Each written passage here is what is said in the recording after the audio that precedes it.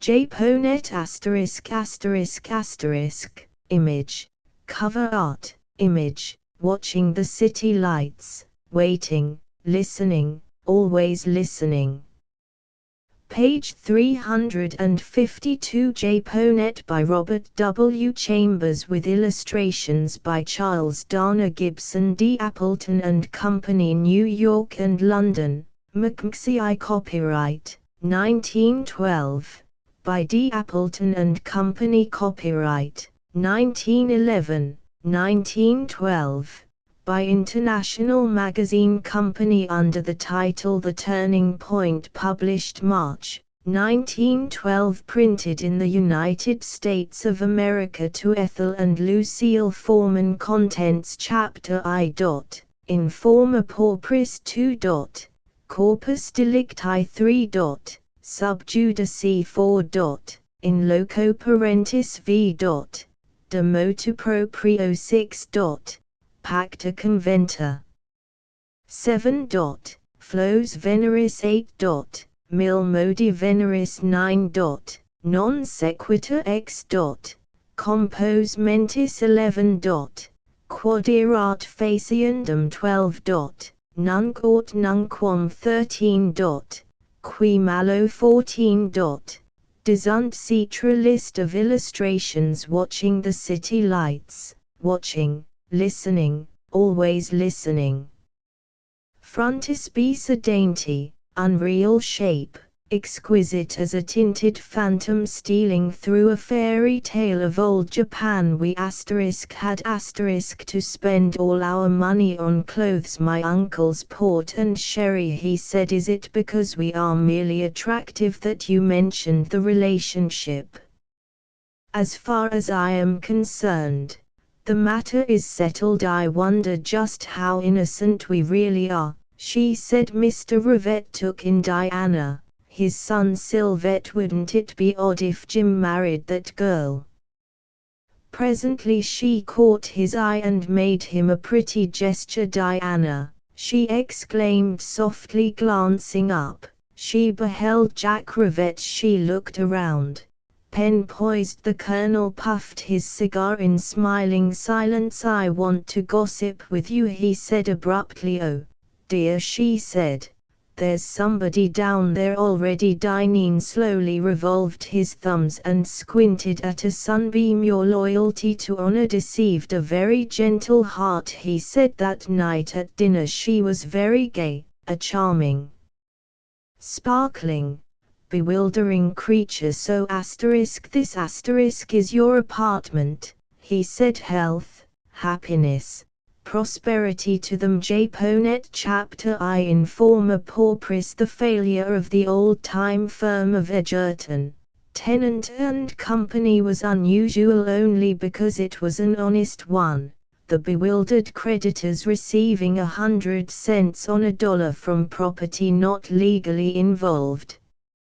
Egerton had been dead for several years. The failure of the firm presently killed old Tennant, who was not only old in years, but also old in fashion. So obsolete, in fact, were the fashions he clung to that he had used his last cent in a matter which he regarded as involving his personal honor.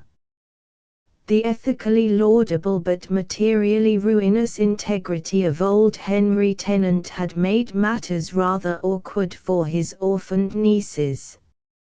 Similar traditions in the Egerton family, of which there now remained only a single representative, James Egerton 3d, devastated that young man's inheritance so completely that he came back to the United States, via Boston, on a cattle steamer and arrived in New York the following day with $2 in loose silver and a confused determination to see the affair through without borrowing. He walked from the station to the nearest of his clubs. It was very early, and the few club servants on duty gazed at him with friendly and respectful sympathy. In the visitors' room he sat down, wrote out his resignation, drew up similar valedictories to 7 other expensive and fashionable clubs, and then picked up his 2 suitcases again, declining with a smile the offered assistance from Reed, the doorman who had been in service there as long as the club had existed. "Mr. Edgerton," murmured the old man, "Mr. Inwood is in the long room, sir." Edgerton thought a moment, then walked to the doorway of the long room and looked in. At the same time Inwood glanced up from his newspaper. "Hello," he exclaimed, "is that you, Edgerton?" "Who the devil do you think it is?" replied Edgerton amiably. They shook hands. Inwood said, "What's the trouble, a grouch, a hangover, or a lady?" Edgerton laughed, placed his suitcases on the floor, and seated himself in a corner of the club window for the first time in 6 months, and for the last time in many, many months to come. "It's hot in town," he observed. "How are you, Billy?" "Blooming. Except from me a long, cold one with a permanent fizz to it." "Yes." "No. A riding club cocktail, then." "What?" "Nix for the rose-wreathed bowl." Edgerton shook his head. "Nix for the bowl, thanks." "Well, you won't mind if I ring for first aid materials, will you?" The other politely waved his gloved hand. A servant arrived and departed with the emergency order. Inwood pushed an unpleasant and polychromatic mess of Sunday newspapers aside and reseated himself in the leather chair. "I'm terribly sorry about what happened to you, Jim," he said. "So is everybody. We all thought it was to be another gay year of that dear Paris for you." "I thought so, too," nodded Edgerton, "but what a fellow thinks hasn't anything to do with anything. I've found out that." Inwood emptied his glass and gazed at the frost on it, sentimentally. "The main thing," he said, "is for your friends to stand by you. No, the main thing is for them to stand aside, kindly, Billy, while I pass down and out for a while." "My dear fellow, while I pass out," repeated Edgerton. "I may return, but that will be up to me, and not up to them." "Well, what good is friendship?" "Good to believe in, no good otherwise. Let it alone and it's the finest thing in the world. Use it, and you will have to find another name for it." He smiled at Inwood. "Friendship must remain always the happiest and most comforting of all theories," he said. "Let it alone, it has a value inestimable in its own place, no value otherwise." Inwood began to laugh. "Your notion concerning friends and friendship isn't the popular one. But my friends will sleep the sounder for knowing what are my views concerning friendship." "That's cynical and unfair," began the other, reddening. "No, it's honest, and you notice that even my honesty puts a certain strain on our friendship," retorted Edgerton, still laughing. "You're only partly in earnest, aren't you?" "Oh, I'm never really in earnest about anything." "That's why fate extended an unerring and iron hand, grasped me by the slack of my pants, shook me until all my pockets turned inside out, and set me down hard on the trolley tracks of destiny. Just now I'm crawling for the sidewalk and the skirts of chance." He laughed again without the slightest bitterness, and looked out of the window. The view from the club window was soothing. Fifth Avenue lay silent and deserted in the sunshine of an early summer morning. Inwood said, "The papers, everybody, spoke most glowingly of the way your firm settled with its creditors." "Oh, hell!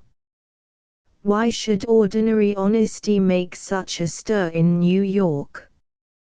"Don't let's talk about it, I'm going home, anyway." "Where?" "To my place." "It's been locked up for over a year, hasn't it?" "Yes, but there's a janitor. Come down to Oyster Bay with me," urged Inwood. "Come on, Jim, and forget your troubles over Sunday."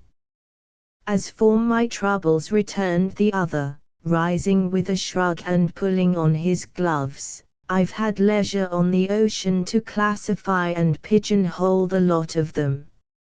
I know exactly what I'm going to do, and I'm going home to begin it." "Begin what?" inquired Inwood with a curiosity entirely friendly. "I'm going to find out," said Edgerton, "whether any of what my friends have called my talents are real enough to get me a job worth 3 meals a day, or whether they'll merely procure for me the hook." "What are you thinking of trying?"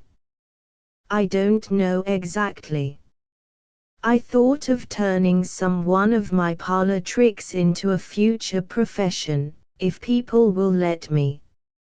"Writing stories?" "Well, that, or painting, or illustrating, music, perhaps. Perhaps I could write a play, or act in some other fellow's, or do some damn thing or other," he ended vaguely. And for the first time Inwood saw that his friend's eyes were weary, and that his face seemed unusually worn.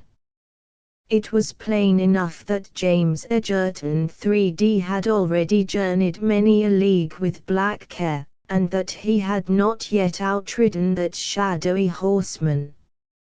"Jim," said Inwood seriously, "why won't you let me help you?" But Edgerton checked him in a perfectly friendly manner. "You are helping me," he said, "that's why I'm going about my business." "Success to yours, Billy. Goodbye. I'll be back," glancing around the familiar room, "sometime or other. Back here and around town, everywhere, as usual," he added confidently, and the haunted look faded. He smiled and nodded with a slight gesture of adieu, picked up his suitcases, and, with another friendly shake of his head for the offers of servants' assistance, walked out into the sunshine of Fifth Avenue, and west toward his own abode in 56th Street. When he arrived there, he was hot and dusty, and he decided to let Kenner carry up his luggage. So he descended to the area. Every time he pulled the basement bell he could hear it jingle inside the house somewhere, but nobody responded, and after a while he remounted the area steps to the street and glanced up at the brownstone facade. Every window was shut, every curtain drawn. That block on 56th Street on a Sunday morning in early summer is an unusually silent and deserted region. Edgerton looked up and down the sunny street. After Paris, the city of his birth seemed very mean and treeless and shabby in the merciless American sunshine. Fumbling for his keys, he wondered to what meaner and shabbier street he might soon be destined, now that fortune had tripped him up, and how soon he would begin to regret the luxury of this dusty block and the comforts of the house which he was now about to enter. and he fitted his latch key to the front door and let himself in. It was a very clumsy and old-fashioned apartment house, stupidly built, 5 stories high. There was only one apartment to a floor, and no elevator. The dark and stuffy austerity of this out-of-date building depressed him anew as he entered. Its tenants, of course, were away from town for the summer, respectable, middle-aged people, stodgy, wealthy, dull as the carved banisters that guarded the dark, gas-lit well of the staircase. Each family owned its own apartment, had been owners for years. Edgerton inherited his floor from an uncle, widely known among earlier generations as a courtly and delightful old gentleman, an amateur of antiquities and the possessor of many very extraordinary things, including his own private character and disposition. Carrying his suitcases, which were pasted all over with tricolored labels, the young man climbed the first 2 flights of stairs, and then, placing his luggage on the landing, halted to recover his breath and spirits. The outlook for his future loomed as dark as the stairwell. He sat down on the top step, lighted a cigarette, and gazed up at the sham-stained glass in the skylight above. And now for the first time he began to realize something of the hideousness of his present position, his helplessness, unfitted as he was to cope with financial adversity or make an honest living at anything. If people had only let him alone when he first emerged from college as mentally naked as anything newly fledged, his more sensible instincts probably would have led him to remain in the ancient firm of his forefathers, Edgerton, Tennant and Company, dealers in iron. But fate and his friends had done the business for him, finally persuading him to go abroad. He happened, unfortunately, to possess a light, graceful, but not at all unusual, talent for several of the arts. He could tinkle catchy improvisations on a piano, sketch in oil and watercolors, model in clay, and write the sort of amateur verse popular in college periodicals. Women often evinced an inclination to paw him and tell him their troubles. Fool friends spoke vaguely of genius and achieving something distinctly worthwhile, which finally spoiled a perfectly good businessman, especially after a third-rate periodical had printed one of his drawings, and a fourth-rate one had published a short story by him, and the orchestra at the Colonnade had played one of his waltzes, and Bernstein of the Frivolity Theatre had offered to read any libretto he might send. So he had been ass enough to take a vacation and offer himself 2 years' study abroad, and he had been away almost a year when the firm went to the wall, carrying with it everything he owned on earth except this apartment and its entailed contents, which he could neither cast into the melting pot for his creditors nor even sell for his own benefit. However, the creditors were paid dollar for dollar, and those finer and entirely obsolete points of the Edgerton honor remained silver bright, and the last of the Edgertons was back once more in New York with his apartment, his carvings, tapestries and pictures, which the will forbade him to sell, and $2 change in his pockets. Presently he cast his cigarette from him, picked up his suitcases, and started upward, jaw set. It was a good thing for him that he had a jaw like that. It was his only asset now. So far in life, however, he had never used it. Except the echo of his tread on the uncarpeted staircase, not another sound stirred in the house. Every landing was deserted, every apartment appeared to be empty and locked up for the summer. Dust lay grey on banister and landing, the heated atmosphere reeked with the odor of mothballs and tar paper seeping from locked doors. On the top floor a gas jet flickered as usual in the corridor which led to his apartment. By its uncertain flame he selected a key from the bunch he carried, and let himself into his own rooms, and the instant he set foot across the threshold he knew that something was wrong.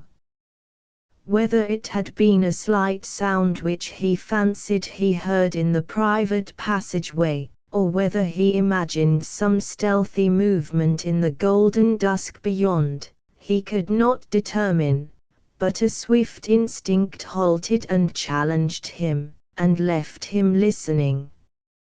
As he stood there, checked, slowly the idea began to possess him that there was somebody else in the apartment.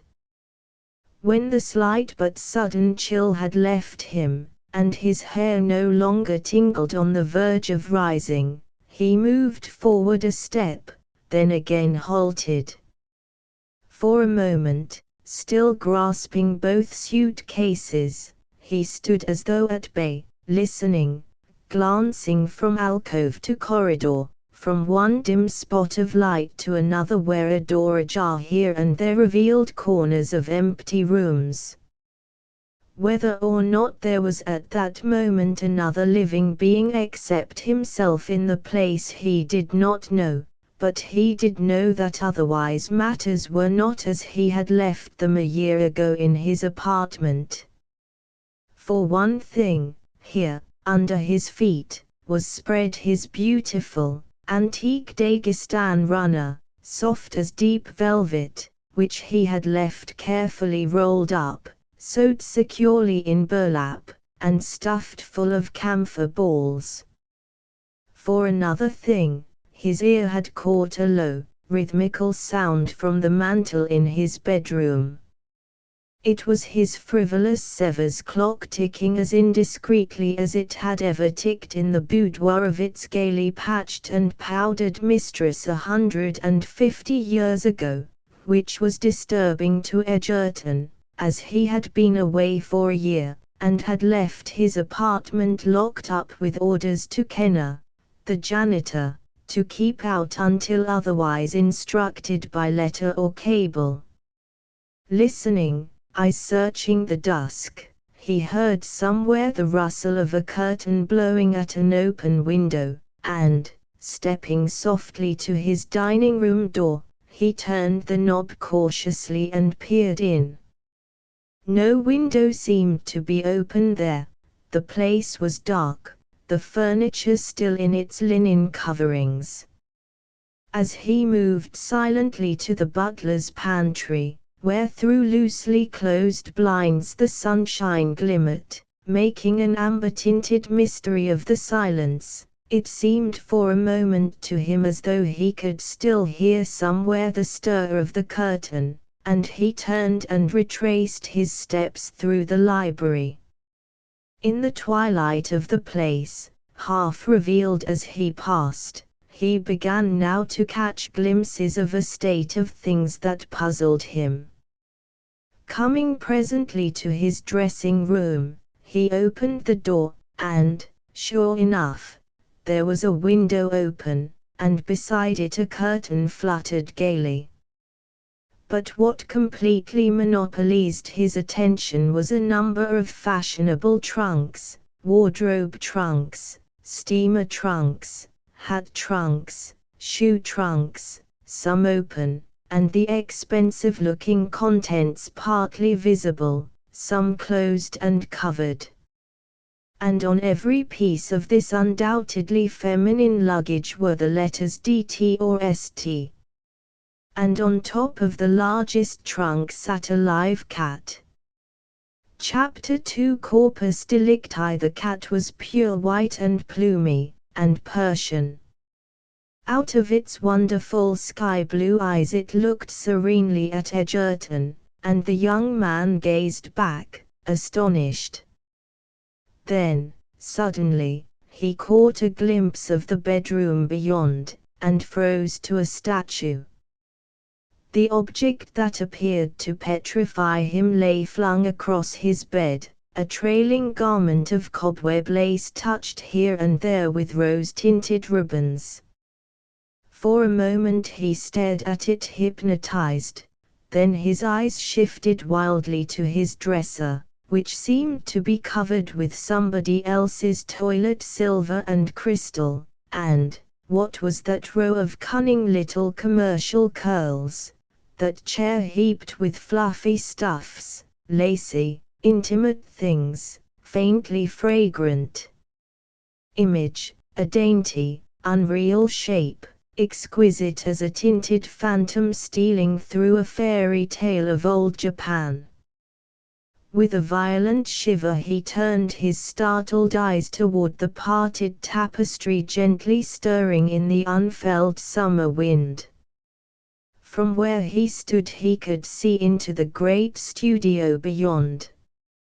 A small, flowered silk slipper lay near the threshold, high of heel, impertinent, fascinating. Beyond, on the corner of a table stood a bowl full of ponies, ivory, pink, and salmon-tinted, and their perfume filled the place. Somebody had rolled up the studio shades. Sunshine turned the great square window to a sheet of dazzling glory, and against it, picked out in delicate silhouette, a magic shadow was moving, a dainty, unreal shape, exquisite as a tinted phantom stealing through a fairy tale of old Japan. Suddenly the figure turned its head and saw him, and stood motionless against the flare of light, a young girl, very slim in her shimmering vestments of blossom-sprayed silk. The next moment he walked straight into the studio. Neither spoke.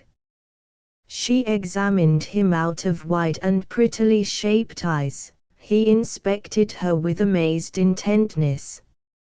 Everything about her seemed so unreal, so subtly fragrant, the pink ponies like fluffy powder puffs above each little close-set ear, the rose-tinted silhouette of her, the flushed cheeks, soft bare arms, the silk-sheathed feet shod in tiny straw sandals tied with vermilion cords. "Who are you?" she asked, and her voice seemed to him as charmingly unreal as the rest of the Japanese fairy tale that held him enthralled. "Will you please go out again at once?" she said, and he woke up partly. This is perfectly incredible," he said slowly. "It is, indeed," she said, placing a snowy finger upon an electric button and retaining it there. He regarded her without comprehension, muttering, I simply cannot realize it. That cat, those garments, there is another thing you don't realize," she said with heightened color, "that I am steadily ringing the janitor's bell, and the janitor is large and violent and Irish, and he is probably halfway upstairs by this time. Do you take me for a malefactor?" he asked, astounded. "I am not afraid of you in the least," she retorted, still keeping her finger on the bell. "Afraid of me? Of course you are not. I am not. Although your 2 suitcases are probably packed with the silver from my dressing stand." "What? Then, what have you put into your suitcases? What are you doing in this apartment?" And will you please leave your suitcases and escape immediately?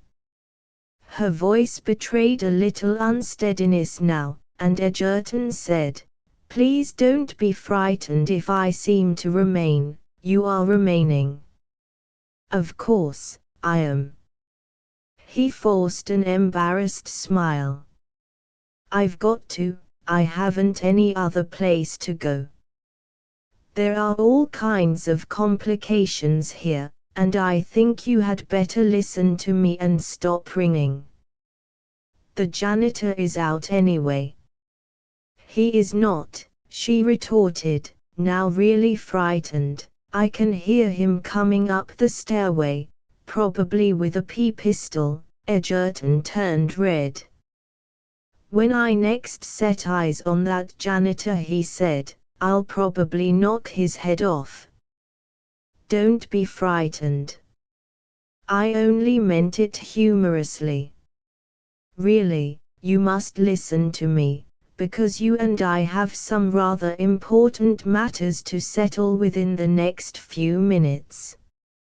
In his growing perplexity and earnestness he placed his suitcases on the rug and advanced a step toward her, and she shrank away, her hands flat against the wall behind her, the beautiful, frightened eyes fixed on his, and he halted. "I haven't the slightest notion who you are," he said, bewildered, "but I'm pretty sure that I'm James Edgerton, and that this is my apartment. But how you happen to be inhabiting it I can't guess, unless that rascally janitor sublet it to you supposing that I'd be away for another year and never know it." "You, James Edgerton," she exclaimed. "My steamer docked yesterday. You are James Edgerton, of Edgerton, Tennant and Company." He began to laugh. "I was James Edgerton, of Edgerton, Tennant and Company. I am now only a silent partner in fate, destiny and company. If you don't mind, if you please, who are you?" "Why, I'm Diana Tennant." "Who?" "Diana Tennant. Haven't you ever heard of my sister and me?" "You mean you're those two San Francisco nieces?" he asked, astonished. "I'm one of them. Sylvette is sitting on the roof." "On the roof?" "Yes, we have a roof garden, some geraniums and things, and a hammock. It's just a makeshift until we secure employment." "Is it possible that you are really James Edgerton? And didn't you know that we had rented your apartment by the month?" He passed an uncertain hand over his eyes. "Will you let me sit down a moment and talk to you?" he said. "Please, of course. I do beg your pardon, Mr. Edgerton. You must understand how startling it was to look up and see a man standing there with two suitcases." He began to laugh, and after a moment she ventured to smile in an uncertain, bewildered way, and seated herself in a big velvet chair against the light. They sat looking at each other, lost in thought, he evidently absorbed in the problem before him, she, unquiet, waiting, the reflex of unhappy little perplexities setting her sensitive lips aquiver at moments. "You did rent this apartment from the janitor," he said at length. "My sister and I, yes." "Didn't he have your permission?" "No. But don't worry. I'll fix it up somehow, we'll arrange." "It is perfectly horrid," she exclaimed. "What in the world can you think of us?" "But we were quite innocent," it was merely chance. Isn't it strange, Mr. Edgerton? Sylvette and I had walked and walked and walked, looking for some furnished apartment within our means which we might take by the month, and in 56th Street we saw the sign, apartment and studio to let for the summer, and we inquired, and he let us have it for almost nothing. And we never even knew that it belonged to you. To whom did you draw your checks for the rent? We were to pay the janitor. Have you done so? He asked sharply. No. We arranged not to pay until we could afford it. I'm glad of that. Don't you pay that scoundrel 1 penny. As for me, of course I couldn't think of accepting. Oh, dear. Oh, dear, she said in pretty despair, I've got to tell you everything now. Several humiliating things, circumstances, very tragic, Mr. Edgerton. No, you need not tell me a single thing that is likely to distress you. But I've got to. You don't understand. That wretched janitor has put us in a position from which there is absolutely no escape. Because we ought to go away instantly, but we can't. Not at all, Miss Tennant. I ought to leave you in possession, and I'm trying to think out how to do it. How can we ask you to do such a, you don't ask, I've got to find some means, ways, expedients, but we can't turn you out of your own place. No, but I've got to turn myself out. If you'll just let me think, I will, oh, I will, Mr. Edgerton, but please let me explain the dreadful and humiliating conditions first, so that you won't consider me absolutely shameless. I don't. You will unless I tell you, unless I find courage to tell you how it is with my sister and me. I'd like to know, but you must not feel obliged to tell me. I do feel obliged. I must. We're poor. We've spent all our money, and we can't go anywhere else very well. Edgerton glanced at the luxury in the next room, astonished, then his gaze reverted to the silk-clad figure before him. You don't understand, of course, she said, flushing. How could you suppose us to be almost penniless living here in such a beautiful place with all those new trunks and gowns and pretty things? But that is exactly why we are doing it. She leaned forward in her chair, the tint of excitement in her cheeks. After the failure, Sylvette and I hadn't anything very much. You know how everything of Uncle's went. She stopped abruptly. Why, probably everything of yours went, too. Did it? He laughed. Pretty nearly everything. Oh, she cried, what a perfectly atrocious complication. Perhaps you haven't money enough to go somewhere else for a while. Have you? Well, I'll fix it somehow. Mr. Edgerton, she said excitedly, Sylvette and I have got to go. No, he said laughing, you've only got to go on with your story, Miss Tennant. I am a very interested and sympathetic listener. Yes, she said desperately, I must go on with that, too. Listen, Mr. Edgerton, we thought a long while and discussed everything, and we concluded to stake everything on an idea that came to Sylvette. So we drew out all the money we had and we paid all our just debts, and we parted with our chaperone, who was a perfect darling. I'll tell you about her sometime. And we took Argent, our cat, and came straight to New York, and we hunted and hunted for an apartment until we found this. And then, do you know what we did? She demanded excitedly. I couldn't guess, said Edgerton, smiling. We bought clothes, beautiful clothes.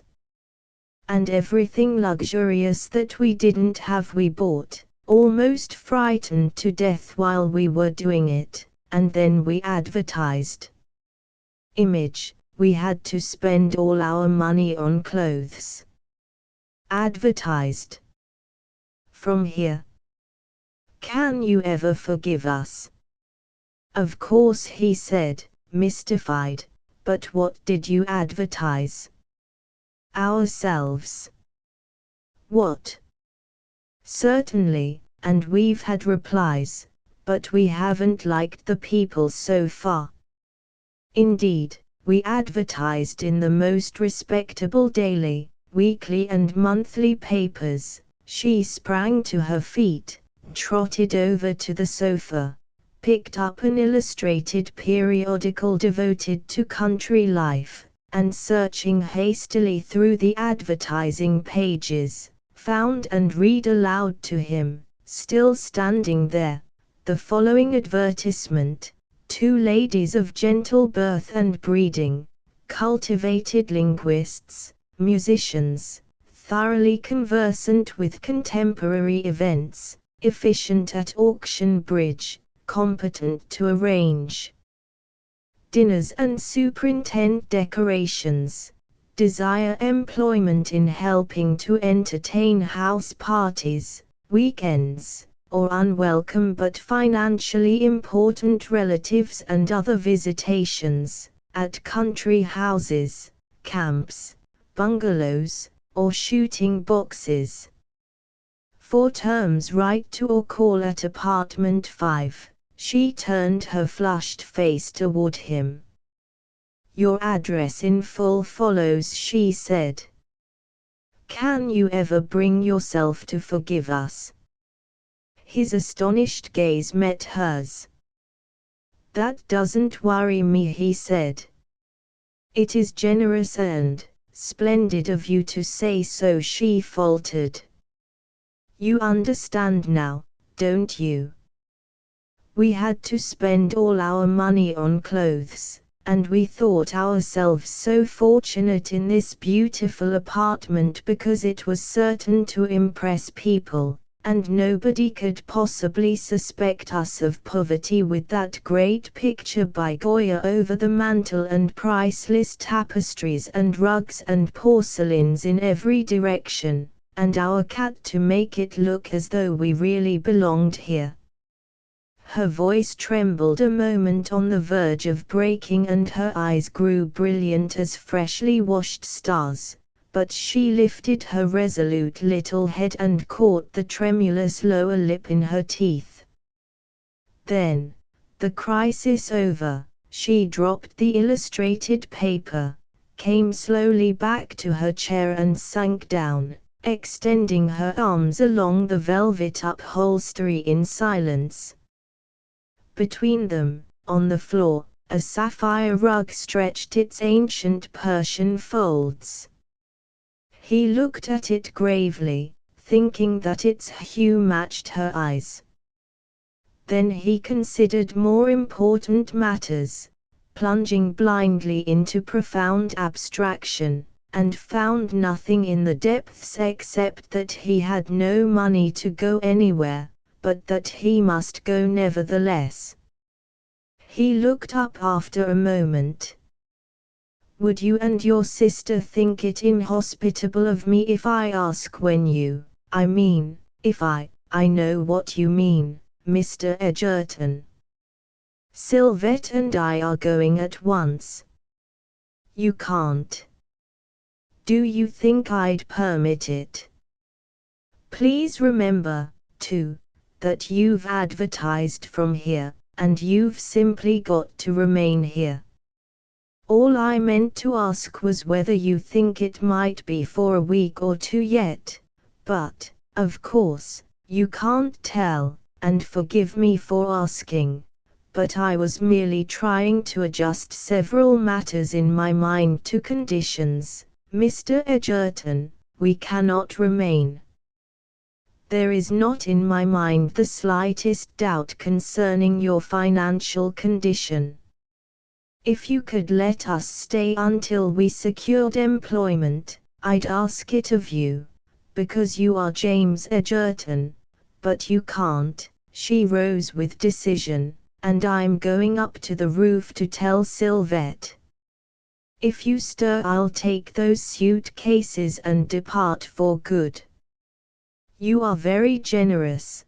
The Edgertons always were, I have heard. But we cannot accept, he interrupted, smiling. I think the tenants never needed instruction concerning the finer points of obligation. He stood a moment thoughtfully, turning over and over the $2 in his pocket. Then with a laugh he walked across the studio and picked up his suitcases. Don't do that, she said in a grave voice. There is nothing else to do, Miss Tennant. There's another bedroom. They stood, not regarding one another, considering there in the sunshine. Will you wait until I return? She asked, looking up. I want to talk to Sylvette. I'd like to have Sylvette see you. Will you wait? Because I've come to one of my quick conclusions. I'm celebrated for them, Mr. Edgerton. Will you wait? Yes, he said, smiling. So she trotted away in her little straw sandals and flowery vestments and butterfly sash, and he began to pace the studio, hands clasped behind him, trying to think out matters and ways and means, trying to see a way clear which offered an exit from this complication without forcing him to do that one thing of which he had a steadfast horror: borrow money from a friend. Mingled, too, with his worried cogitations was the thought of Henry Tennant's nieces, these young California girls of whom he had vaguely heard without any particular interest. New Yorkers are never interested in relatives they never saw, seldom in any relatives at all. And, long ago, there had been marriage between Tennant and Edgerton, in colonial days, if he remembered correctly, and, to his own slight surprise, he felt it now as an added obligation. It was not enough that he efface himself until they found employment, more than that was due them from an Edgerton. And, as he had nothing to do it with, he wondered how he was to do anything at all for these distant cousins. Standing there in the sunshine, he cast an ironical glance around him at the Beauvais tapestries, the old masters, the carved furniture of Charles II's time, rugs dyed with the ancient splendor of the East, made during the great epoch when carpets of Ipahan, Damascus, and those matchless hues woven with gold and silver which are called Polish, decorated the palaces of emperor and sultan.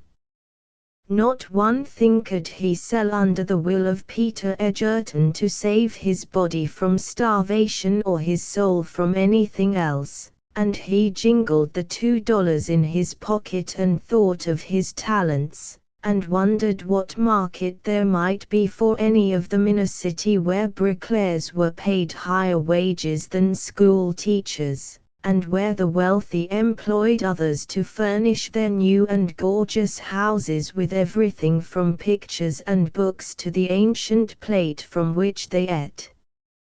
And, thinking of these things, his ears caught a slight rustle of silk, and he lifted his head as Diana Tennant and her sister Sylvette came toward him through the farther room. Chapter 3 Subjudice. Isn't this a mess? Said Sylvette in a clear, unembarrassed voice, giving him her hand. Imagine my excitement up on the roof, Mr. Edgerton, when Diana appeared and told me what a perfectly delightful man had come to evict us. I didn't say it that way, observed Diana, her ears as pink as the powder puff ponies above them. My sister, she explained, is one of those girls whose apparent frankness is usually nonsense. I'm merely warning you, Mr. Edgerton. Sylvette, a tall, free-limbed, healthy, and plumper edition of her sister, laughed. In the first place, she said, suppose we have luncheon. There is a fruit salad which I prepared after breakfast. Our maid is out, but we know how to do such things, having been made to when schoolgirls. You'll stay, won't you? Asked Diana. Poor Mr. Edgerton, where else is he to go? Said Sylvette calmly. Diana, if you'll set places for 3 at that very beautiful and expensive antique table, I'll bring some agreeable things from the refrigerator. Could I be of any use? Inquired Edgerton, smiling. Indeed, you can be. Talk to Diana and explain to her how respectable we are and you are, and how everything is certain to be properly arranged to everybody's satisfaction. Diana has a very wonderful idea, and she's come to one of her celebrated snapshot conclusions, a conclusion, Mr. Edgerton, most flattering to you. Ask her. And she went away toward the kitchenette, not at all embarrassed by her pretty morning attire nor by the thick braid of golden hair which hung to her girdle.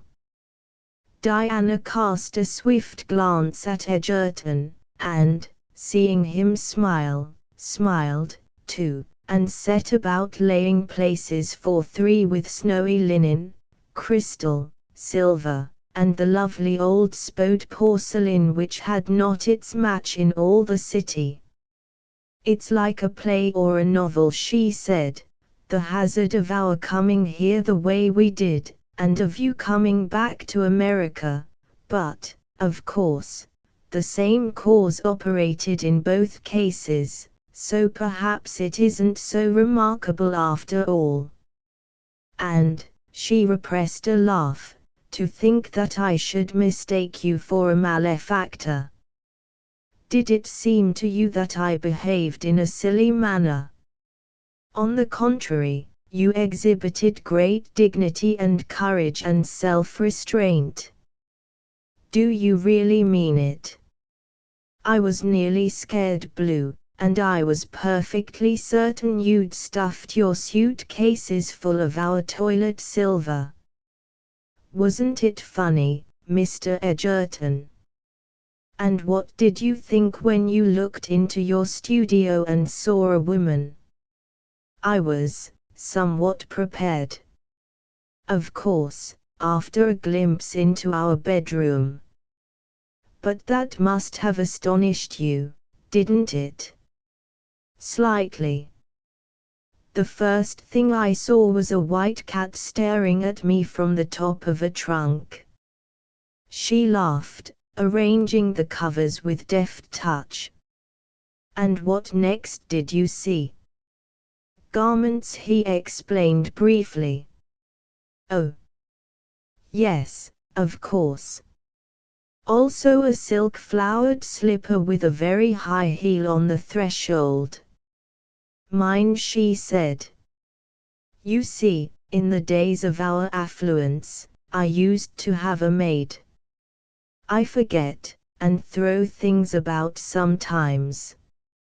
You've a maid now, haven't you?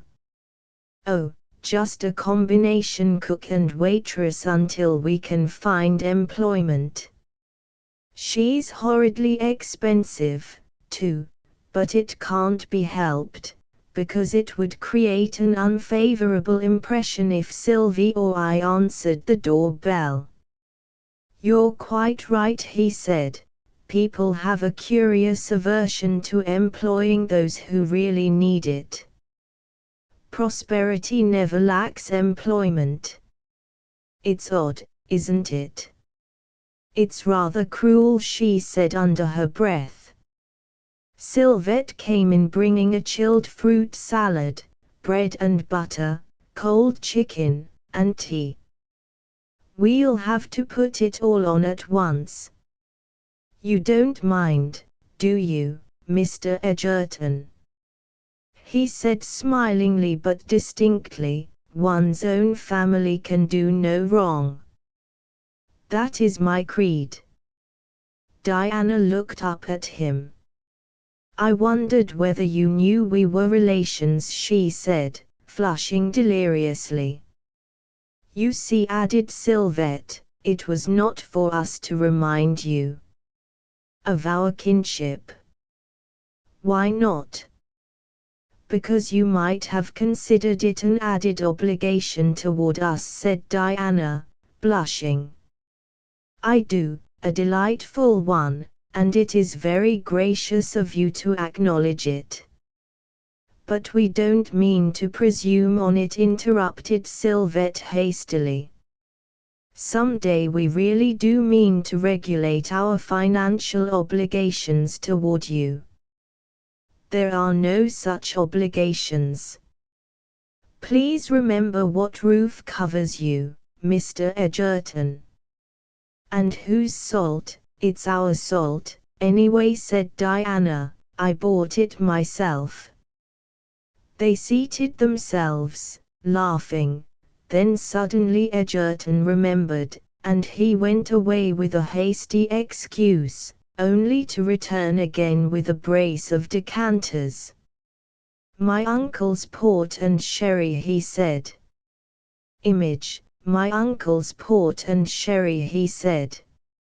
Sylvette jumped up and found half a dozen old-time glasses, and the luncheon continued. Isn't it ridiculous, observed the young fellow, glancing around the studio. Here am I surrounded by a fortune in idiotic antiquities, lunching from a table that the Metropolitan Museum inherits after my death, sipping a sherry which came from the cellars of a British monarch, with $2 and several cents in my pockets, and not the slightest idea where to get more. Isn't it funny? Sylvette forced a smile, then glanced significantly at her sister. Diana said, gravely, we have several $100. Would you be kind enough to let us offer you what you require for immediate use until, why, you blessed child, he said, laughing, that isn't what worries me now. Then, what is it? Inquired Sylvette. You and your sister. What do you mean, Mr. Edgerton? I mean that I'm worried over your prospects. Why, they are perfectly bright, exclaimed Diana. In a few days somebody will employ us to help entertain a number of stupid and wealthy people. We'll make a great deal of money, I expect, don't you, Sylvie? Certainly, but I'm wondering what Mr. Edgerton is going to do with $2 in his pocket and us in his apartment. So am I, said Diana. It's perfectly charming of you to care. What an odd thing to say to us. Is it not very natural to care? Besides your being related, you have also been so considerate and so nice to us that we'd care anyway, I think. Don't you, Sylvie? Sylvette nodded her golden-crowned head. The thing to do for the present, she said, is for you to take that farther room. It was Diane's idea, and I entirely agree with her, after seeing you. That was the sudden conclusion of which I spoke to you, explained Diana. Such things come to me instinctively. I thought to myself, if he mentions the kinship between us, then we'll ask him to remain. And you did. And we do ask you, don't we, Sylvie? Certainly. If two old maids wish to entertain their masculine cousin for a week or two, whose affair is it? Let Mrs. Grundy shriek, I don't care. Do you, Diane? No, I don't. Besides, she added naively, she's out of town. They all laughed. The germ of a delightful understanding was beginning to take shape. It had already become nascent and was developing in every frank smile, every candid glance, every unembarrassed question and reply. We have no parents, said Diana gravely. You have none, have you? No, he said. Then it seems natural to me, our being here together, but, and Diana glanced sideways at him, in the East, I believe, people consider relationship of little or no importance. He sipped his sherry, reflecting. As a rule, he said, but, and he laughed, if any Easterner even suspected he had two such California cousins, he'd start for the Pacific coast without his breakfast. Did you ever hear anything half as amiable? Asked Sylvette, laughing. I never did, replied Diana, especially as we're probably his 22nd cousins. That distance may lend an enchantment to the obligations of kinship, he said gaily. Diana looked up, grave as a youthful Japanese goddess. You don't mean that, do you? No, I don't, he said, reddening. If I did, the janitor ought to throw me out. Sylvette nodded seriously. We know you said it in joke, but the only straw to float Diane's idea is our kinship, Mr. Edgerton. And we grasped at it, for your sake. Please cling to it for your own sakes too, he said, also very serious now, it may become a plank to float us all. I realize the point you are straining out of kindness to me. If I accept shelter here for a day or two, I shall know very well what it costs you to offer it. It doesn't cost us anything, interrupted Diana hastily. Sylvette meant only that you should understand why our consciences and common sense sanction your remaining if we remain. You must remain anyway, he said. So must you, cousin, said Sylvette, laughing. Anyway, you've probably sent your trunks here, haven't you? By jinx! I forgot that, he exclaimed. I believe that racket on the stairs means that my trunks are arriving. It did mean exactly that. And when Edgerton went out to the landing, he encountered two expressmen staggering under the luggage, and, behind them, the terrified janitor who had returned, and who, on the advent of the baggage, had hurried upstairs to summarily evict the illegal lodgers before Egerton's arrival. Now, at sight of Egerton himself, the Irishman turned white with horror and clung to the banisters for support, but Egerton only said pleasantly, "Hello, Mike. I hope you've made my cousins comfortable. I'll be here for a day or two. Bring up any mail there may be for me, and see that the landing is properly dusted after this." He came back to the studio intensely amused. "I thought that guilty Irishman would faint on the stairs when he saw me," he said. "I merely said that I hoped he'd looked out for my cousin's comfort. You know," he added laughingly, "I'm anything except angry at him." Sylvette rose from the table and strolled over toward him. "Are you really glad to know us?" she asked curiously. "We've heard that New Yorkers are not celebrated for their enthusiasm over poor relatives from the outer darkness." "New Yorkers," he said, "are not different from any other creatures segregated in a self-imposed and comfortable captivity.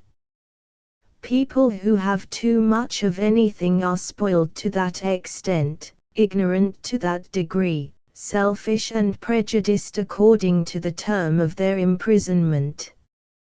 All over the world it is the same. The placidity of self-approval and self-absorption is the result of local isolation. We're not stupid, we merely have so much to look at that we don't care what may take place outside our front gate. But if anybody opens our gate and comes in, he'll have no trouble, because he'll be as much of a New Yorker as anybody really is." Sylvette laid her head on one side and, drawing the heavy burnished braid of hair over her left shoulder, rebraided the end absently. "Is it," she inquired, "because we are merely attractive that you mentioned the relationship?" "Image, is it because we are merely attractive that you mentioned the relationship?" "I'm afraid it's partly that," he admitted, reddening and glancing askance at Diana. "Stop tormenting him," said Diana. "He's candid, anyhow. It's very fortunate all around, anyway," she added naively, though exactly why she considered it fortunate to meet a man with $2 in his pocket and the legal right to evict her, she did not explain to herself. Sylvette, caressing her braid with deft fingers, mused aloud, "It's very noble of him to claim relationship with two poverty-stricken old maids from the Pacific coast. Don't you think so, Diane?" And she glanced up with a bewitching smile that had in it a glint of malice. "Stop tormenting him," repeated Diana. "We're pretty and young, and he knows it and we know it. What's the use in speculating about what he might have done if we were not attractive? He's perfectly satisfied with his Western cousins, aren't you?" glancing up. "Perfectly," he said. Diana nodded emphatically. "Do you hear, Sylvie? He says he is perfectly satisfied with us, and he is a typical New Yorker. Therefore, we need not be at all disturbed about our capacity for entertaining anybody, if somebody will only offer us employment." Sylvette looked around at him. "I'd like to have you see us in our afternoon gowns. I believe you'd really be rather proud of the relationship." "Good Lord," he exclaimed, half laughing, half annoyed. I'm proud of it anyway. What on earth do you think a New Yorker is? We've seen some, said Diana meaningly. Several came here in answer to our advertisement. But we knew, of course, that your type existed, too. Have you been annoyed? Sylvette laughed. One man, of very red complexion, inquired if Diana would act as his housekeeper. He had several country places, he said. There was a woman came, we didn't care for her, added Diana thoughtfully. Then, lifting her head, she looked at Edgerton with a gaze so pure and sweet, so exquisitely candid, that he felt his heart stop for a moment. Then the blood mounted to his face, to the roots of his hair. Take me into your partnership, he said impulsively, will you? What? Can you? Is it all right? I don't know what you mean, said Diana. Why couldn't I help entertain weekends with you? The proposition seemed to astound them all, even the young fellow who had made it.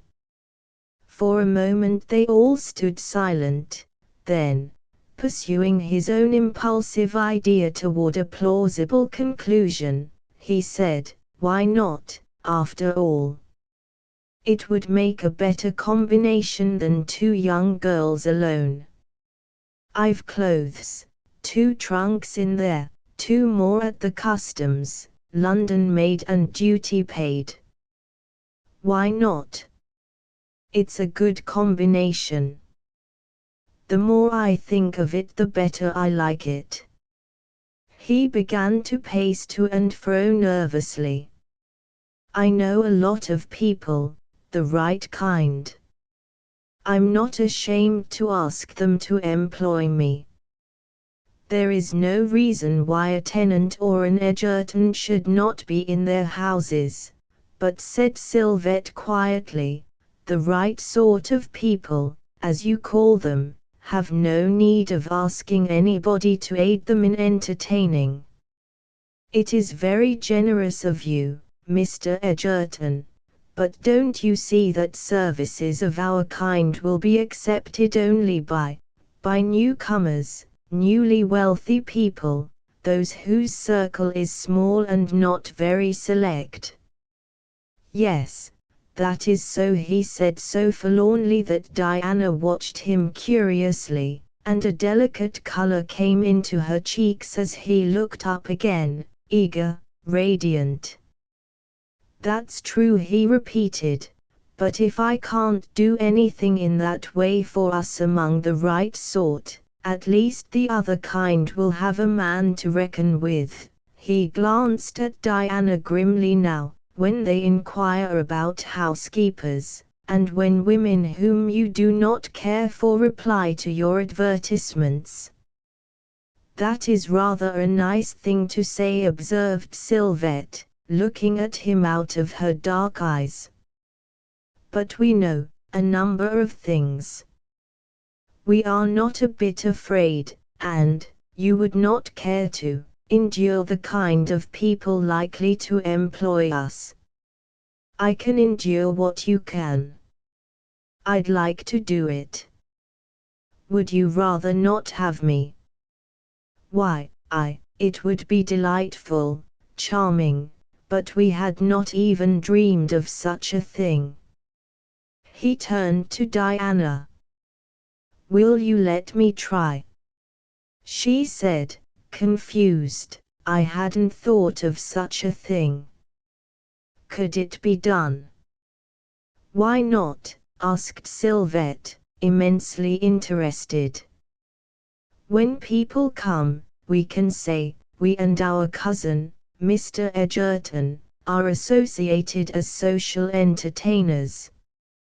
Oh, If you put it that way they'll think he does Punch and Judy and we dance queer dances, exclaimed Diana in consternation. Edgerton threw back his head and laughed, utterly unable to control his merriment, and Sylvette caught the infection, and her clear, delicious laughter filled the sunny studio. She showed her white teeth when she laughed. "Oh, it is perfectly horrid of me to think of such a thing, but I can't help thinking of 3 trained acrobats," said Sylvette, breathless. "Does it seem funny for 3 of us to be associated in entertaining guests? Does it, Mr. Edgerton? Or am I only frivolous?"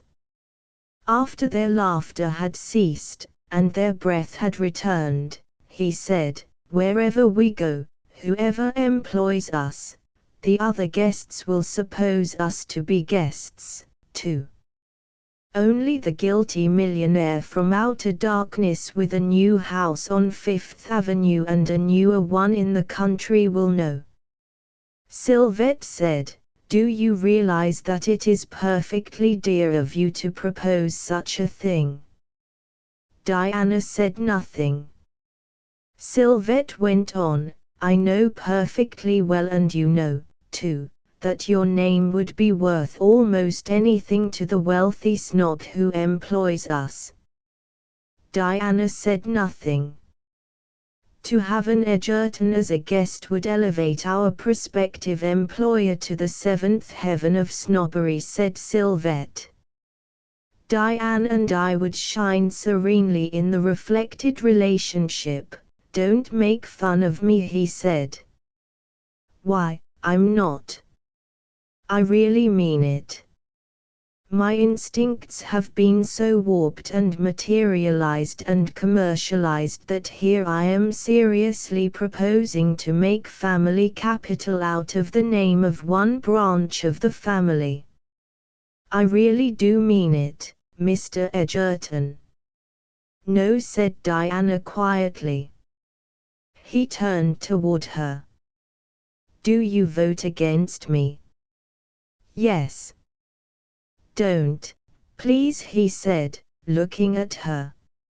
She met his eye calmly for a moment, then looked at her sister. "Do you think it a decent thing to do," she asked, "our making plans to live on Mr. Edgerton?" "Good heavens," he said impatiently, "my being part of a family combination isn't going to alter your success in any way. Your name makes it sure. Your youth and beauty and good breeding make it sure. My name has nothing to do with it." "Then why do you propose it?" He laughed. "Because I've got to make a living, too. There are less humiliating ways of making a living, for you," said Diana steadily. He looked first at Sylvette, then at her, deliberately, and his face altered. "I want to look out for you," he said, "and that's the plain truth." "That," observed Sylvette, "is the nicest thing he's said yet, Diane." She walked up to him and stood serenely inspecting him. "I vote for you. Diane, let's admit him. We're a poverty-stricken family, and we ought to combine. Besides, I like him to feel the way he does about us, not that it's necessary, of course, but it's pleasant." "I haven't any cash," said Edgerton, "but I've this apartment, which nobody can take away even if I starve, and I've some very fine clothes. Won't you vote for me, Diana?" he added so naturally that neither seemed to notice his use of her first name. Sylvette waited a moment, watching her sister, then she said briskly, "Let's dress." We'll inspect your beautiful British clothing, cousin, and you shall see our prettiest afternoon gowns. Then we can tell better how such a combination would look. Shall we? Egerton said to Diana, "Don't you want me?" She replied slowly, "I don't know." Looked up at him, straight at him, thoughtfully. "People may come at any time after 2 o'clock," said Sylvette.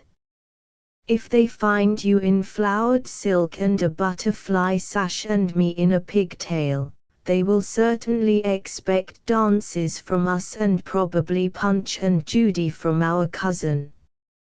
She laughed, and extended her hand to Egerton.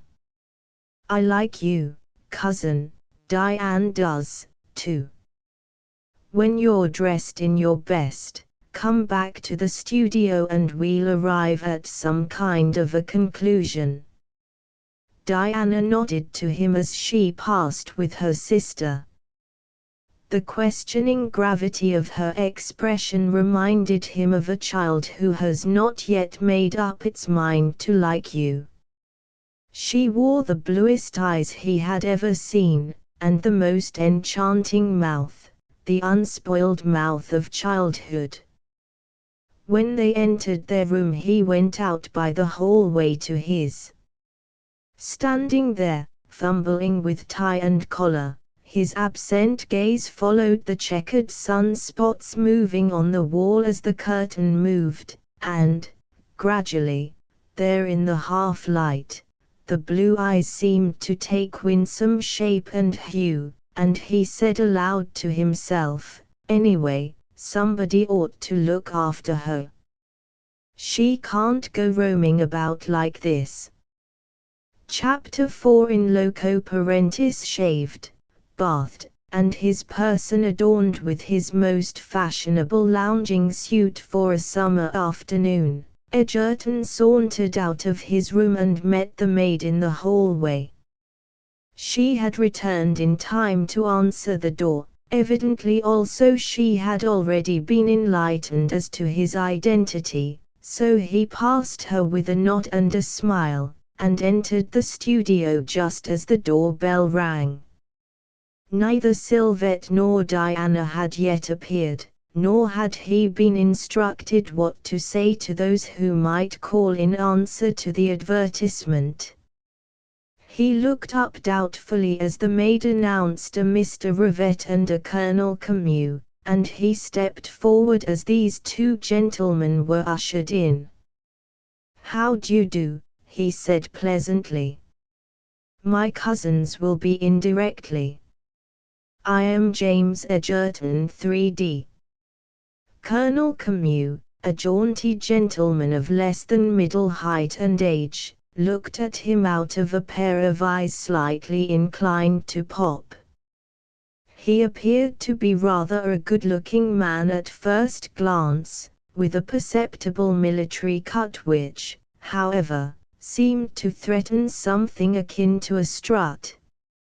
He didn't exactly strut when he stepped, but he held himself very erect, the more so perhaps because he seemed to lack something else, perhaps height. He knew Egerton perfectly well by sight and reputation, and when he sat down he was still looking at him out of his full, pale eyes. Mr. Rivette also seated himself, a little man with a walrus mustache who somehow looked as though, under his loosely cut clothes, his slight physique was steel-framed.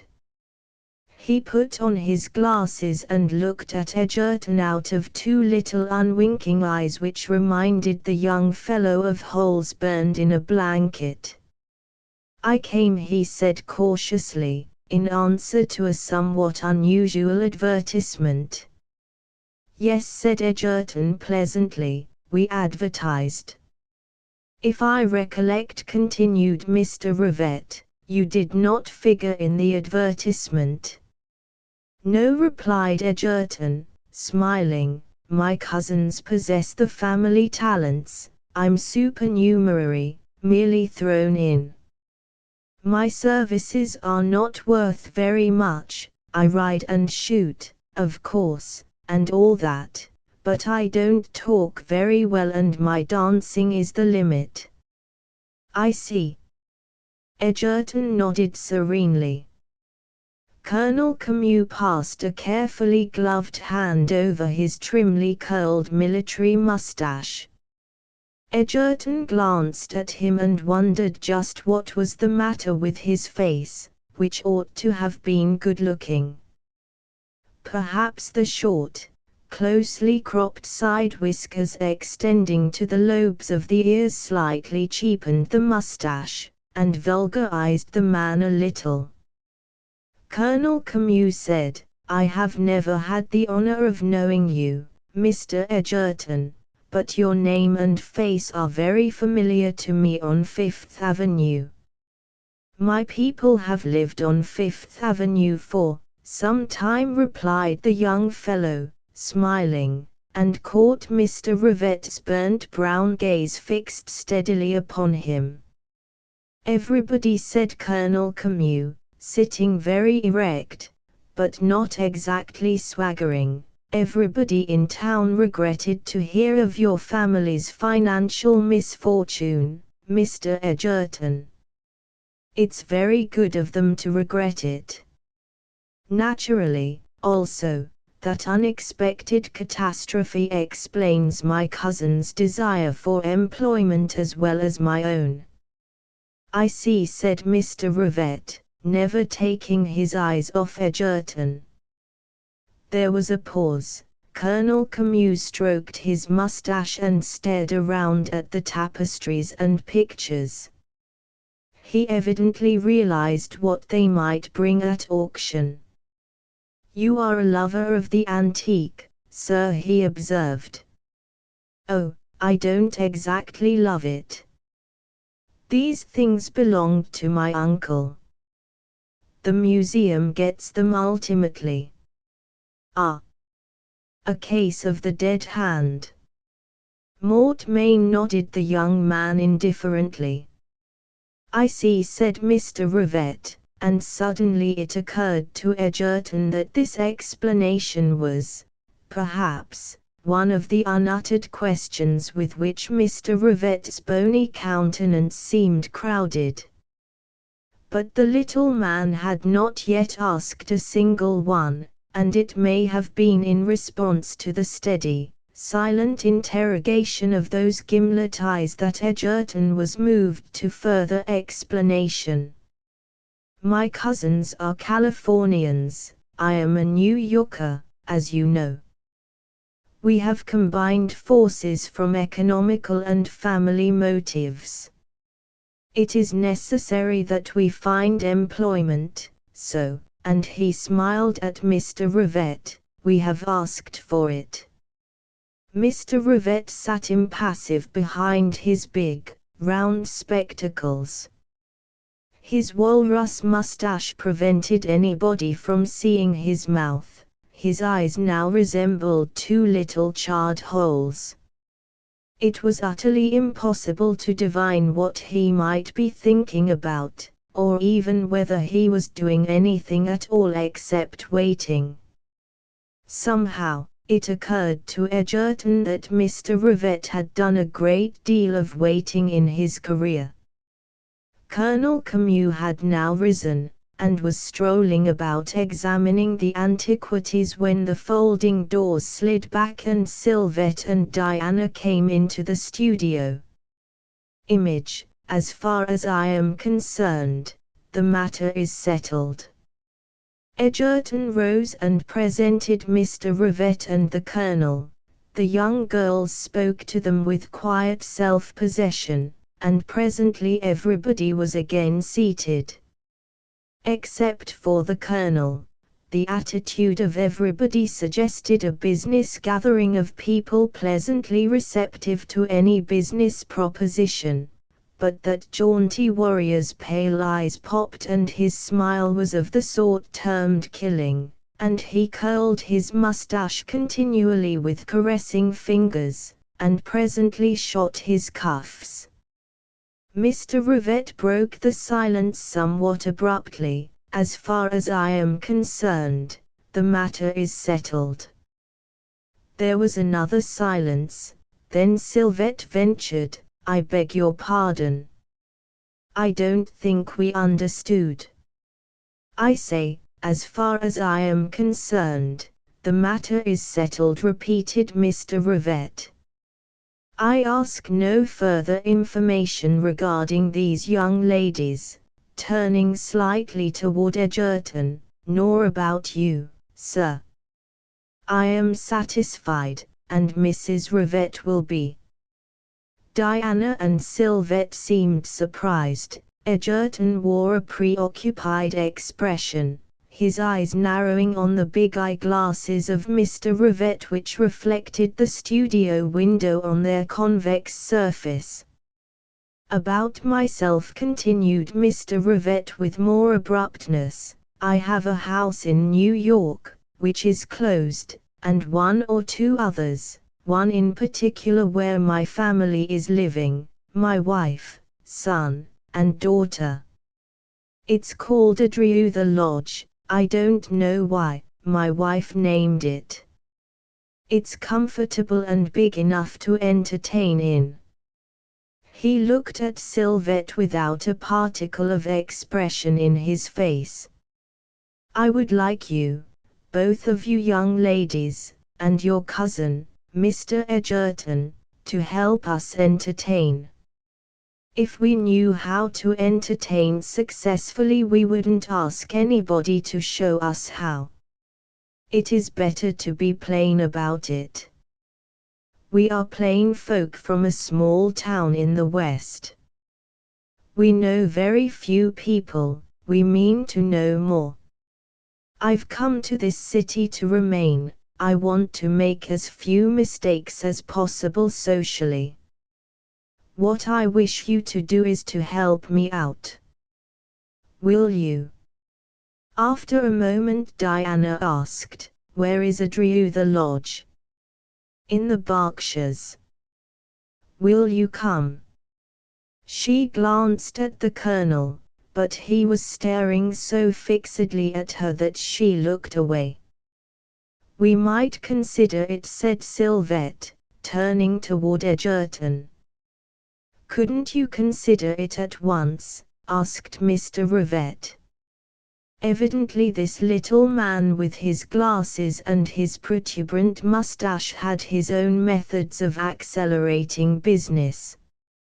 You have mentioned no terms, said Egerton. Oh. Am I to mention them? I expected you had your own ideas on that subject. Very well, then. And the offer he made left them silent and a little shy. It seemed too much. Egerton said laughingly to Diana, suppose we consult in your room, if Mr. Rivette doesn't mind our withdrawing for a moment. Go ahead, nodded Rivette energetically. That's exactly what I want, quick action. I like quick results. So Sylvette and Diana and Egerton rose and entered the room in single file, closing behind them the folding doors. Well, breathed Diana, sitting down on the edge of the bed, did you ever before see a man of that kind? Sylvette turned to Egerton. What do you think of him, cousin? Why, I rather like that dried-up little chip, he said. He's about the grade of citizen we expected. We, repeated Diana meaningly, do you expect to go with us? Are you going to force me out of this perfectly good combination, Diana? The girl sat silent on the bed's edge regarding him, but not answering. There's one thing which ought to be settled now, observed Sylvette. If our cousin, Mr. Edgerton, is to remain in this firm. We've got to call him Jim, if only for appearance sake. Otherwise people would chatter. Jim, repeated Diana. Very well, it doesn't embarrass me to call him Jim, or Tom or Bill, for that matter, she added indifferently. It doesn't worry me, either, said Edgerton. Call me anything but early. Such a poor joke, said Sylvette. If we ever call you cousin, it will be a very late affair, and with nothing under a full house. Poker, and you. What an incredible combination, he said. Diana interrupted coolly. If you please, Mr. Edgerton, what is your valuable and masculine opinion concerning this munificent offer for the summer? And she let her glance rest slowly and sideways on her sister. Take it, he said, it's a good offer. Is that your vote? Inquired Sylvette. Have I a vote? He asked of Diana, but she merely said, I say we try the rivets of Adriutha. That is my vote. Then, so do I say so, nodded Sylvette. Is it settled? Diana looked up at Edgerton. Are you really expecting to come with us? If you will let me. She remained a moment in thought, then sprang lightly to her feet. Who is going to be our spokesman? She asked. You, sister. Jim, said Sylvette, tranquilly leading the way. It looks better, I think. So Edgerton politely informed Mr. Rivette of their unanimous decision, and that little man got briskly to his feet. I'm satisfied, he said.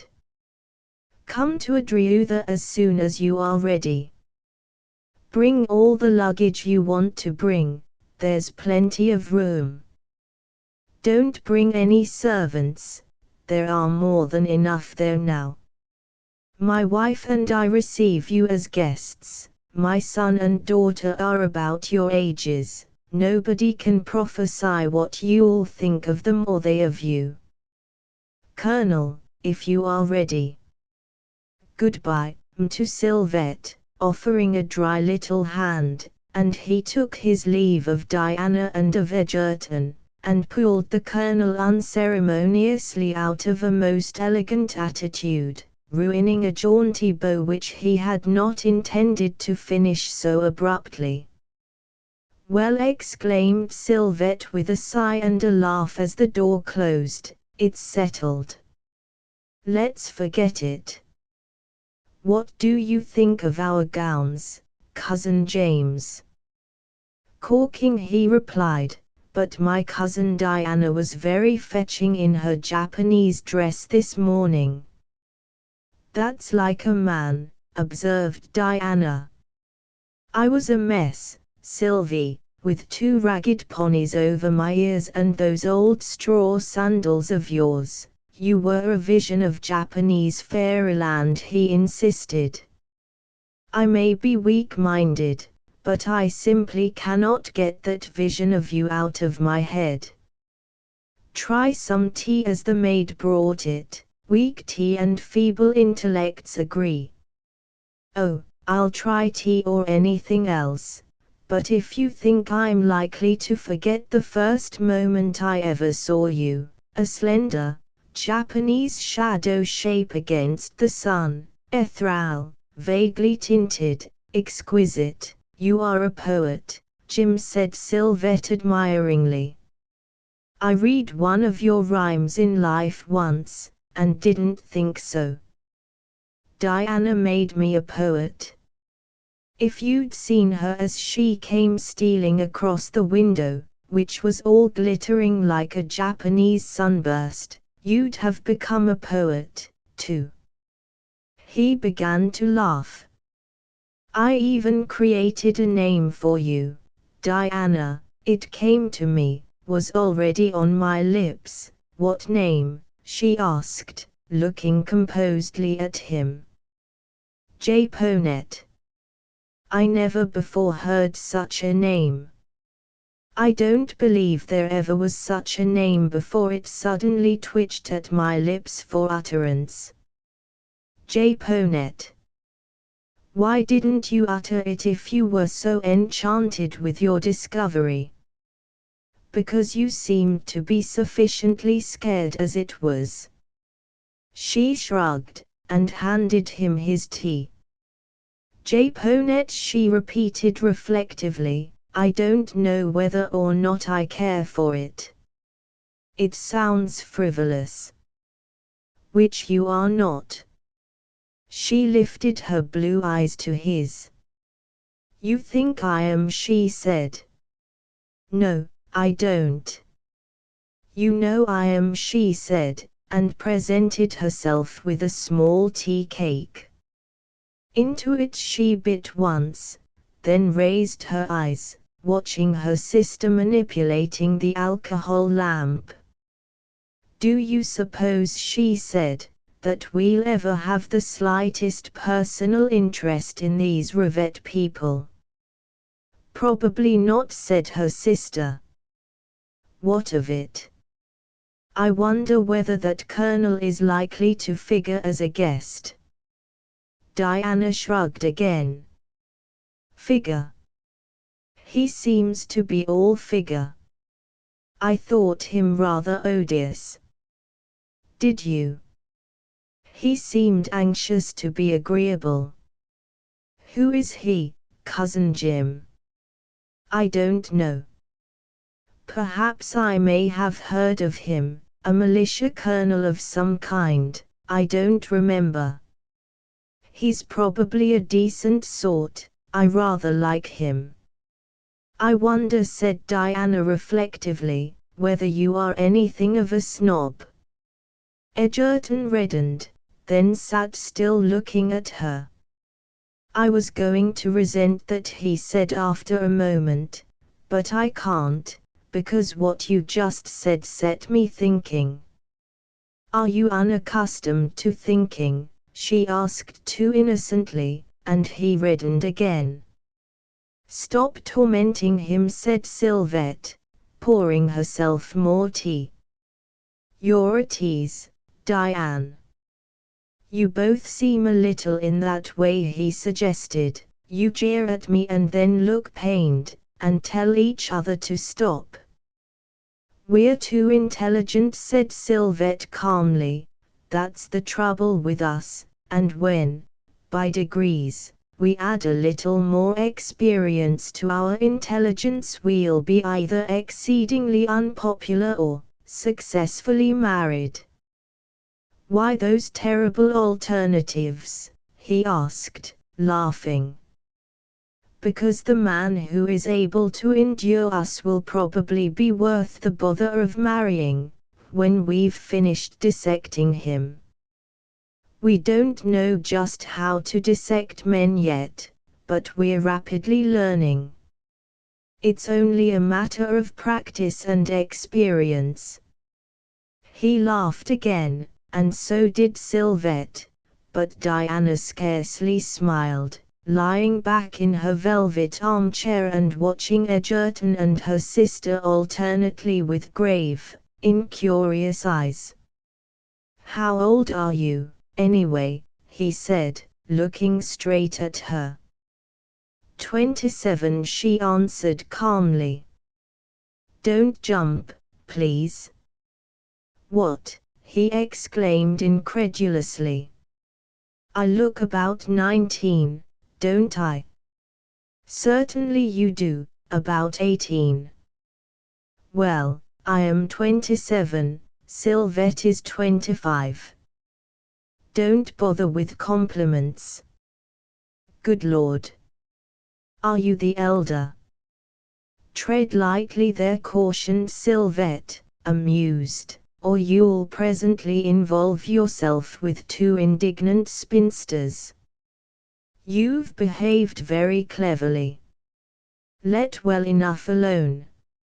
If you hadn't told me, he began, astonished, I'd have taken Sylvette for 19 and you for 18.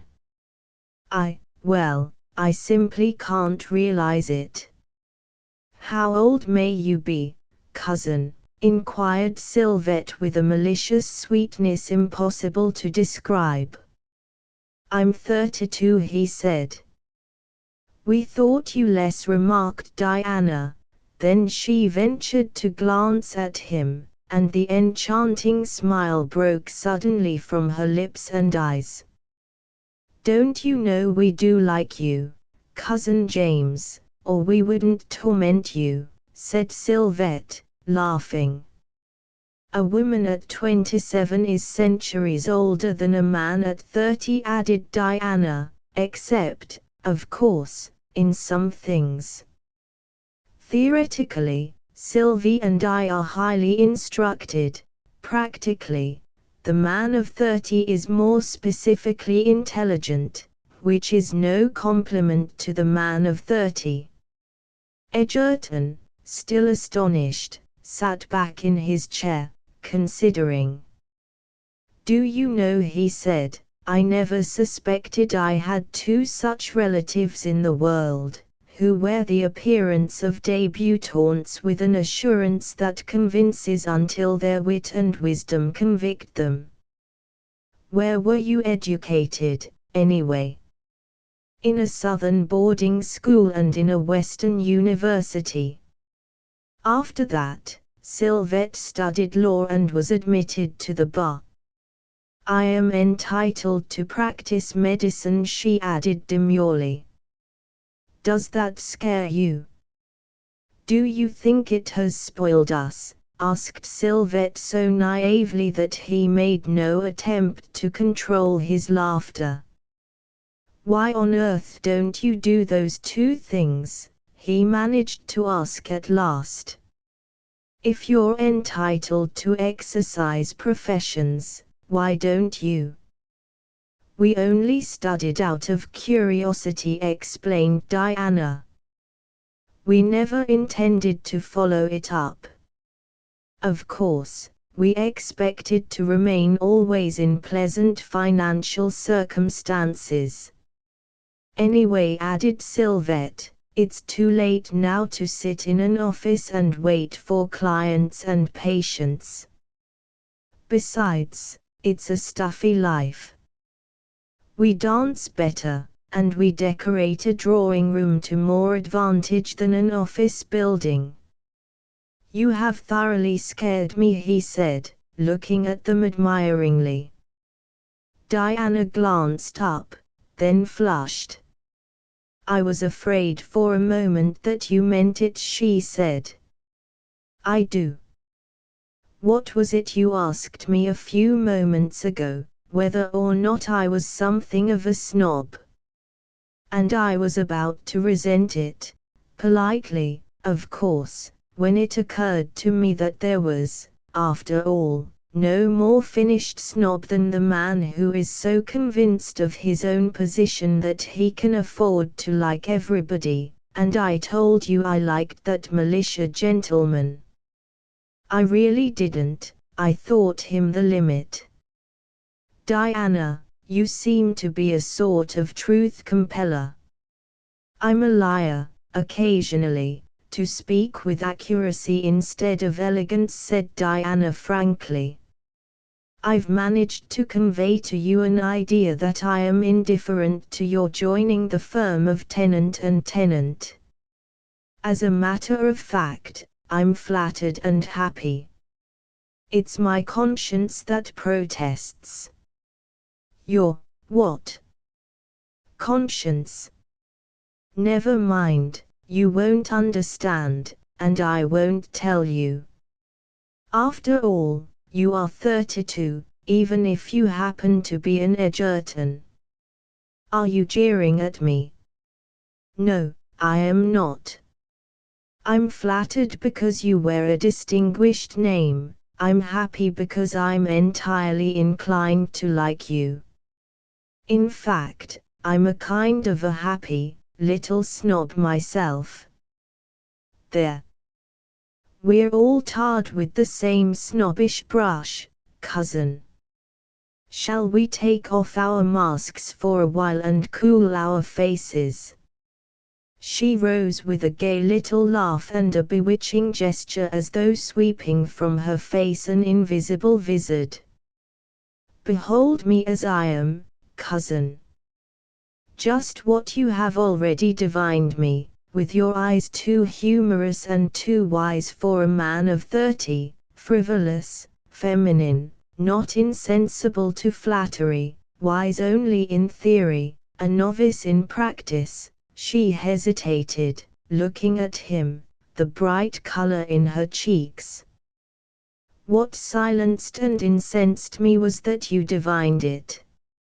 I would have liked to have played a part with you vis-a-vis, you're playing it now, observed Sylvette. Jim doesn't know what you are now, even I have doubts. Diana laughed deliciously. Do I puzzle you, cousin? Are you trying to? Of course. Well, you've succeeded. You're perfectly right, Sylvette. I don't know anything about her now. Are there any more roles you can assume, Japonette? Many, monsieur. One of them is Japonette, if I choose. Play it, he said, if you ever want to tie me to your obi. You behave, observed Sylvette tranquilly, like two rather ordinary young persons flirting. We are, nodded Diana, but it won't last, Sylvie. It's only my kimono and his 30-odd years and the unconventionality that attracts him. She strolled about airily waving her fan. Not that I mind being picked up, Di. You'll give him a perfectly horrid impression of yourself. Why, he knows I didn't mind it. It's past helping now. How can a man pick up, as you so disgustingly put it, his own cousin? That was a triumph, wasn't it, Jim? She asked innocently. It remained for an Edgerton to accomplish the weird and impossible, but an Edgerton can do anything in New York, Enist ce pas. BN, sure. Sure, Mike. Diana. Dearest, I feel slangy, and Cousin James is so thoroughly a man of the world that he doesn't care. He wouldn't care what I did. I could perform a pas seul or a flip-flap or a cartwheel, and he wouldn't care. It's done in the best circles here, isn't it, cousin? Frequently, he said gravely, varied occasionally by veloplaning down the banisters. She looked about her wistfully. There are no banisters here. Perhaps there are at the Revettes. Do you think it would entertain his guests? You know we are employed for that purpose. You and I ought to practice some acrobatic turns, he suggested. Do you think you could learn to throw a double somersault standing on my shoulders? I can try, Di. What on earth are you talking about? Said Sylvette, turning from the piano to encounter their unrestrained laughter. Oh, dear, said Diana, I didn't know I could ever be silly again. I thought that losing all our money a year ago had frightened it out of me, but it's there, Cousin Jim, the same frivolity which you instantly discovered in me, and which the Revettes will probably and properly quench. Sylvie, this studio floor is delightfully waxed. Cousin, do you dance? Rottenly. Never mind.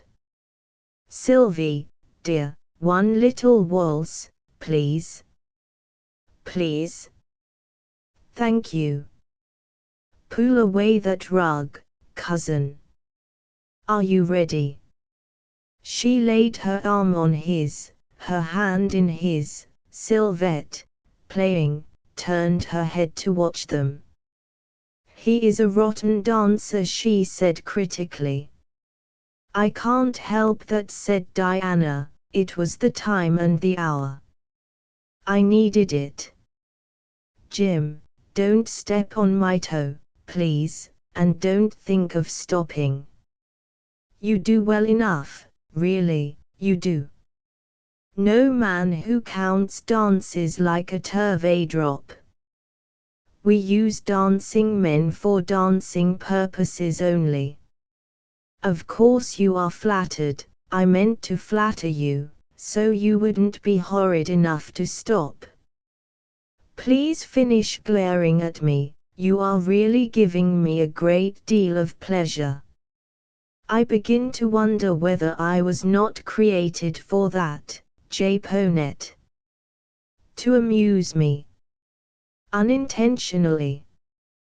Perhaps. So that you notice me at all, it doesn't matter, he said under his breath.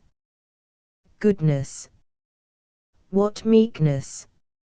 Only that you're a typical man and don't mean it, I'd hate you for it.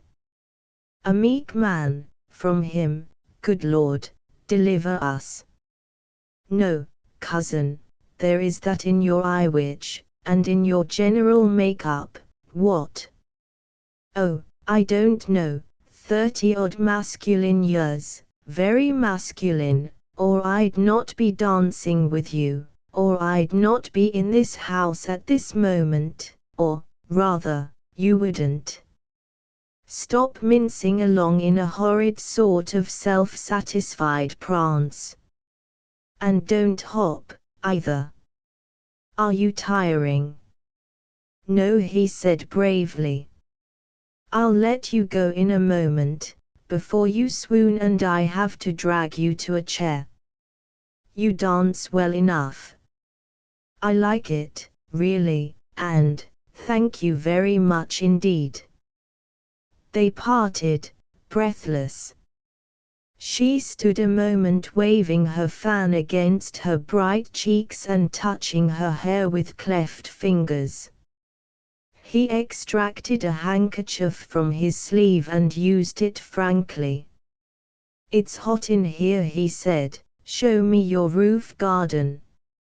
Sylvette, she called over her shoulder, will you come up to the roof? Sylvette nodded and continued playing an air from Armide, and they waited for her a moment, then went out into the hallway and up to the roof. The Garden of 1,000 Delights, she said with a sweep of her hand and a curtsy. The Japanese fairy, Japonette, welcomes the true prophet of her frivolity. He looked around at the flowers in pots, geraniums, verbenas, fuchsias, heliotrope, homely, old-fashioned blossoms. I bought them from a peddler. I stopped his wagon in the street and made him carry them up here. They only cost $2, and I was economical at the market, she explained. He glanced up at the awning gay with yellow and white stripes. Macy's, she admitted guiltily, I'll starve you at dinner tonight to pay for it. He looked at her rather queerly, she thought. There are things I'd starve for, and people. And awnings, cousin. Yours. That's very nice and gallant and obvious, she said in such a tormenting tone that he broke out almost impatiently, Japonette, can't you ever take me seriously? I hope not, cousin. For an instant the smile remained stamped on their lips, then the slight strain became perceptible. a moment only, for she turned lightly away and seated herself on the edge of a big hanging seat. More Macy, she nodded ruefully. We'll all have to fast tomorrow. You may sit here, too, if you wish. A family of starlings were nesting in the cornices of the roof across the way, and the two young people watched the old birds for a while, flying to the park and returning with food for their invisible young. Horrid, isn't it? Observed Diana. But that's the way of things. No sooner are you married and happy than, zip, the scene changes, and you turn into a wretched purveyor of nourishment for the next generation. Carpe diem. Sed Deo. It's probably good fun, commented Egerton. What? Slaving for others just when you are all ready for real happiness. That's happiness, or nobody would do it, not even those birds. It's instinct. Maybe with birds. Instincts are all right for birds, but we humans are usually arrested when we follow our instincts. She laughed. That is true, it's neither instinct nor happiness that makes us slaves to babies, it's duty. If that were all it is, he said, the state would be nourishing the majority of infants. No, it's probably fun, Diana. That's the only possible explanation. She shrugged her dainty shoulders and looked at the westering sun above Staten Island, and in the gesture she seemed, in pantomime, to discard all feminine duties, cares, and responsibilities forever. Then as she rested there, cheek on hand, her blue eyes grew vaguer. I am glad you came into our lives, she said, I mean it this time. I am glad, too, he said seriously. You are now, I can see that. How soon will you be sorry? Why? She turned toward him. How soon will the novelty tire you? I have not considered you as a novelty. But I'm a mechanical toy. My paint soon comes off, cousin. You're my own kin. There's no novelty, as you call it, in kinship, nothing evanescent. She said, do you really and deliberately desire to stand by that extremely tenuous and attenuated tie? An attitude of that sort entails duties. You may have much to overlook in us, even much to forgive. Are you aware of your responsibilities? I assumed them when I asked to be admitted to your partnership. Why did you ask to join? The real reason. She hesitated, looking at him. Yes, the real one. You. What exactly do you mean by that answer? I don't know, myself, Japonette, he said laughingly. I've tried to analyze it, too. The instinct of relationship may have counted. I hope it did, said she. I hope so. God knows, and men are selfish. And that counted, too. What? Selfishness. I don't believe there is very much in you. That is where your heart is still a child's heart, Japonette. Oh, I'm no altruist, but there's selfishness and selfishness. What were we talking about? Oh. Why you desired to join. No, we got past that. Oh, yes, Well, then, you say it was because of me. Why? I told you I didn't know exactly why, but the root of it all was you. And when you told me about some people who had come here, that fellow who spoke about a housekeeper, Jim Edgerton. What? I believe, but you can't be as nice as that. You simply can't. Oh, I'm not nice, he protested, reddening, but she interrupted, you are. I certainly believe you thought that Sylvie and I required somebody masculine in our vicinity, to throw the housekeeping man downstairs, for example. Did you? No, I only, did you? Of course not. Do you know, she said seriously, you're a perfect dear in one way, and I don't know what you are in others. Now be flattered, for that makes you interesting. And you know it's all up with a woman who finds a man interesting.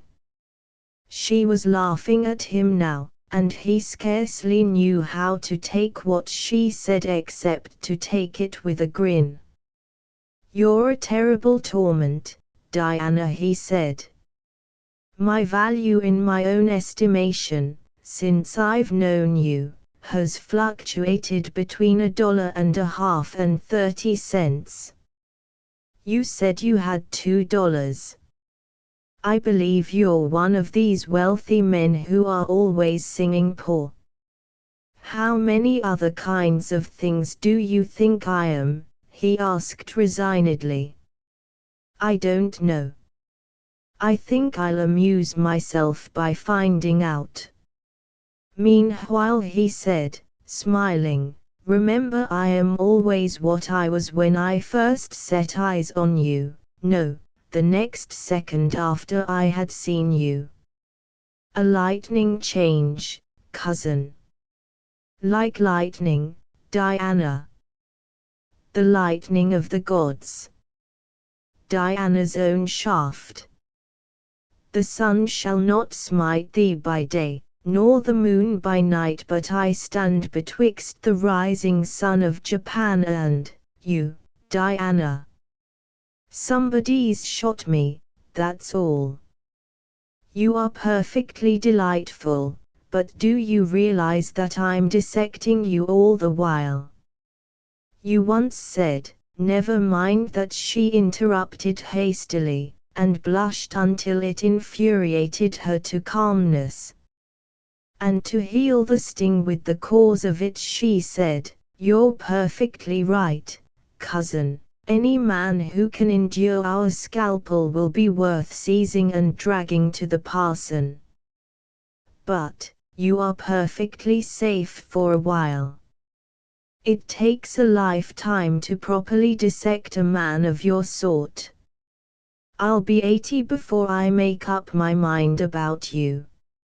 80 years is not beyond the statute of limitations. You'd marry me at 80. Do you know you're beginning to trouble me?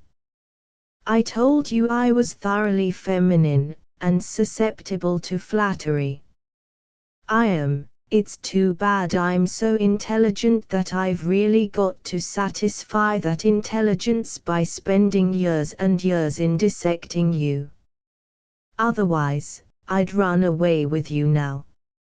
In your Japanese silks and little straw sandals. Oh, yes, if you were sentimental enough to insist. I would. She shrugged. I knew you were a dreamer, captivated by a vision. Suppose you had to see me pinning on store curls. I'd help pin 'em. Well, there are plenty of other things to disillusion you. I adore onions. So do I, he said. They laughed together. She was near enough for him to be aware of the faint scent of her breath, or it may have been a fragrance from her gown which stirred slightly in the evening breeze, or the delicate fresh perfume of her hair and skin, something indefinable, some exquisite emanation of youth which had stolen subtly into his senses, something of her, and as distinctly and inviolably hers as the occult atmosphere of a virgin planet. "Cousin," she said, "I thought we were to remove our masks in the family circle. They seem to be on as closely as ever." He looked at her a moment. "We never will remove them," he said. "Never. Never, Japonette." "Why not?" "Because, for example, in my case I want you to believe me everything I'd like to be. I know what I am. All people know what they are. Does anybody ever really unmask? Could they if they wished to? There would be only another mask beneath. We can't ever get rid of masks. I don't care how hard we try, how honestly we try, how intimate two people become, how deeply they may love, there's always a mask, and it grows there, and our own eyes are the slits. Even a mother with her firstborn in her arms looks down into its eyes in vain, those blue and transparent veils of a secret soul which sits behind them, impenetrable, inviolable. After a silence she said, "Sylvette was right, you are a poet, Jim. How dusky it is growing over the river." Sylvette is probably superintending dinner preparations. Shall we go down? Chapter V de motu proprio. They arrived at Adriutha 2 days later in a roaring downpour of June rain. A maid conducted Sylvette and Diana to their rooms, a valet piloted Egerton to another wing of the house devoted to bachelors' quarters over the vast billiard room. At the eastern end of the house Sylvette stood beside the window while the maid assigned to them undressed her. Diana, already in her pajamas and sandals, lay flat on the bed, one knee crossed over, swinging her slim, barefoot and looking out at the rain. It was a wet outlook across the meadows, over a low range of rocky and wooded hills, behind which the invisible sun had already set. In the drenched foreground, beyond the meadow's matted edge, the Deerfield River tossed and foamed, swollen a deeper amber by the rain, a wide, swift stream set with spray-dashed boulders, and bordered alternately by ledges dripping with verdure and sandy stretches full of low rain-beaten willows. The world, through its limpid veil of rain, looked like a silvery aquarelle framed by a window. Tea was presently served. Sylvette in her silk lounging suit came over and seated herself on the edge of the bed. The maid finished drawing the bath, and retired until again summoned. "Well," sighed Sylvette, pouring the tea, "here we are, Di. How do you feel about it now?" "Depressed," said Diana briefly. "So do I, somehow. I wish we were back in New York, with just enough to live on." Diana swung her foot gently, but made no reply. Presently she kicked off her sandal, lay thinking a moment, and then sat up and accepted the cup of tea offered by her sister. They sipped their tea in silence for a while, nibbled toast and cakes until sufficiently refreshed. "After all," observed Sylvette, "what we are doing for a living is purely a matter of personal taste. It ought not to depress us." We should have told him. That is the only thing that worries me, remarked Diana. Still, it is really none of his business what we do for a living.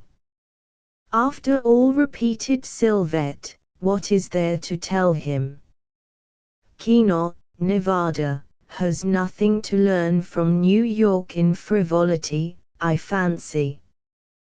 There are several pretty women in every set who'd starve if they didn't play cards better than their neighbors.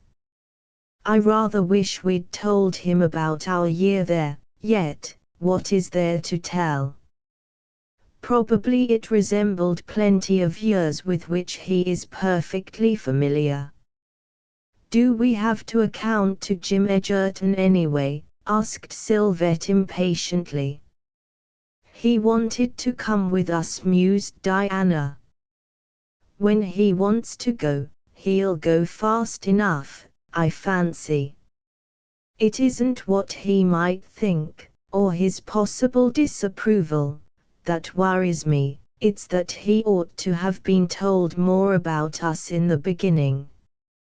But how were we to tell him? He didn't ask, did he? No, but, somehow or other, we ought to have put him au courant, and then he could have had his choice about recognizing the relationship or ignoring it. That's what bothers me a little. How could we possibly have told him all about ourselves the first afternoon we ever set eyes on him? There were 2 other afternoons, one is just ending. I don't know, I might easily have created a situation in which it would have seemed natural enough to mention our program to him. Why didn't you, Di? Cowardice, said the girl frankly, and she stretched herself out flat on the bed again. Do you think as much of Jim Edgerton's opinion as that? I seem to. I didn't want to take the risk of his disapproval. I'm beginning to realize that we've been dishonest with him. That is an ugly word, little sister. I don't know any way to soften it. A girl is either honest or the contrary. I was not honest with Jim Edgerton. He might not disapprove, after all. He is no provincial. Yes, and he might disapprove. Men of his kind who stand for almost anything in outsiders are finicky about their own relatives. They really don't care what imprudence other people commit, they may even admire it, even do it themselves, but there's a difference as soon as it involves one of the family. I've an idea he is like that. Isn't it stretching a thin tie of kinship too far to speak of Jim Edgerton and ourselves in a family sense? Are you and I not rather inclined to abuse that word cousin, Diana? He first used it to us, she said warmly, it is his choice. He's a very impulsive and generous boy, do you know it? Yes, I do. Isn't it 1,000 pities? What about? His losing everything, being so wretchedly poor. And our being poor, too. Yes, said Diana simply. And he'll never recoup.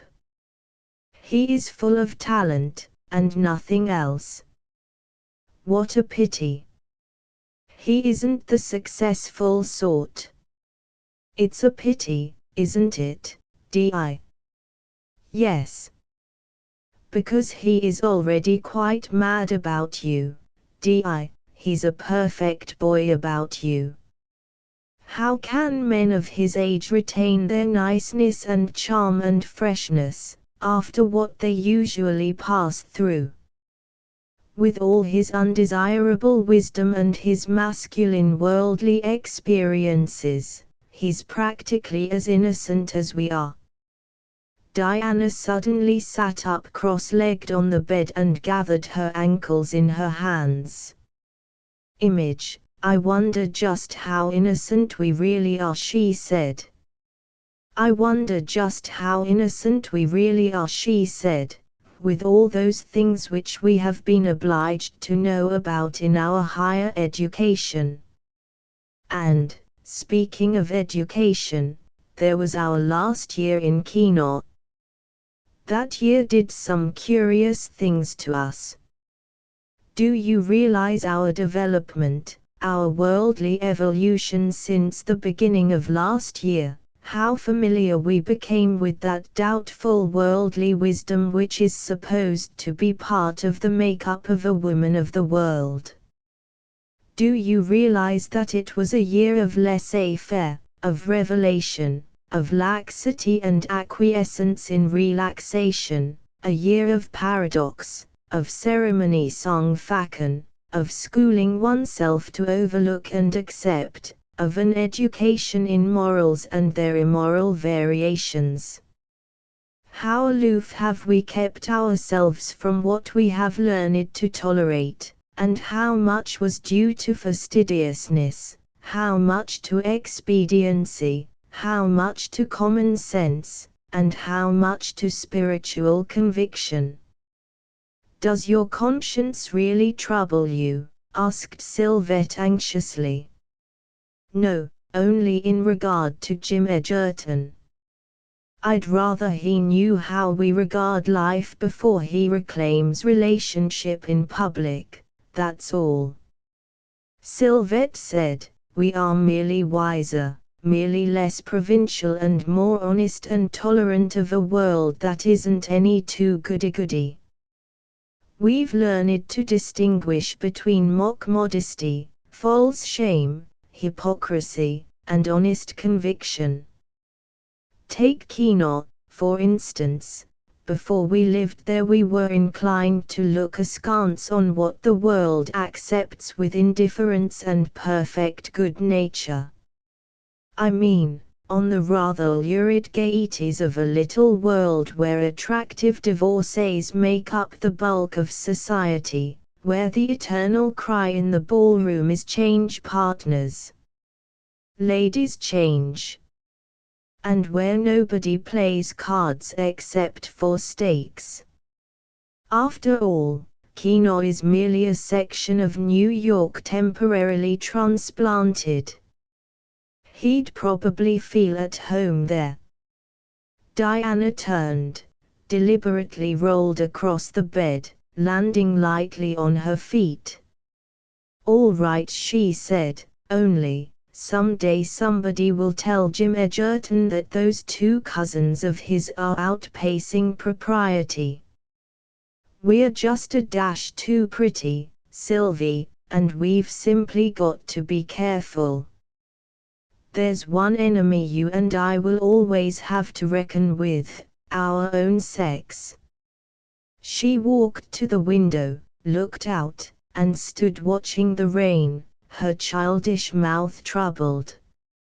And, presently, speaking again without turning around, our program, as we have arranged it, was to be a general one, to win out, go in for everything, play the game as hard as it can be played, meet the gayer world face to face squarely, and take from it honestly all it has to offer.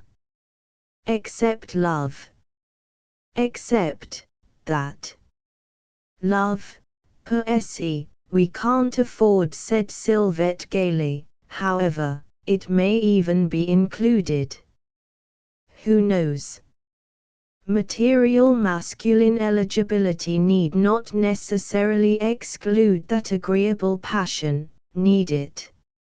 Many a worthy heart beats beneath the waistcoat of the plutocrat. The chances are against any deal in hearts, as far as we are concerned. You're not thinking of Jim Edgerton, are you, Di? Diana stood, hands clasped behind her back, staring at the rain. Suddenly she pivoted on her sandals. Yes, I am thinking of him. I'm thinking of him all the time. That is very unwise, said Sylvette gently. I am thinking of him, but it's only thinking. I like him. I never liked any man better, or as well, perhaps. And I've known him 3 days. Give me a day or two grace, and I'll stop thinking about him. You were quite mad over young Inwood in Keenol, mused Sylvette. Yes. I realize that I like men. I enjoy them. If I had my way, I'd carry on like the deuce with every man who took my fancy, before I come to the final decision and spoil life for myself. You carry on like the deuce now, sister, said Sylvette, laughing.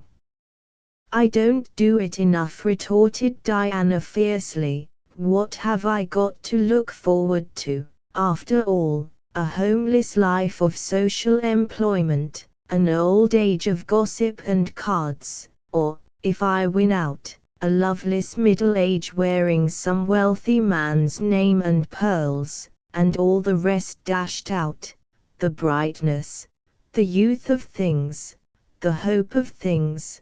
Children, you don't want children, exclaimed Sylvette, horrified. Grubby little things. I thought you hated them. Grubby little things, repeated the girl slowly. So I do, in theory. You don't know anything about them practically. Except at the maternity hospital. Oh, Sylvie, it is ghastly. It's horrid. Horrid, it's devilishly unfair. Young girls in the spring tide of youth crept in and out of that dreadful place like the white ghosts of murdered souls. If maternity didn't slay them, it killed the better part of them. Then the world ended for them, youth, hope, freedom ended with the first thin cry of the tyrant that dooms all women. Yes, I hate children. She stood a moment, slim hands on her hips, head lowered with the brown locks clustering against her cheeks, then, looking up, but I mean to have one of my own sometime. Life to the full, dregs and all, before I die. That is my program. Sylvette laughed. This is a new and recent development, isn't it? I'm developing like lightning. Lightning develops quickly, but it doesn't last, dear. Diana, lost in retrospection again, smiled vaguely. Then, lifting her pretty eyes, did you ever see starlings feeding their young? A pair nested opposite the studio. I found their evolutions rather interesting. No doubt, said her sister. Is that what has aroused the maternal instinct? Come, who is to bathe first? Pull down the shade and turn on the electricity, and ring for the maid, dear. She ought to lay out our gowns at once. Diana did as she was bidden. Then, on impulse, sat down at the little flyaway desk and scribbled a note. Take it to Mr. Edgerton, she said to the maid. Edgerton, dressing leisurely, read the note where he stood under the electric cluster. Dear Jim, the rain, the world, and things oppress me. So do you sometimes. There's a long future ahead of me. I dread it. Who was eager for the plunge a few days since? I seem to be standing on the threshold of things in general, waiting for my cue to enter, but with little heart for the stage now. Alas, I am already tired before the overture has ended. If we dance tonight, ask me. Probably I'm the only girl in the house who could stand a dance with you, and I'm not so certain about myself. But if we play bridge, continue not to sit at our table. I ask it of you for reasons which are none of your business. Indulge my whim, please. Japonette. He finished dressing, then scribbled a note to her, and sent it by the valet. Japonette, dear, I'm as rotten at cards as I am dancing. I won't permit indiscreet infatuation to interfere with your bridge.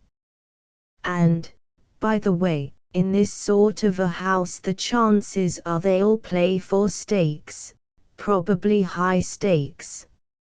My limit is a center point, or was in days of affluence, but our host will scarcely expect us to risk our salaries, I fancy. So even if you have no objection to playing for stakes, which probably, however, you have, you need not feel obliged to. Our duties here do not include losing money to Mr. Revette's assorted guests, you know. Feel perfectly at liberty to let the table carry you and Sylvette. Shall I wait and go down with you both? J.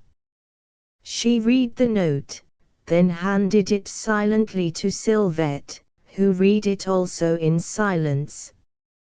You see, said Diana, it's exactly what I told you. He doesn't wish us to play for stakes. He says nothing here about his wishes. Besides, it would be an impertinence for him to make any such suggestion to either you or me. His attitude is plain enough, if you think it impertinent. I don't think it is. He indicates that he supposes we do not play for stakes, and adds that, anyway, we need not if we don't wish to. That is all the note expresses. Anyway, it doesn't matter, does it? Diana shook her disheveled head, seated herself and wrote a hasty answer, sending it away by the valet, who was waiting outside the door. Don't wait for us, we're not hooked up yet. We're quite accustomed to play for stakes, you funny boy, so that need cause you no uneasiness. And please don't forget to ask me, if they dance. Edgerton stood thinking for a moment before his fireplace after reading the missive, then struck a match and lit the two notes, holding them together until almost consumed, and lingered still to watch the edge of yellow flame on the hearth licking up the remaining margins of the paper. Then he went downstairs and into a green and gold drawing room, where his hostess received him shyly, almost timidly, a small grey-haired woman all over jewels whose thin little hand trembled slightly in his. It was a frail hand, fragile of bone, yet never the hand of generations of leisure, for the joints were hard and accented, and the fingers rather worn than thin, as though once not unaccustomed to household labor, and, without knowing just why, he retained the diamond-laden hand in his firm, warm clasp for a moment as though to reassure her. "It is nice of you to ask us," he said gently. "You have made everything very easy and comfortable for us. My cousins will be down in a few moments. They asked me to come first." The little grey woman looked up into his pleasant, well-cut face as though confused. He smiled down at her, still retaining her hand. "My husband has told me who you are," she said. "I didn't expect you to be just like this. You and your cousins are our very welcome and honored guests." "Our guests," she repeated almost tremulously, "and none more welcome under our roof." "It is gracious and kind of you to say so," he said, touched by the simplicity and the mild, faded face upturned. Then Mr. Rivette came forward, cautiously treading the velvet, his two burned brown eyes fixed behind the big concave eyeglasses. "It's wet weather," he said, shaking hands. "I hope your quarters are comfortable." "Most luxurious, thank you, with a beautiful outlook." Mrs. Rivette's gentle voice sounded at his elbow, presenting him to her daughter and son, and after that to several others who, for the moment, he made no effort to distinguish one from another except that he recognized Colonel Camus in superb form and obtrusive pearl studs decorating a fluted shirt front. A moment later Sylvette and Diana entered, slender and youthful, with all the softly flushed charm of 18 and the winning composure of a wider experience than 18 years can ever lend. Colonel Camus presently outflanked Sylvette, forcing her skillfully into a momentary retreat toward the recess of a window, where he blockaded her and curled his mustache with satisfaction and shot his cuffs, and prepared to drive in her outer pickets. Diana remained in quiet conversation with Mrs. Rivette, the latter shy, wistful, and ill at ease by turns, the former sweet and deferential, yet all the while composedly taking the measure of the others in the room, and of the room itself, vaguely aware in her apparently smiling preoccupation that she was winning a perplexed and timid heart. Cocktails were served, unusual ones that had a scent like the original rookie, that is, the aromatic odor of wild blossoms.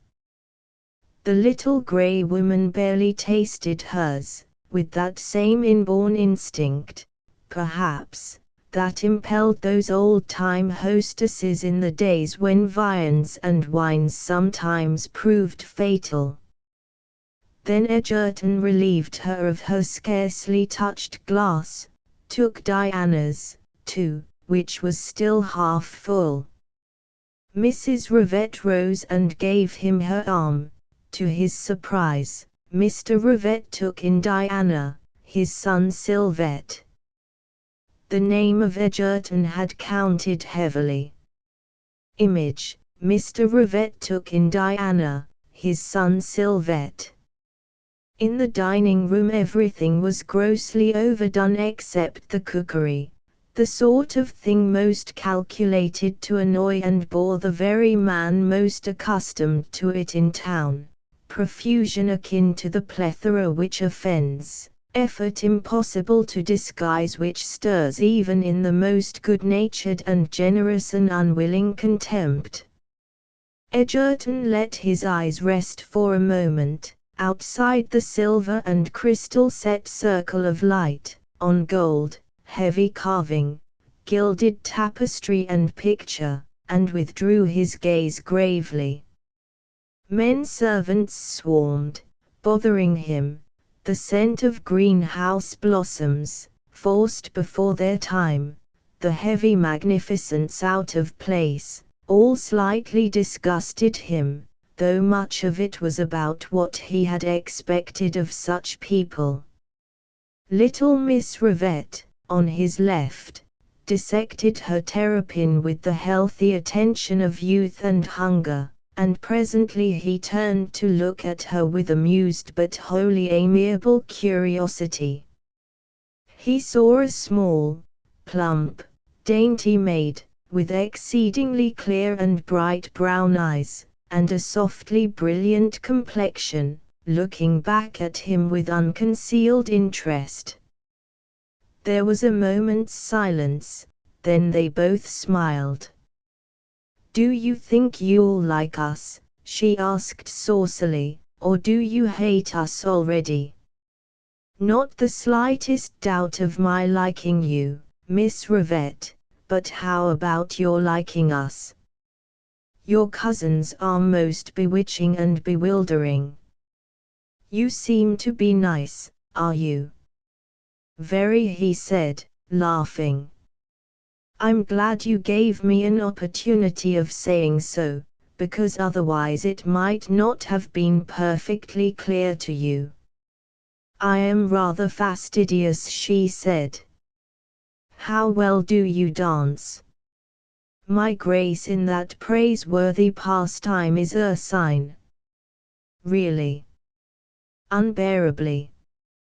"You are very British, aren't you?" "Do you refer to my little play upon words?" "No, generally, that was merely a touch of local color." "Naturally, also, you fish shoe trito hound sang play polo, do you?" "Also golf, dear lady." "Perfectly symmetrical and indistinguishable from others of your kind." "I thought so." "Croquet, too?" "Certainly, croquet," he admitted, "also no bank account." "You may call me Emlud with impunity." "Perhaps you're not entirely qualified." "How do you stand on the heiress question, Mr. Edgerton?" "I can't qualify there." "Then you're a sham.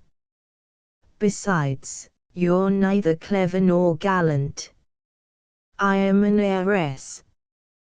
"Then I qualify at once as a fortune hunter," he said, laughing, "and I'll cable for my solicitors." "What are you saying?" asked Mrs. Rivette in her gentle, uncertain voice. "Mother, Mr. Edgerton and I are going to be friends." "Perhaps he isn't sure of it, but I am." "Tell him what happens when I am sure of anything." "Dear, perhaps Mr. Edgerton doesn't quite understand your manner of saying things." "That's just it, he does understand. He is going to turn out exceedingly nice, Mother, watch him." "Christine, please be a little less personal and abrupt." They turned, smiling, toward the other end of the table where much laughter sounded. Evidently Diana and Sylvette were becoming very popular, and, somehow, it occurred to Edgerton that perhaps this great room had not often resounded with mirth. But the chatter and laughter were incessant now, so were the servants' ministrations, and Edgerton was glad enough to give his arm to the faded little woman beside him and take her to her great, gilded chair in the drawing room, and follow the men to another room, where blue smoke from cigars presently floated to the ceiling. Jack Rivette, rather too plump and smooth, moved into a chair beside Edgerton, and the latter, who had prejudged him from his appearance, was slightly surprised to find the youth widely read, widely traveled, with a mind and even a wit entirely his own, and an original but sometimes callow comment for any subject brought up. In a desultory conversation it presently transpired that young Rivette was a candidate for the Patroons Club. "You're a member, I believe, are you not?" he asked Edgerton. "I have resigned." "Oh. I thought that was the one club from which nobody ever resigned." "I beg your pardon, Edgerton, he added, turning red, don't think me a cad. No offense, smiled Edgerton, I resigned because I couldn't afford it. It's a good club, hope you make it soon. I hope I do. But we're rather recent additions, if we are additions, to New York. You never can tell what New Yorkers will do to people like us, he added laughingly. New York is practically composed of recent residents, said Edgerton, smiling. They're the most pitiless to newcomers. I wouldn't be very much afraid if we had only your sort to encounter. If you old residents like a man, he gets his hat check ultimately, and passes in, but it lies with the sidewalk speculators now. The seats of the mighty are in their hands. Edgerton was much amused. Not entirely, he said, even we older residents are asked about now and then. Into which of the three circles, Smart, Knickerbocker, or Old Testament? Edgerton was laughing so frankly that Rivette Sr. turned his convex glasses on him, and, deciding that the laughter was genuine and not included in services, went on with his business conversation with a Mr. Snaith, a large, soft-skinned gentleman deeply immersed in oil and cotton. Colonel Camus came over briskly, expelling smoke. What are you youngsters playing this evening? Auction or Chinese con? However, they choose to make up the tables, said Jack Rivette lazily. Then, as though on an afterthought, I doubt whether Mr. Edgerton bothers with cards, do you? I don't mind, except that I've cut out playing for stakes, replied Edgerton, perfectly aware of Jack Rivette's kindly consideration in giving him a chance to escape gracefully, and a trifle amused, too, that the young man should suppose he cared what anybody in the place might think of him. Servants were now arranging the old-fashioned colonial card tables in the noticeably old-fashioned colonial card room. A young girl or two appeared at the arched doorway, lingering on the threshold as several of the men came out to gossip. Then the hostess appeared with the others.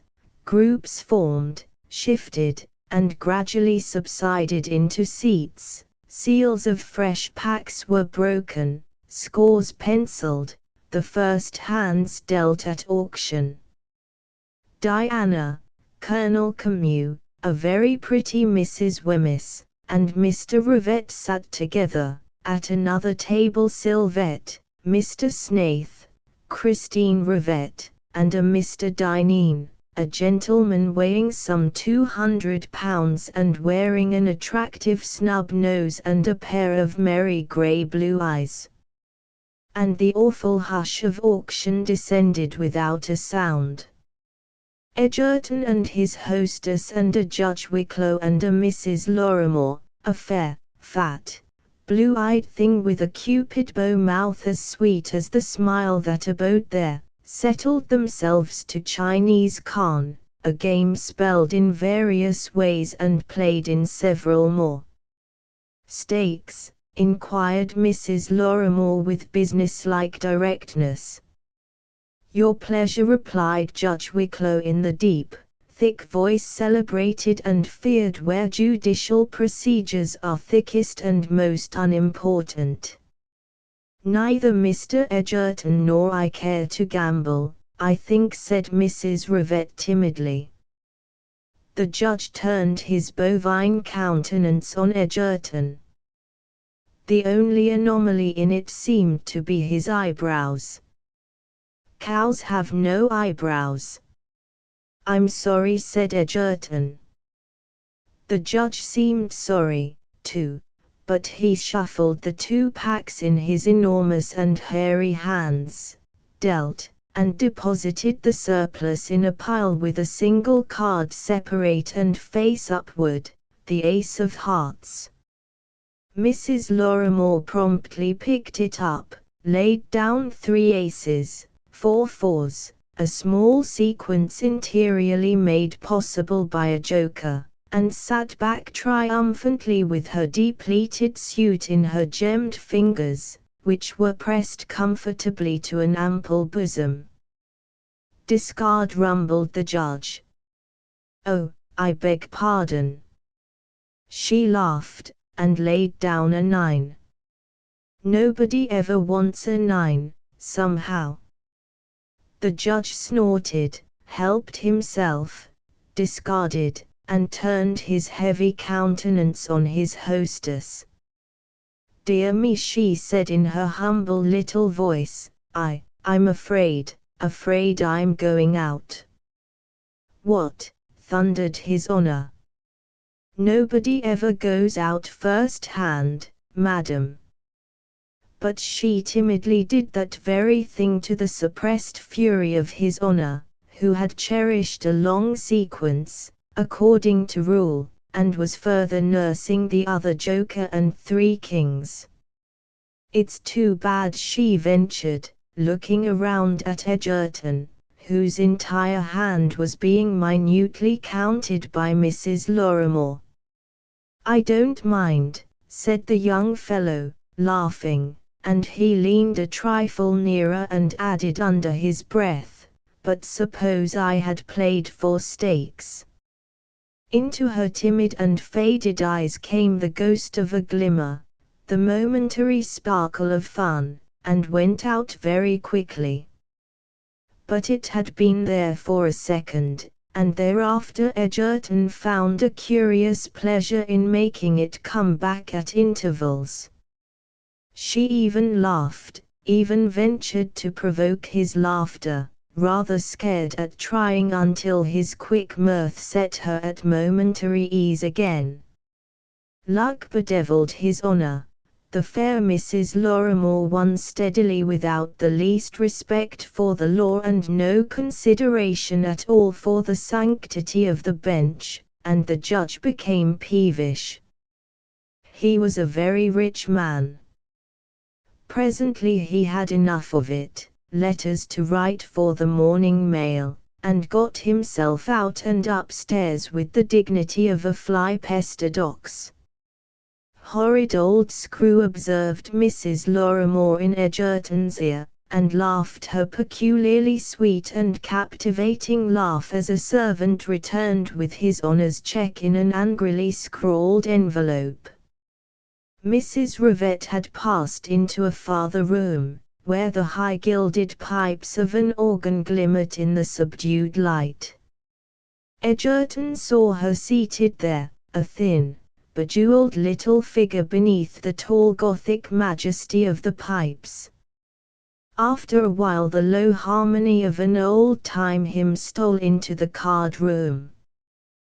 Those at the bridge tables remained silent and absorbed, except Mr. Rivette, who cautiously turned his sphinx-like countenance toward the farther dusk where his wife was seated. Edgerton stood behind Diana's chair, watching. Presently he went over to Sylvette, lingered for a while, then came back to Diana again. An hour later Mr. Rivette said abruptly, "Does anybody care to dance?" The effect was like a pistol shot on lotus eaters. Slowly the players came out of their absorption, color returned faintly to white, tense faces. "I suppose I may ask it," added Mr. Rivette dryly. "I'm a heavy loser." "Sure thing," Dad said Jack with a laugh. "I'm about even, and I venture to ask it, too. Does anybody here want to dance?" "You surely won't object," he added mischievously to Sylvette. I have no right to say anything at all, she laughed. Every right, the right of the conqueror. Accept my bow and spear, and speak. How is it with your sister? I'm afraid I haven't any voice in the matter, either, said Diana serenely. It is for the losers to decide. They decided to dance. Mrs. Rivette came from the dim music room and stood watching them with her little worn hands folded, while servants lighted and cleared the larger drawing room, designed for a ballroom, with its little gilded balcony aloft and the great concert ground in its carved and gilded foliations sprawling like a bedizened elephant in the corner.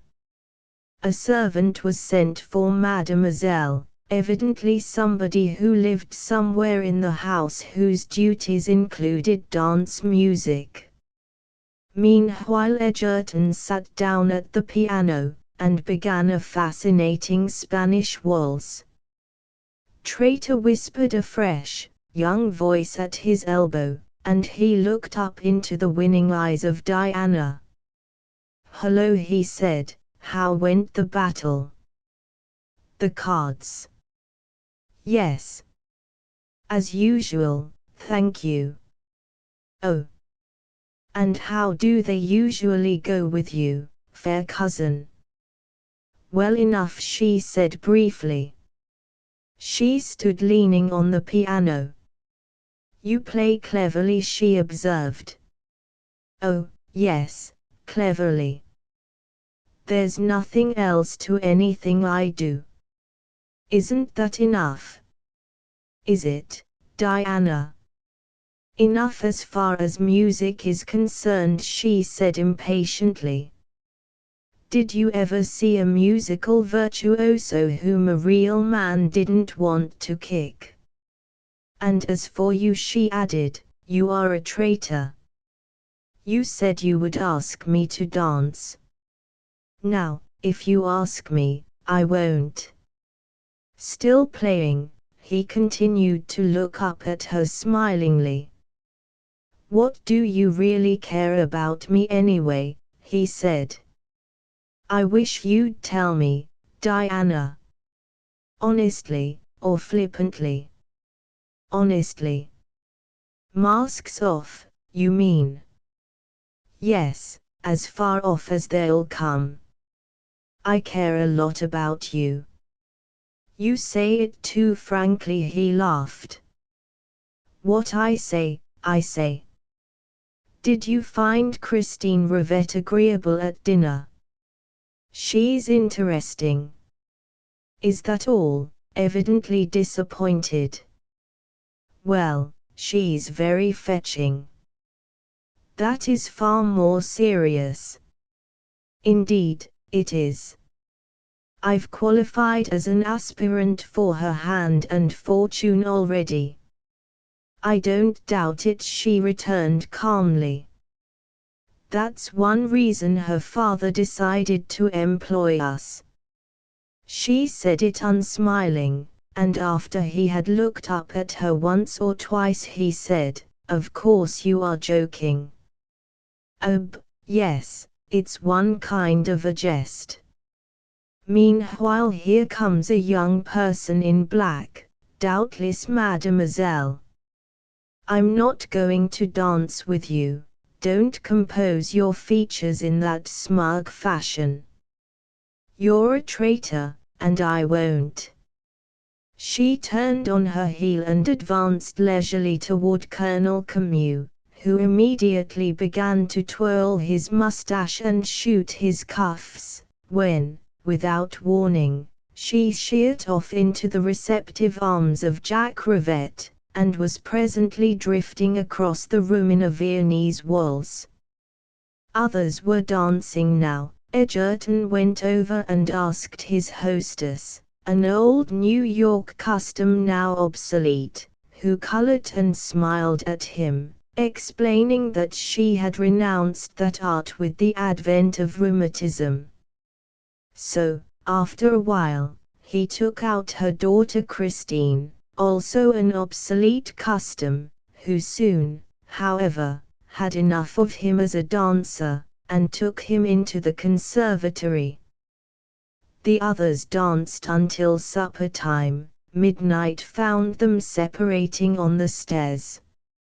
Egerton and Christine Rivette had rather a prolonged leave-taking, then shook hands cordially in plain view of everybody. Diana, passing with Sylvette, said a careless good night to him. Sylvette, retaining her sister's arm, detained him for a moment in conversation, then they went away together, Diana dismissing him with an inattentive nod. But, as he was prepared for his pillow, a servant brought an envelope to his door and tucked it under the sill. Inside was a single line, "Good night, Jim." The handwriting was now familiar to him. Chapter 6 Pacta Conventa. Guests arrived and guests departed from Adriutha, but the original gathering remained. The people who came and went were about the kind that Egerton had expected to encounter, people identified with nothing in particular except money, and not always with that. For, into the social mess at Adriutha an author or two was occasionally stirred as seasoning. Sometimes an artist became temporarily inglutinized over a weekend, emerging on Monday well-fed and satiated with hope of material results from cohabitation with wealth, which never materialized. Egerton was inclined to take them all as cheerfully as he found them, at their face value, and they were not always pretty. Loyalty to obligation was inherent in his race, perhaps the strongest trait in him, and all his inclinations toward what was easiest, his content with the superficial, his tendency to drift, had not yet radically altered this trait, nor perhaps other qualities latent under the froth. For a few days in the beginning, humorous curiosity, the novelty of his anomalous position, the very rawness of the experience, amused him, but the veneer of everything soon wore thin, revealing the duller surface underneath. Then came uneasiness and impatience, but loyalty to his bargain and to his kindred were matters of course, and he determined to find in these people something to interest him and render his sojourn among them at least endurable. After that first stormy night in June, the splendor of a limpid, rain-washed morning had revealed to him the gross outward impossibility of this place of millions, the vast, new villa red-tiled and yellow-walled, hideous in its multiplicity of roofs, angles, terraces and bays, with outlying works of rubble, concrete, and railroad station floral embellishment.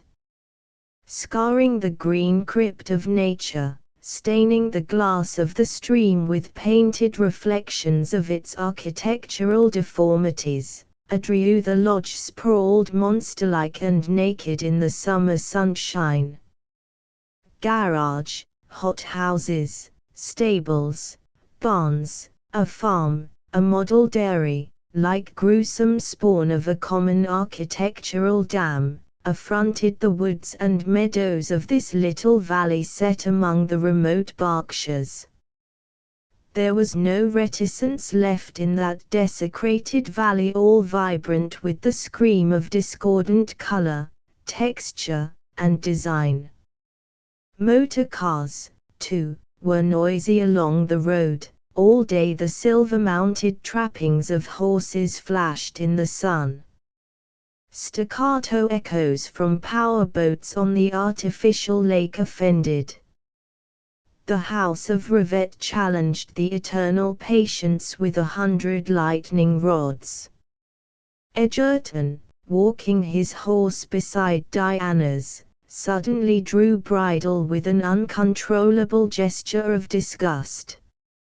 "Listen to me," he said, "where man's despoiling labor pollutes nature, sadness and resignation make heavy the hearts of her true lovers, but where man's abominable ignorance desecrates, reigns a more shocking desolation which no modest heart ever forgives."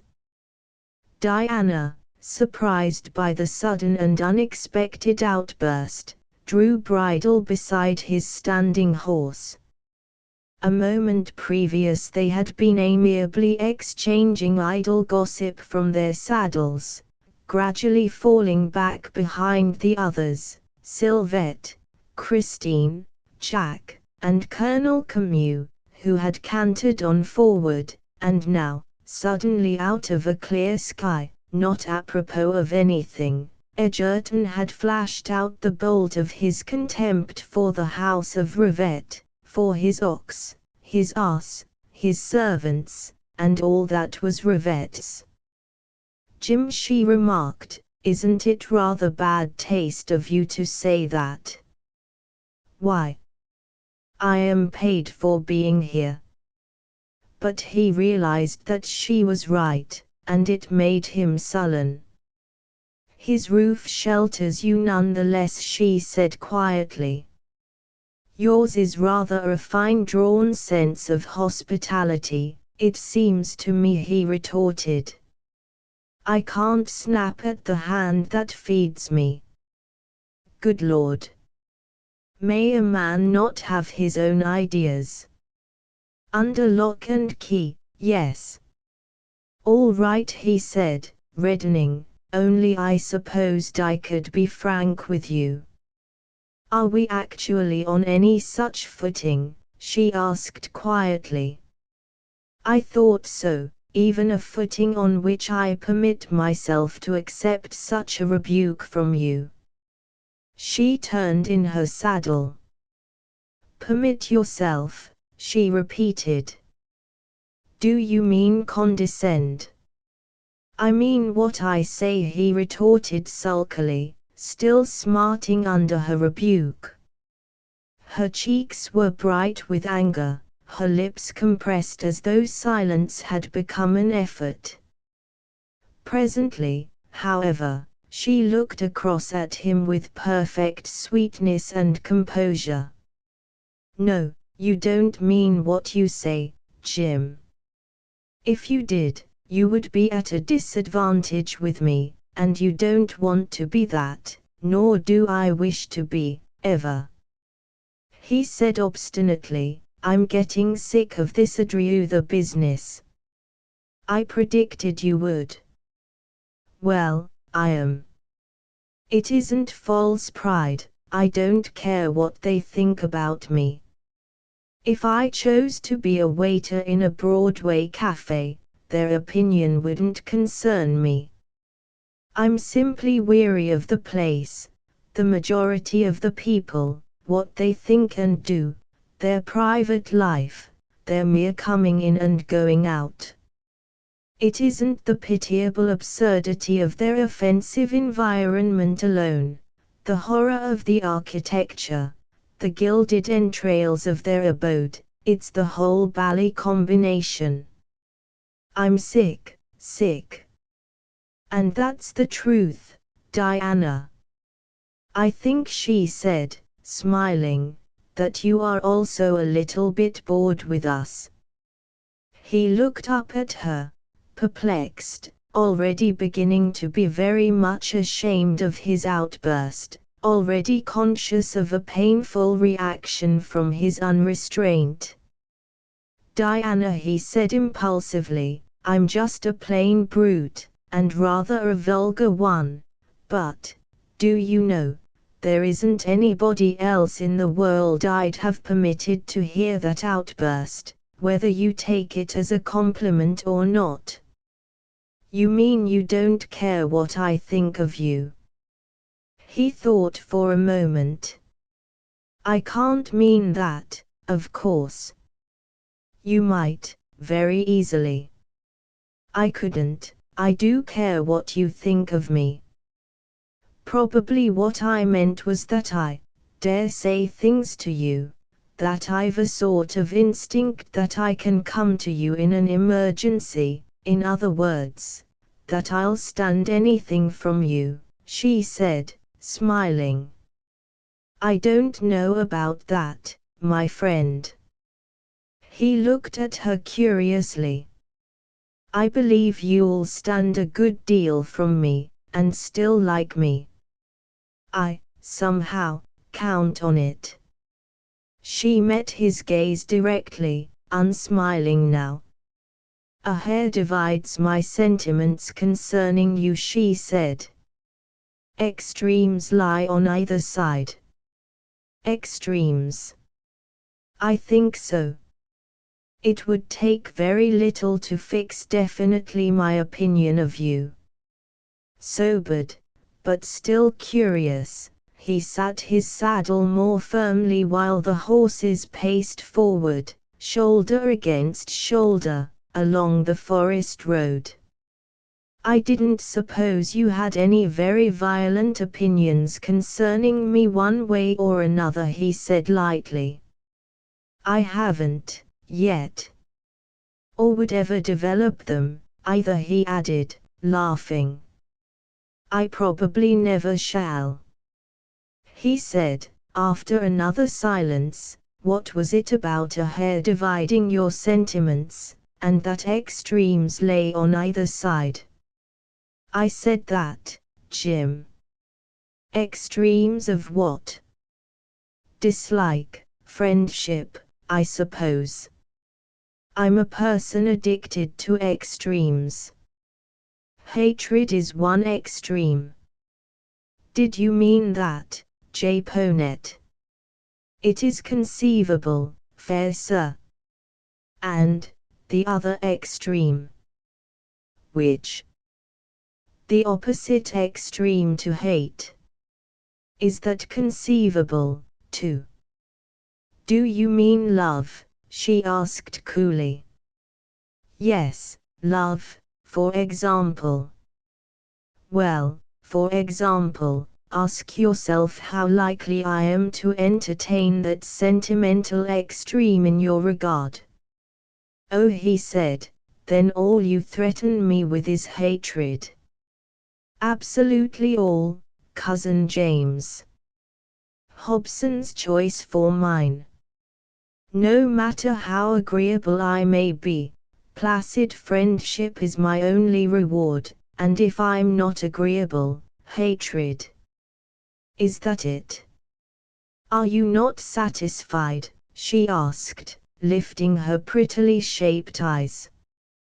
He made no reply.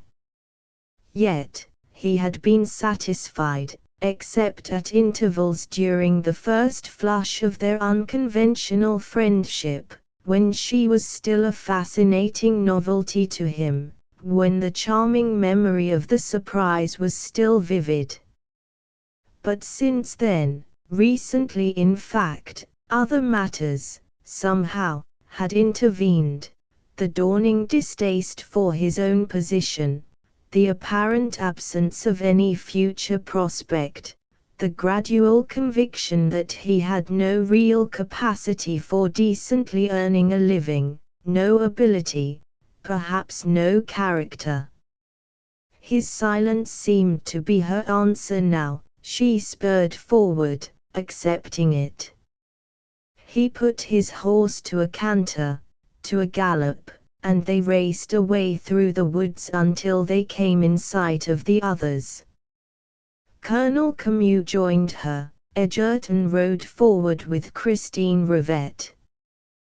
That afternoon there was some tennis played, a number of commonplace and very rich people departed, leaving as residue the original house party which Egerton and his cousins had found there on their arrival, and who now knew one another well enough to separate into sympathetic groups. Thus, Judge Wicklow, Mrs. Rivette, and Mrs. Lorimore played Chinese Khan under the terrace awning.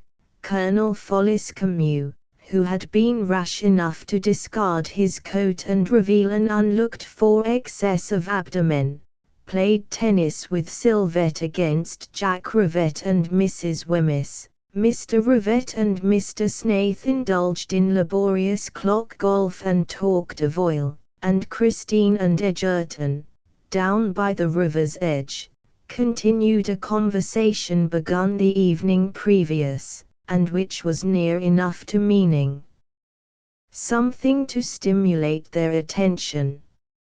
From his clock golf on the lawn above, Mr. Rivette turned his convex glasses on them occasionally. From one card table on the terrace, her mother, drawing the white wool shawl closer around her slight shoulders, watched her daughter from moment to moment. Later, the game ended, Mrs. Lorimore victorious, and His Honor unusually peevish. Mrs. Rivette rose and, advancing to the terrace edge, gazed down at the river bank, where her daughter and Edgerton still sat in the floating canoe, holding it inshore by grasping willow branches overhead. For a few moments the little old lady watched them, one hand gathering the fleece shawl over the magnificent sapphire at her breast.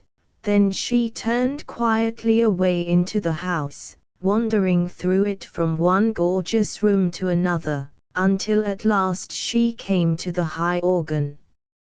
Here her husband found her in the semi-dusk, sitting motionless and silent under the tall pipes, hands folded in her lap. "Well, Mother," he said in a voice which nobody else ever had the privilege of listening to. She lifted her head, smiled, and laid one hand over his as he seated himself beside her in the demi-twilight. "Are you happy?" he asked, patting the worn fingers. "Yes, Jacob, when you and the children are. Does that damn Sims bother you?" No, the housekeeper did not bother her, neither did Noonan, General Superintendent. "Are you sure you are feeling perfectly well?" "Yes, dear." "And you are enjoying the people?" "Yes. The tenant girls are so kind to me." "Why the devil shouldn't they be?" he said harshly. "They never met a better woman." "Jacob, dear, don't speak that way." "Well, then, don't be so eternally surprised if people are nice to you, Mother." "They'd better be." She smiled. "I am a rather plain and unattractive old woman to young people, to most people. I have little to say, but Diana Tennant and her sister are very sweet to me. Poor, motherless girls. I wonder, it troubles me, sometimes, a great deal, what?" he asked grimly. "Their being so entirely alone, and so unusually attractive. And they're good girls, Jacob." "I assume that they are," he said dryly. "They are, a woman knows at once. They've made everybody, all our guests, enjoy their visits so much. Don't you think so? They've earned their salaries. People seem to like 'em. I'm wondering how much Jack likes the younger one, Sylvette. Have you thought so, too? I'm asking you, Sarah." There was a silence, then she said timidly, "Do you know anything more about them?" "They're rather learned," he said grimly. "One, I understand, is entitled to practice medicine, the other law. They scarcely look it." "Those babies?" "Certainly. Snaith was at Kino on business last winter, he heard of them there. Also, I've inquired. You have learned nothing to their discredit, I am sure, she said confidently. No, as the fast world wags, they're respectable enough, fast. Jacob. Oh, Sarah, I didn't mean it in any sinister sense. They're merely rather gay, into everything everywhere, dancing all night, riding, motoring all over the shop. They're pretty girls, and good ones, too, I guess. But the world has gone by us, Mother. It's developed speed. That's what I mean by fast. If it were not for the children's sake, I would be glad to be left behind, she said, smiling. So would I, damn this gimcrack folderol. Jacob. Excuse me. We'll do what we ought to. The children want New York, and I'm going to give it to them if I can. So I guess you'd better caution Jack about that girl. About Miss Tennant. Sylvette, yes. Tell him to keep away. But she is Mr. Edgerton's cousin. It's too far off to count, besides, it's not a good enough gamble. As far as that goes, I'm not satisfied that Jim Edgerton is good enough. Oh, Jacob. You said, if I'd stuck to all I've said, you'd still be doing the family cooking, dear. Jim Edgerton does, or did, go everywhere in New York. I wonder how far he could take our daughter with him. Wait, Sarah, I'm not reflecting on Christine, I'm only speculating. How do I know about the customs and habits of the New York fauna? I want to go slow. I don't care how little money he has, or even how much he might have had, I'll do that part. But, first, I want to know exactly where he can take Christine. The knothole may be too big for her. They sent you a report from New York, dear. You have a full list of all his relatives. I know, I know. If he had none, I wouldn't be afraid. It's a man's relatives who act nasty, not his friends. Does Christine seem to like him? The child is frankly devoted to him. I don't know if it means anything more than friendship. Christine is a strange girl. There was young Inwood, everybody's beau. Glad she shipped him. But to return to Jack, what's your opinion? I don't know. He is with Sylvette so much, he is such a dear boy, tell him plainly we don't want her. I like her myself, but there's better material. Other things aside, I don't want my boy to marry a girl who plays cards the way she does. Jacob. You don't mean, no, no. She's as square as a die, but she wins too much, stakes too much, smokes too much, drinks too many cocktails, she and her sister, too. Why, they've won steadily at cards from the beginning. They've a genius for it. I never saw such playing. Poor cards don't worry them, and they never take the shadow of advantage, never whine, never ask questions. There's never an impatient word, a look of protest, and the judge and the colonel are beasts to play with, and if there ever seems to be the slightest doubt or indication of a dispute over any point, those girls instantly concede it, cheerfully, to their clean-cut sports, thoroughbred. But, by God, I don't want Jack to marry a gambler.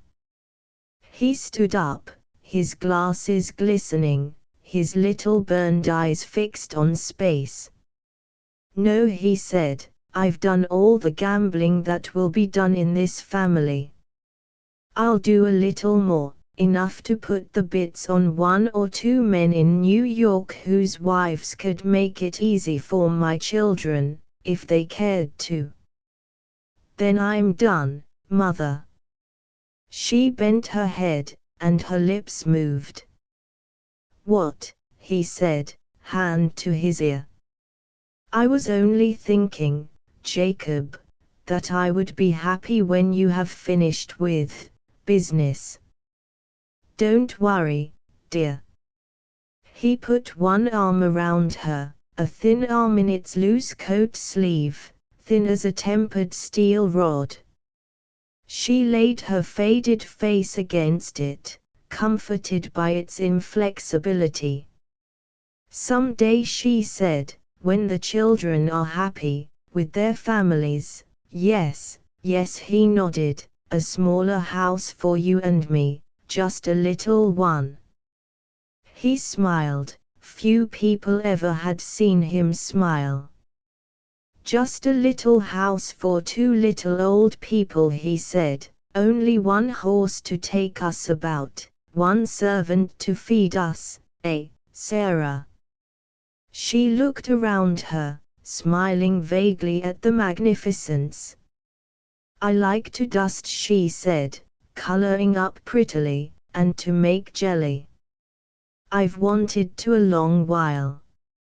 You shall do it, I swear you shall. By God. I'll be glad when that chef is fired. You know, Jacob, she said timidly, with knitting and dusting and a little kitchen work, and the day passes very nicely.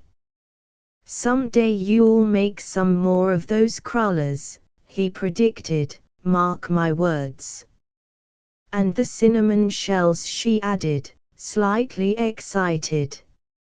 Oh, Lord! Why can't that fool of a chef make 'em? He burst out. Well, I'll wait. It gives us something more to wait for, doesn't it?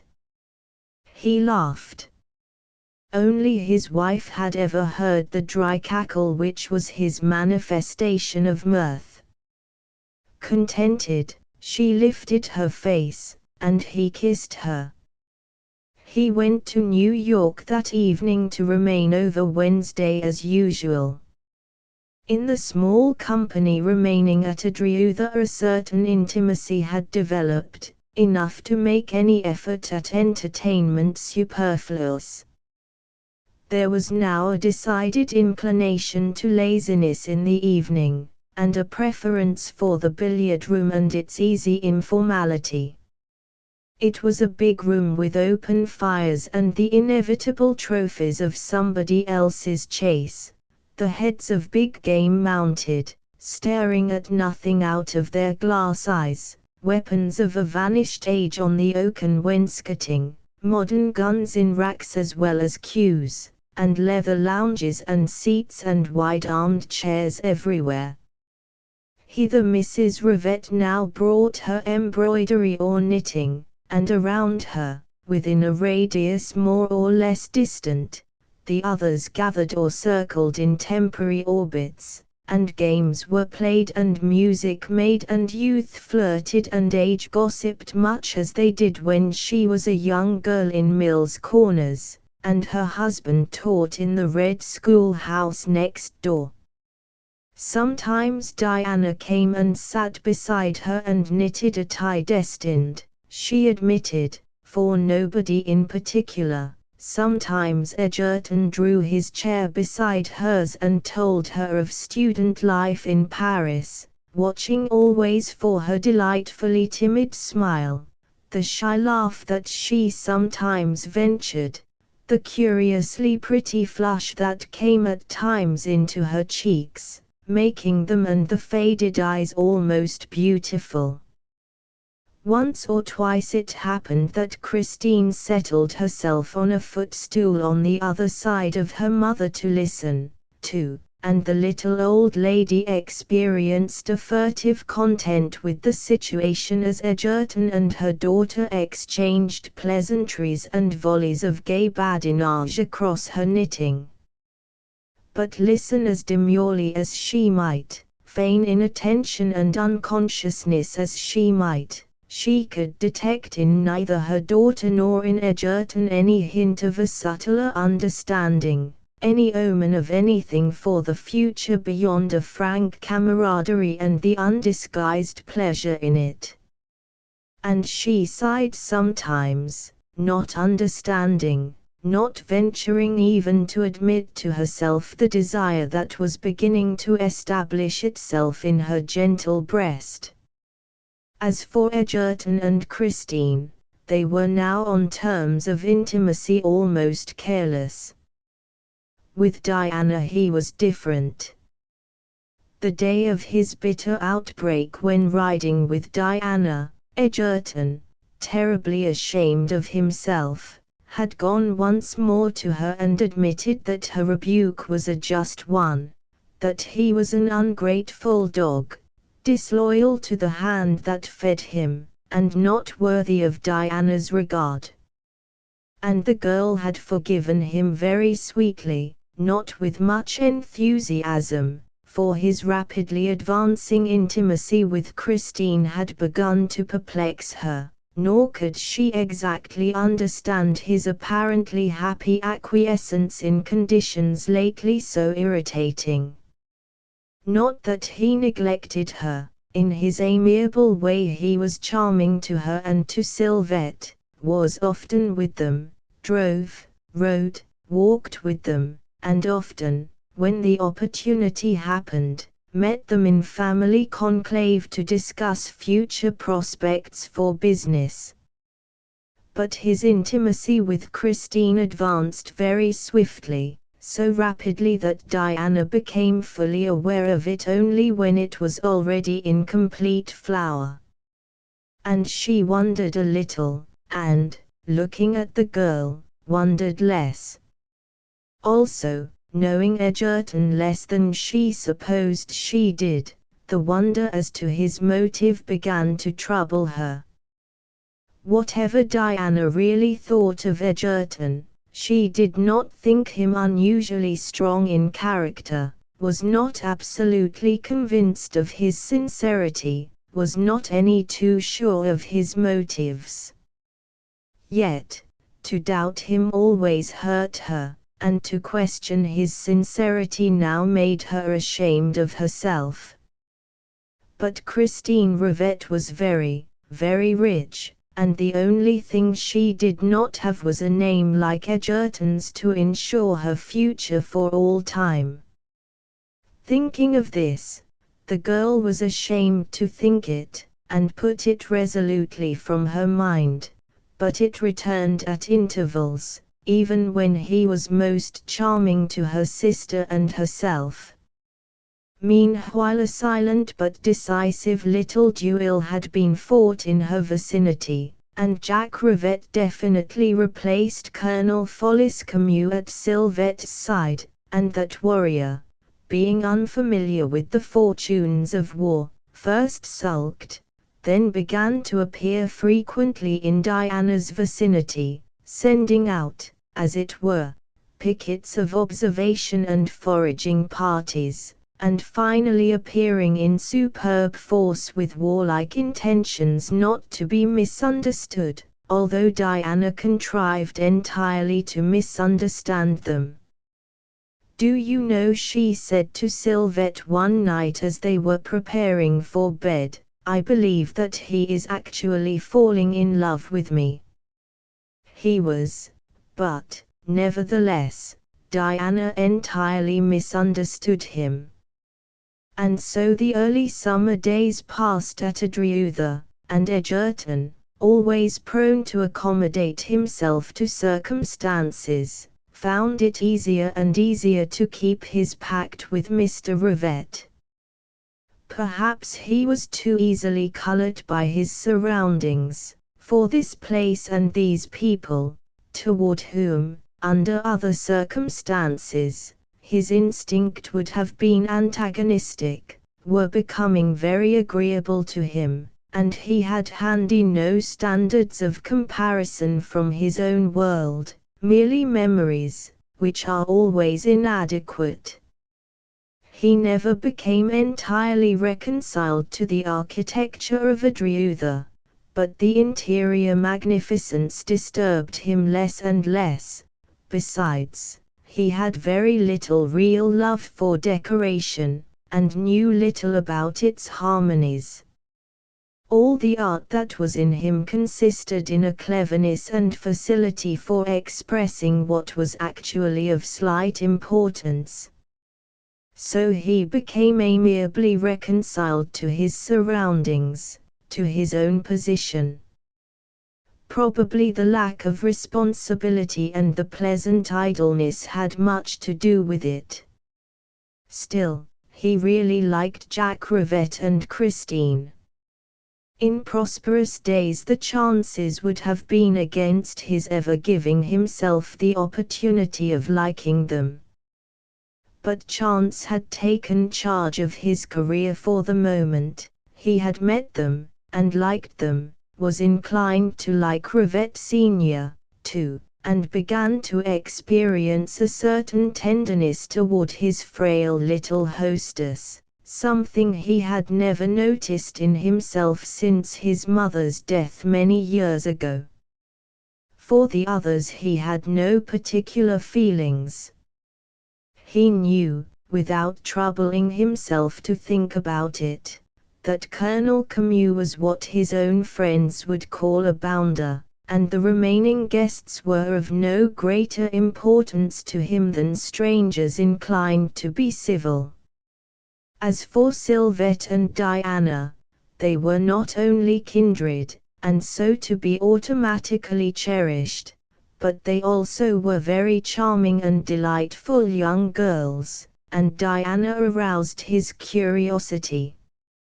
During the first days of their acquaintance, the circumstances of his encounter with Diana had inclined him to sentiment. Now that had been merged into a nice friendship, a friendship so frank and pleasant that, in his idea, it permitted privileges of an intimacy which at first perplexed and disturbed Diana, and which, presently, she began to silently resent without exactly knowing why. What her ideas concerning Egerton really were, she herself had not entirely decided. She had been as vividly conscious of the charm of their first encounter as had he. Being a woman, she still remembered it vividly, whereas, with him, it had dissolved into the mistiest of dream-tinted memories, charming, but vague. Too, she remembered his attitude toward her in those first 3 days in the studio, the golden magic of them, the little roof garden, the starlings, the sunset beyond the river. Under such circumstances, the things men say and look, men usually forget, but women remember longer. Then she remembered, too, the first days of their arrival at Adriutha. There was nothing in particular to recall, a note or two from her to him, from him to her. Perhaps a something in his voice and eyes which, somehow, had died out since. Yet, had it been anything in particular? And, granting that it had, what had she done to encourage it? She had fallen into the habit of thinking about these things in her bedroom while preparing for the night. She often thought, too, about this new friendship of his for Christine Rivette. It perplexed her, saddened, irritated her by turns, and it distressed her to even question his motives. But Sylvette said one evening, after they had undressed and the maid had left, "Wouldn't it be odd if Jim married that girl?" Image, wouldn't it be odd if Jim married that girl? Married her, repeated Diana, startled out of a reverie, not entirely happy. He's becoming very attentive to her. She is pretty, of course. Sylvette smiled. Why shouldn't he marry her if he finds that he cares for her? Asked Diana with some heat. I was merely surprised that he should care for her in that way. She is not his sort. Sort. What does that matter? Said Diana hotly. It never stopped a thoroughbred from mating. He can afford to love where he chooses, I fancy. Or marry what he chooses, anyway. Sylvie. Do you imagine he'd do a thing like that, not loving her? I don't know, said Sylvette coolly. He's a dear boy, and nice to us, but I don't credit him with superhuman qualities. And she inherits millions. It isn't in him to do it. And there are plenty of his own sort who would be glad enough. Why do you become so animated, Di? Have you noticed any particular strength of character in Jim Edgerton? Yes.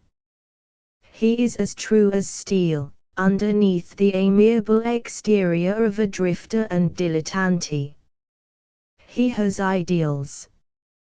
I am not one of them, I know that. Do you care particularly? No. I don't know whether I do or not. I never seem to know what to say to him these days. We talk together like two men. I'd like to know what he thinks about me, the kind of woman I am, compared to others in his own set. I'd like to know what he thinks about my gambling and cocktails and cigarettes, which you and I have got to stop. What he really thinks of our position in this house, in the world. I don't believe he thinks much of it. Does his position differ from ours? Asked Sylvette gently. Why are you so excited, little sister? I'm not excited. Various matters have occurred to me, recently, and I've made up my mind that I don't like to see him here. This is no place for him, no position. He is capable of doing better things, more important things, nobler things. He slips into a life like this too easily, he is too easily reconciled, too quickly content. Sylvette seated herself on a rocking chair and, leaning back, sat rocking and inspecting her sister, who stood by the bed, her brown locks clustering against her cheeks. There is something to Jim, she insisted. He can do things, respectable, dignified things, and make his living. It humiliates me to see him here in such a capacity, as ours, added Sylvette, smiling. Yes, as ours. He is a man, and it does not become him. We are respectively physician and lawyer, but our talents and fortunes lie in this profession. Diana flushed. If we were anything except the frivolous, ease-loving, and pleasure-craving little beasts that we are, we wouldn't be here. No, we'd starve, respectably, in our several offices. Do you want Jim to starve? I don't know, said Diana, almost fiercely. I'd rather see him in want, I think, than doing this kind of thing. I don't believe he will do it very long, on a salary, laughed Sylvette. Christine evidently adores him. Diana was silent. Her sister laughed, and rose, putting one arm around her. Don't be sentimental over Jim Edgerton, she said. He is a lightweight, Di. You are wrong, and I am not sentimental. Well, I believe you did get over it, but you're a loyal and generous little thing, Di, and you're worrying over a man who is entirely capable of looking out for himself. That's what I want him to do. He's doing it, very gracefully. Later, with equal and fetching grace, he'll let some wealthy girl do it for him. That would be contemptible. He isn't. Now, does the world so consider an advantageous marriage, little sister? Besides, that is exactly what we have planned for ourselves, isn't it? We. What are we, anyway, compared to a man who can count in the world? Flashed out Diana, surprised at her own vehemence, aware that her sister was even more astonished and chagrined. What on earth are you saying? She exclaimed. Are you in love with that man? No. One might infer as much. You may infer it if you choose. Di. What? Why do you speak to me that way? Because, I don't know. She turned and moved toward the bed, encountered the soft, open arms of her sister. They closed around her. She laid her head on Sylvette's shoulder. Darling. Little Di, whispered Sylvette in sorrowful consternation. Has this really happened to you? I don't know, I don't know. I am not happy, I don't understand. At moments I cannot believe it. He is not my ideal of a man. I am stronger in many ways, I am wiser than he. He is only a boy, Sylvie, careless, ease-loving, with nothing but smatterings, nothing but the social experience of a man of his class behind him. Nothing real has ever happened to him in life. And, somehow, I know that if it only did, he would become a man, a real man. I know it. I can't bear to see him waste his life, fall into easy ways of thinking, make no effort. I want him to strive, I want him to fight life. He ought to. The making of him is in a battle with circumstances. This life is ruin to him, this house, these people, any people who will employ him in such a capacity. She caught her breath, almost in a sob. I have cared for him, a little, from the very first. I am not fitted for him, in many ways. Di. I am not. I care for him unselfishly. I don't know why I should, but I do, and he ought not to marry me even if he ever wished to. You are talking wildly, darling. You, not good enough for him. What a silly, not good enough, I tell you, repeated the girl fiercely. I care too much for what he finds agreeable, all this ease and relaxation. I wish I were different. I wish I could arouse him. I'd do it. I'd do it somehow. I'd do it now if I could. She caught her breath, stood perfectly motionless a moment, then Sylvette felt her tremble slightly. After a while she lifted her head from her sister's shoulder. I am going to do what I can for him, she said excitedly. I am going to see what can be done to arouse the man in him. All he needs is the initial shock, a stinging one. What do you mean? If there was anything in him, the shock of the firm's failure would have brought it out.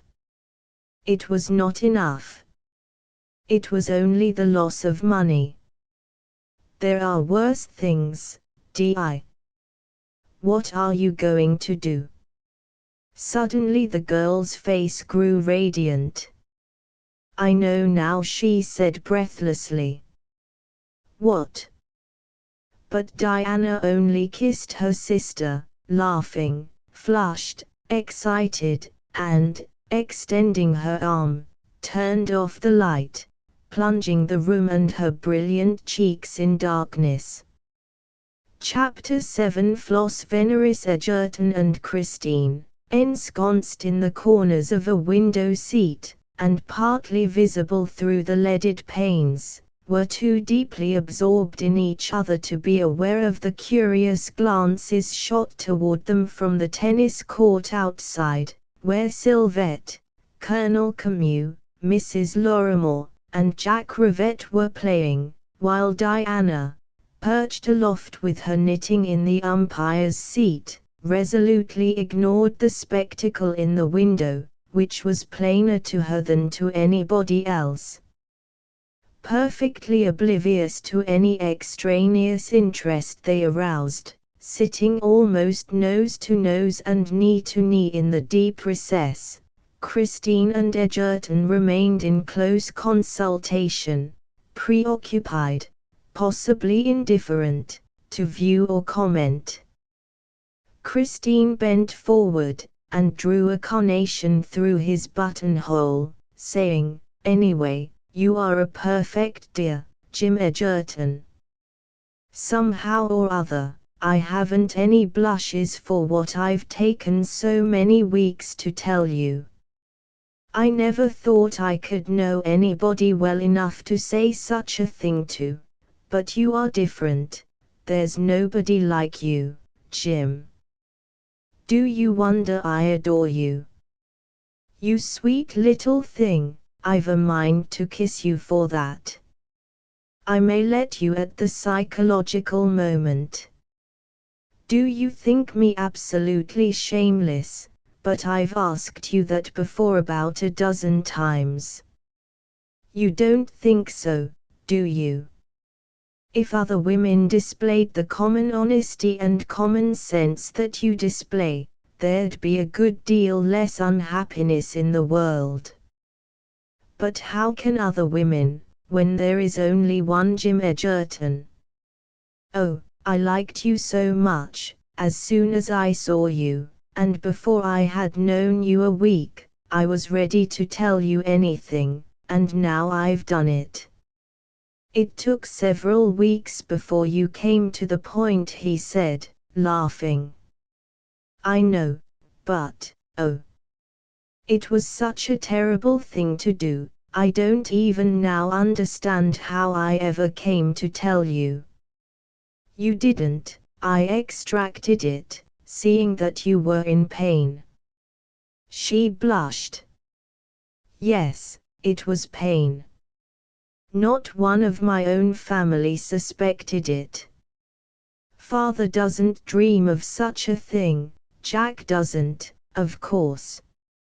As for dear little mother, you know what she thinks about you and me. Egerton smiled almost tenderly. She is very nice to me, he said. I almost wish I could verify her charming theory. Concerning us. Certainly. As it is, I believe I'm more than half in love with you, anyway, Christine. She blushed again, looking at him with her pretty, frank, brown eyes, and they both laughed happily. It's the first time in all my life that I've been of any use in the world, he said. You did ask father, she inquired, still charmingly flushed, didn't you? I certainly did. He said, is young Inwood such a particular friend of yours? I said, he is. He said, all right, ask my wife. So I asked your mother, and she said, oh, please, Mr. Edgerton, invite anybody you wish to. So I wrote Billy Inwood, and your bully little mother enclosed my letter in the sweetest note of her own, and now he has telegraphed. I've just received the message.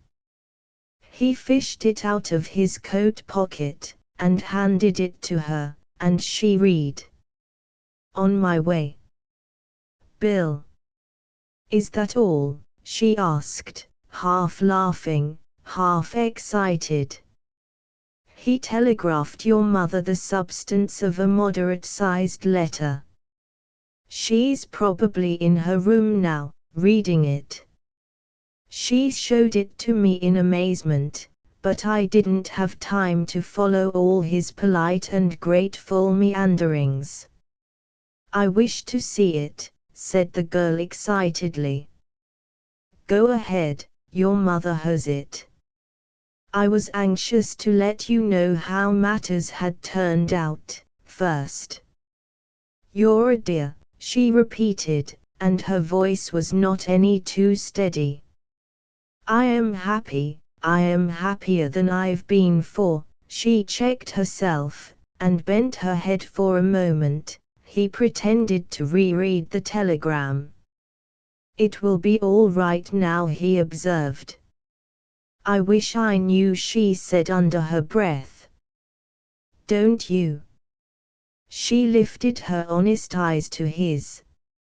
How can I know, Jim? I don't know how men are. It all happened over a year ago. I was no wiser than a schoolgirl.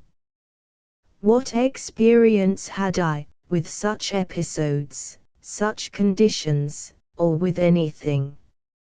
You did act like a schoolgirl, to send him about his business, said Edgerton with a shrug. I wouldn't have if I hadn't cared for him. Loved him, she said steadily. You're a corker, Christine, he said in genuine admiration. Am I? Thank you, Jim. Yes, you are, and so is Billy Inwood, the real Billy. Young men like to chase about with married women. They love to delude themselves into the pleasing belief that they are sad dogs. There was more to it than that, said the girl. He went to Kino to see her. That is what confounded me. While she was getting her divorce. Yes. Then you can bet that there was nothing in it, you little goose. Who was she, anyway? A Mrs. Atherstane. Do you know her? No, said Edgerton, and you certainly did act like a schoolgirl. I know I did, and I was 20. I asked him to come to Hot Springs. She requested him to go to Kino. He took his choice, he had a perfect right to. And then I wrote him that letter, dismissing him. Ought never to have done it, sweetness, said Edgerton gravely. There are no fetters to hold a man like absolute freedom. He was probably bound to her in various ways, innocently enough, of course, but she was probably lonely and in trouble, and, noblesse oblige. I tell you, a young man has to pay for sympathizing with an unhappily married woman. And she usually sees that he does. Christine sat back, nursing her knees, eyes downcast. He was right, she said. She was his friend. Perhaps he was more right than you realize, Christine. When a man's man friend is battered and used up, the man still clings to him, anyway, until he borrows money, but when his woman friend becomes slightly the worse for wear, he is inclined to discard her as naively as he would a worn-out coat. That is the rule, romance to the contrary. Inwood proved the exception, that's all. Yes, said the girl in a low voice. He proved the exception to me, too, said Egerton, smiling. To you, Jim? Certainly, wanted to lend me money when I arrived in town on my uppers. The girl smiled. Oh, he's all right, said Egerton. I've known him since he was 6 and I 12. He is all right, repeated Christine slowly, but, am I, Jim? You know you are, Klein Fischerin. But I wrote him that wretched letter. If it hurt him as it hurt me, she ceased abruptly, and turned her face toward the window. You were years younger, then. 1 year, tremulously. Years, sweetness. Do you think your father will ever stand for him? He scarcely knows him. He did not understand why Mr. Inwood never came to Hot Springs, or why I never again saw him. Probably he supposes I lost interest. So your father believes that you are all over that affair, doesn't he? Yes, but he probably remembers that Mr. Inwood was to have come to Hot Springs, and didn't. Fathers usually remember such things, and sometimes ask why. Well, Christine, he said, smiling, you'll have to fix it with your father, and I think you can. Why do you think so? Because there is much of your father in you, still under the velvet skin of that pretty figure, or I miss my guess. The girl said thoughtfully, I am, perhaps, more like father than Jack is. That is not really what concerns me. Has Mr. Inwood changed, in appearance? Within a year? No. Nor otherwise, I'll wager. Do you think? I don't know, little girl. Men are protean creatures, God knows what incarnation they'll assume next. But if a woman really cares for a man, and if he isn't in love with anybody else, it ought to be a cinch, even if he had as many incarnations as Albert Chevalier. Jim. Well, I know my sex, he said. The cleverest of them are boobs in the hands of yours, Jim. You are becoming horrid.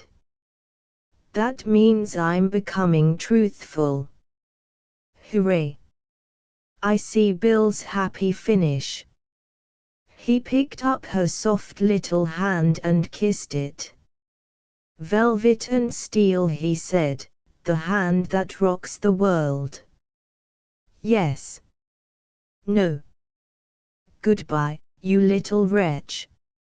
I'm going canoeing with my cousin Diana. Did you say that mother has that telegram? She asked naively, sliding from the windowsill to the floor. Yes, and it's a mile long, a bally serial, Christine.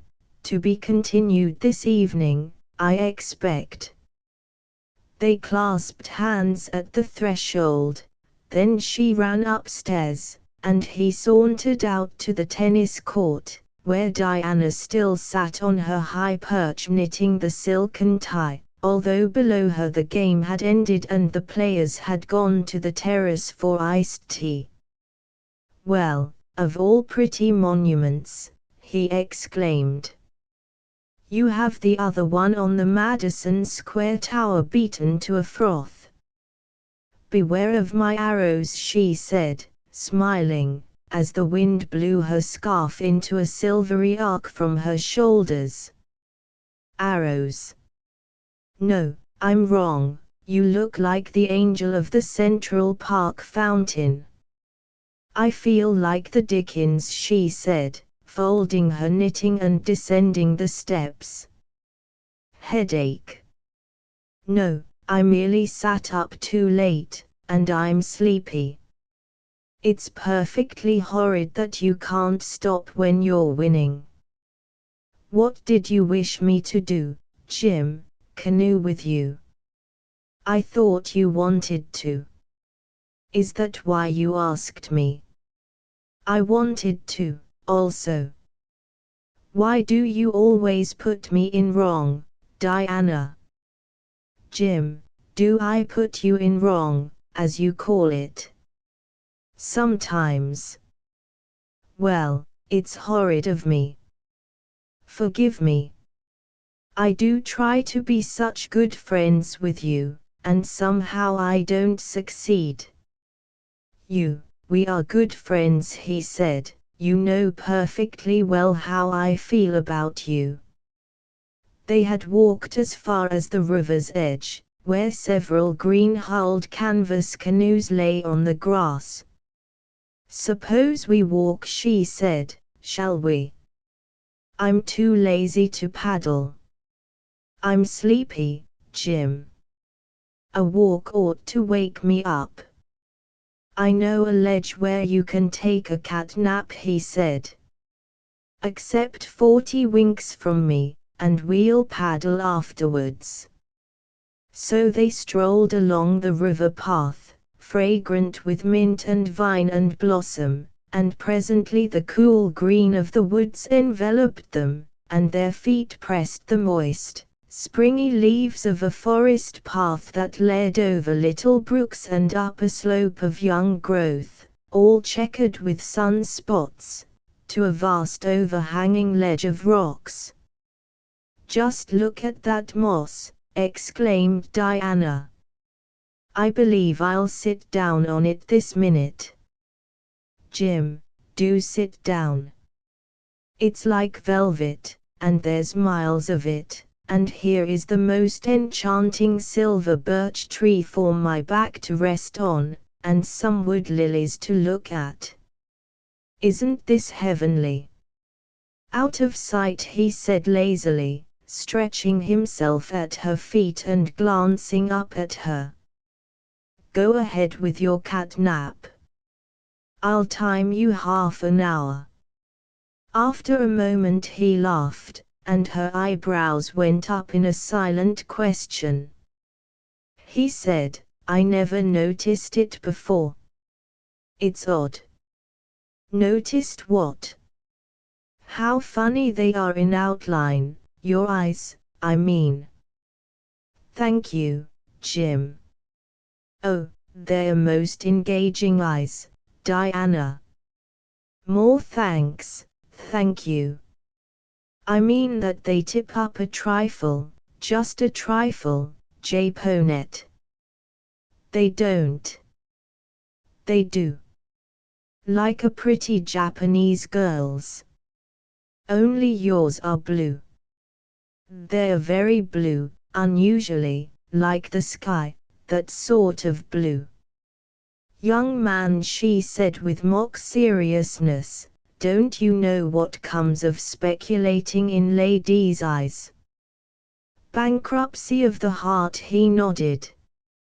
"Then choose some safer and preferred stock, please." He lay smiling up at her, watching the shades of expression varying in her youthful face, watching the delicate shape of her mouth, which had always fascinated him with its unspoiled purity. "Do you know," he said, partly to himself, "that when I first set eyes on you, Japonette, I knew I had never seen anything half as beautiful."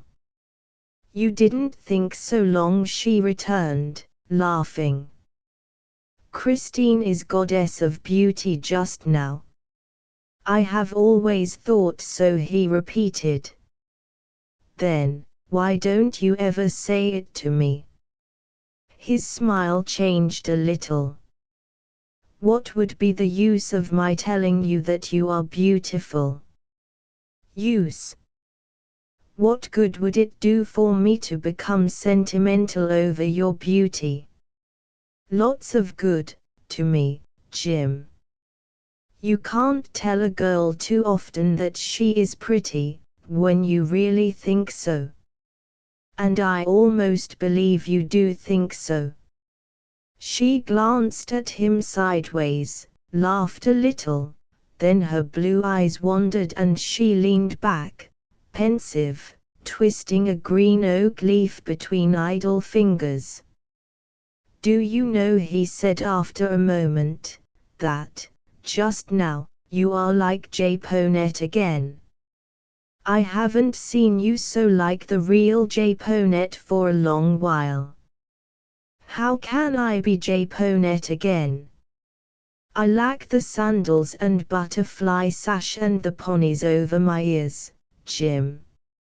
"And that was about all you saw in Japonette, wasn't it?" "Almost all." Her face was only a shadowy flower against the sunshine, and its enchantment turned the world to fairyland. Alas! The spell was temporary. The victim of my spells fled to the roof, and told me stories about starlings and children. But, somehow, I let him get away from me, and I don't know how to find him again." Edgerton watched her. She had plaited a sash out of green oak leaves and fitted it around her slender waist, and now, absently, she was placing in her hair, above each little close-set ear, a scarlet wood lily. Presently she caught his eye, and made him a pretty gesture. Image. Presently she caught his eye, and made him a pretty gesture. "You see, I am trying my best to return with you to yesterday. It is a long path, back over the hours and minutes to yesterday, back to a land of dreamy suns and forgotten skies, and unremembered thoughts. Shall I try to guide you?" "Yes," he said, not smiling. "We may lose our way among the phantoms," she warned him gaily, then became preternaturally solemn, resting her chin in one hand. Her seriousness enchanted him, her youthful grace as she bent slightly above him, one warning finger uplifted as when a nurse speaks of mysteries to a child in the quiet of twilight. "Join hands with me in spirit, and I'll try to lead you," she said. "Now, follow me, while we make our way through the throng of strange faces, treading a path silently, discreetly, avoiding this pretty girl with her bright brown eyes." "Christine," he thought, and started to speak. "Hush," she cautioned him, "for we mustn't speak yet, not until we're in the land of yesterday. And we are passing over the minutes and hours and days and weeks, and it's like treading on formless mist, so hold tightly to my hand, and follow me, through a golden ballroom, around a great gilded piano, then out into the June rain, Jim. Have you let go my hand?" No. Then we are very near the land of yesterday. I thought I heard a starling whistle. Surely. And there is the sunset over the river, and now we are in the house, Jim. And it is not sunset, after all, it is sunrise, the sunburst of Japan. And there, against it, you, he said in a voice not very firm. Hush. Those two figures we see are only phantoms. Let us stand here by the door and listen to what they might have said. They did say things. Ah. But it is to what they might have said that we must try to listen. Be very silent, now. Look at that girl in her silken sandals and the flowers in her hair. Look at that young fellow, rooted to the floor, amazed at the apparition. Can you hear what he might have said to her in his astonishment? He might have said, "Your loveliness confounds me. You are the most beautiful vision I have ever dreamed." What does she say, Japonette? She says, "For a moment I was afraid you'd filled your suitcases with our silver, but you are so obviously nice that I am not alarmed anymore. I'm merely ashamed to be caught here in this theatrical dress." What might he have said to that, Jim? He might have said, "Is it a heavenly possibility that you are real, and not a vision? Allah is merciful to the believer in dreams. Your name is youth and beauty, I will call you Japonette, but the high white gods have named you Diana." And what does she say, Japonette? She might have answered, "O youth with the engaging smile, out of my breast you have charmed the winged heart, and it is fluttering there above you, restless, uncertain, just beyond your reach." And what might he have answered, Jim? He might have said, "I love you, but my outward self does not know it yet, will not know it, even on the roof garden, even when the sun hangs low and the starlings pipe, and all the west is a glory of gold and rose, and I shall never know it until you lead me back from tomorrow, through the magic path of days and hours, to the true world of yesterday." What answer does she make Diana? His voice had grown very unsteady, he lay there looking at her, the smile stamped on his lips. And her faint smile had become fixed, too. She made no answer, said Diana. She might have. Remember, all this is what they might have said. And did not. I don't know what she might have said. Suddenly she flung the green sash of leaves from her body, tore the scarlet wood lilies from her hair, and flung them away with a gay, little laugh. "What an idle, silly pair we are," she said. "I've had my nap. I'm awake, now. Was all that a dream?" "You know it was. It began with a fable, which sent me off to sleep. It ended in truth, and an awakening, for one of us. Jim, you're not pretending to be serious, are you?" "Goodness," she added impatiently, "can't I pretend with you, and not be misunderstood?" He sat up, sprang to his feet, and began to pace the moss. She, resting against the silver birch, watched him, already a little frightened, her heart beginning to beat high and fast. Suddenly he came back and, resting on one knee, bent over beside her. Did you mean nothing of that? Nothing. Nothing. Why should you be silly enough to suppose? I did suppose for a moment. Jim, you are not pretending to court me, are you? Not pretending. No, I'm not doing it. How can a beggar think of such a thing as courtship? Beggars court most ardently, sometimes, she said, laughing tremulously. But it's not hearts they usually court. He knelt there, thinking a moment, head bent. Then he looked up at her. I have no reason to believe that you care for me, he said, more than for any other man, I mean. You have no reason to believe so, she repeated, now thoroughly alarmed at what she'd done, and yet it was what she had deliberately set out to do. Her breath came unevenly. She strove to retain her composure, to recover the ground he seemed to have gained. Jim, she said, you are too easily affected by your surroundings. A few trees, a summer sky, and a girl are destruction to you. You don't think that, he said quietly. I do, indeed. Witness my fate, and the plight of Christine. He said, watching her.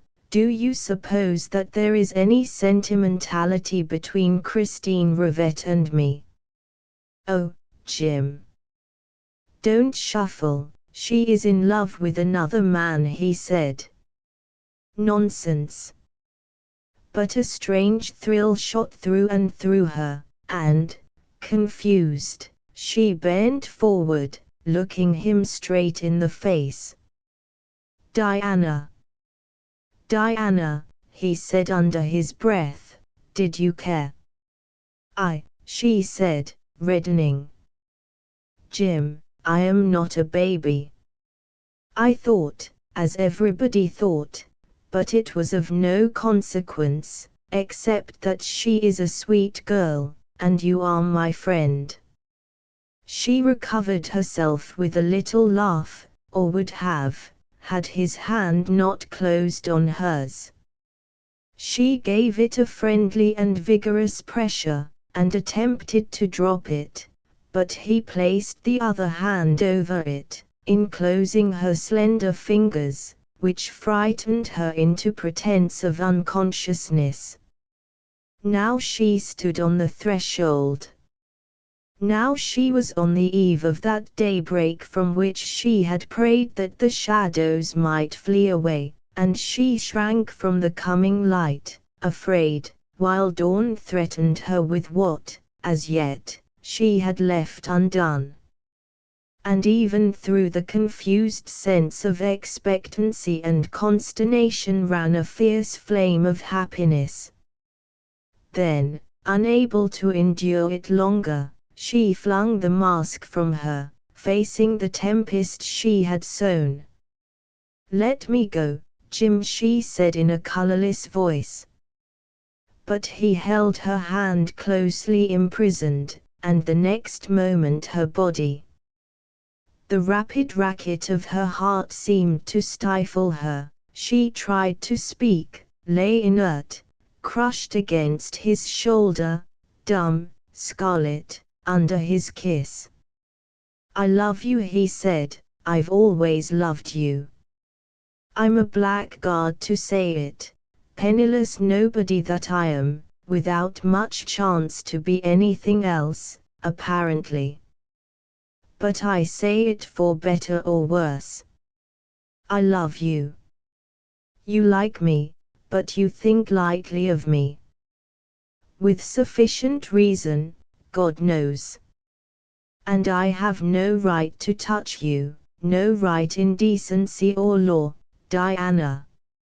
She forced herself away from him, but, somehow, held his hands clasped convulsively in hers. You shouldn't have kissed me, she managed to say. You mustn't do it again, ever. He laid his face against their clasped hands, her own tightened. Nevertheless he said, I love you. You mustn't speak that way. She dropped her flushed face, he lifted it, and kissed her again. When he released her, she leaned back against the silver birch, head lowered, silent, and did not move her hands from the moss as he bent and kissed them, too. When at last she found her voice, she spoke so low that he bent his head closer to listen. That is the one imprudence I have never before committed, contact with any man. You must not do it to me again. I don't know how to take it. I can't love you. You know that. She looked up at him. Don't you know it? Yes, he said stubbornly. You do know that I can't, don't you? And that you cannot really love me. I suppose it ought to be that way, but it isn't. And now the moment had come to make her desire a certainty, and finish what she had set herself to do, for this man's sake. She said, You can't care for me, Jim. What am I anyway? A shallow, pleasure-loving nobody, who sells her frivolous social gifts because it is pleasanter and easier to make a living that way than to exercise a decent profession. How can such a man as you really fall in love with such a woman? She rose to her feet and stood leaning against the tree, and he rose, too, releasing her fingers. She touched her hair, passed her hands slowly over her eyes, let them fall idly by her side, then, after a moment, looked up at him, faintly smiling. Melodrama is no use, is it? She said. You are not impressed by it, I can't act it. Life is less serious than the stage.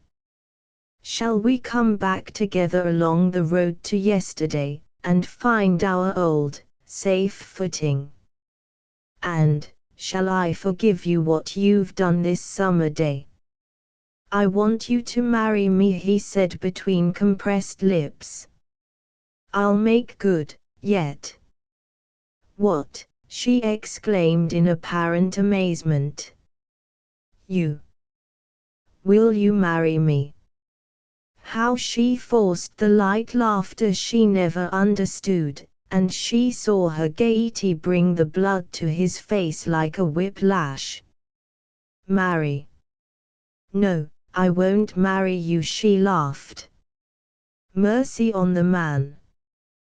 Does he suppose I wish to marry a professional entertainer, a generally useful gentleman, a big, strong, healthy, well-built, intelligent fellow, too indolent to rouse himself and make a respectable living, too self-indulgent to start in a manly career and fight the world, take it by the throat and shake a decent living out of its sinful old pockets? A deeper flush of astonishment and mortification swept his face, settling to the roots of his hair. She did not seem to notice it or his silence. Nonsense, she laughed. A girl, with any humor, simply couldn't love such a man, even if she wanted to, Jim. Because, how can she respect him? You're a dear, generous fellow, nice to everybody, perfectly sweet to Sylvette and to me, and I do like you, even love you, in a certain sense, and I didn't really mind being kissed any more than as though Sylvette had done it. But I'm simply not fashioned to lose my head over a man who is hired by the month to be socially pleasant. She laughed again, and laid her hand carelessly on his arm, and under her touch she felt it was rigid and hard as iron. "You see, don't you?" she said sweetly. "You're not grown up yet, Jim. It takes more than you yet are to satisfy me." He managed to force his voice out of his quivering throat. "You're right," he said. "I didn't know what I was talking about. You are worth trying for." They turned away together. She slipped one hand confidently through his arm, leaning on him lightly as they walked. "You're not hopelessly offended, are you, Jim?" "No, good God, no. I'd love you if I could," she said soothingly, "but the instincts of mating with anything resembling servitude are wanting in me. Besides, 2 slaves are enough for one family, Sylvette and I. You are not hurt or angry at my very horrid frankness?" "No. What you said is all right." He lifted his eyes and looked his punishment squarely in the face, and her heart failed her, so that she turned her head swiftly, the tears stinging her throat. They walked soberly on through the meadow up to the house. She gave him her hand at parting, then went leisurely to her room to dress for dinner. And Sylvette found her there alone on her knees beside the window, partly undressed, her head buried in her arms, the brown locks clustering against her pale and tear-stained face. "Diana," she exclaimed softly. "What is the matter, child?" "Image, Diana," she exclaimed softly. The girl got up wearily, keeping her face out of the flood of light from the electric brackets. "Nothing much," she said. "I've only been very horrid to Jim." "I thought you were going to be kinder," said Sylvette, astonished. "I have been, but he doesn't know it." Her sister stood silent, looking at her with sorrowful eyes. "Don't sympathize with me, I can't bear it, Sylvie." "No, if you don't wish it, dear. Shall I fix your bath? And, who do you suppose is downstairs?" Diana looked up inquiringly. "The man you flirted with so outrageously at Kino." "Which?" asked Diana naively. "Billy Inwood." Diana brightened a little. "At least," she said with sad satisfaction, "I can occupy my mind with him for a while. He got away before he was thoroughly disciplined. I believe there was another girl somewhere. I think I'll obliterate her, unless I approve of her. There's the making of a man in that boy, Sylvette." But she decided otherwise a few moments before dinner was announced, when Inwood made his appearance in the drawing-room and greeted his hostess. Then, catching sight of her, he came hastily toward her with both hands outstretched. "Diana," he exclaimed, "isn't this jolly? I'm terribly glad to see you again. And Sylvette. Oh, this is simply too delightful." Speech stopped, perhaps froze on his lips, then he turned fiery red as he stepped forward to greet Mrs. Wemyss. A year ago she had been a comparatively slim and pretty divorcee. Today even the embarrassing opulence and prodigality of her charms had not altered the doll-like perfection of her features. He knew her instantly, and, in his brain, chaos menaced him. "How do you do?" he said. "This is most delightful and surprising." "Lily, charming," murmured Mrs. Wemyss, and, under her smile, she lowered her voice. "I'm Lily Wemyss. I've taken my maiden name. Don't forget, and call me Mrs. Atherstone." He nodded, the fixed smile imprinted on his features, and it remained there as they stood in conversation until dinner was announced. He took in Christine. The girl's arm rested lightly as a feather on his sleeve. During dinner she talked to him pleasantly, but without animation, and, somehow, all seemed to go wrong with him, for he found scarcely anything to say to Christine, anything that was not trite and banal. And his haunted eyes reverted again and again to Mrs. Wemyss. "Oh, Lord," he thought, "what a horrible mess, and is Lily going to expect me to.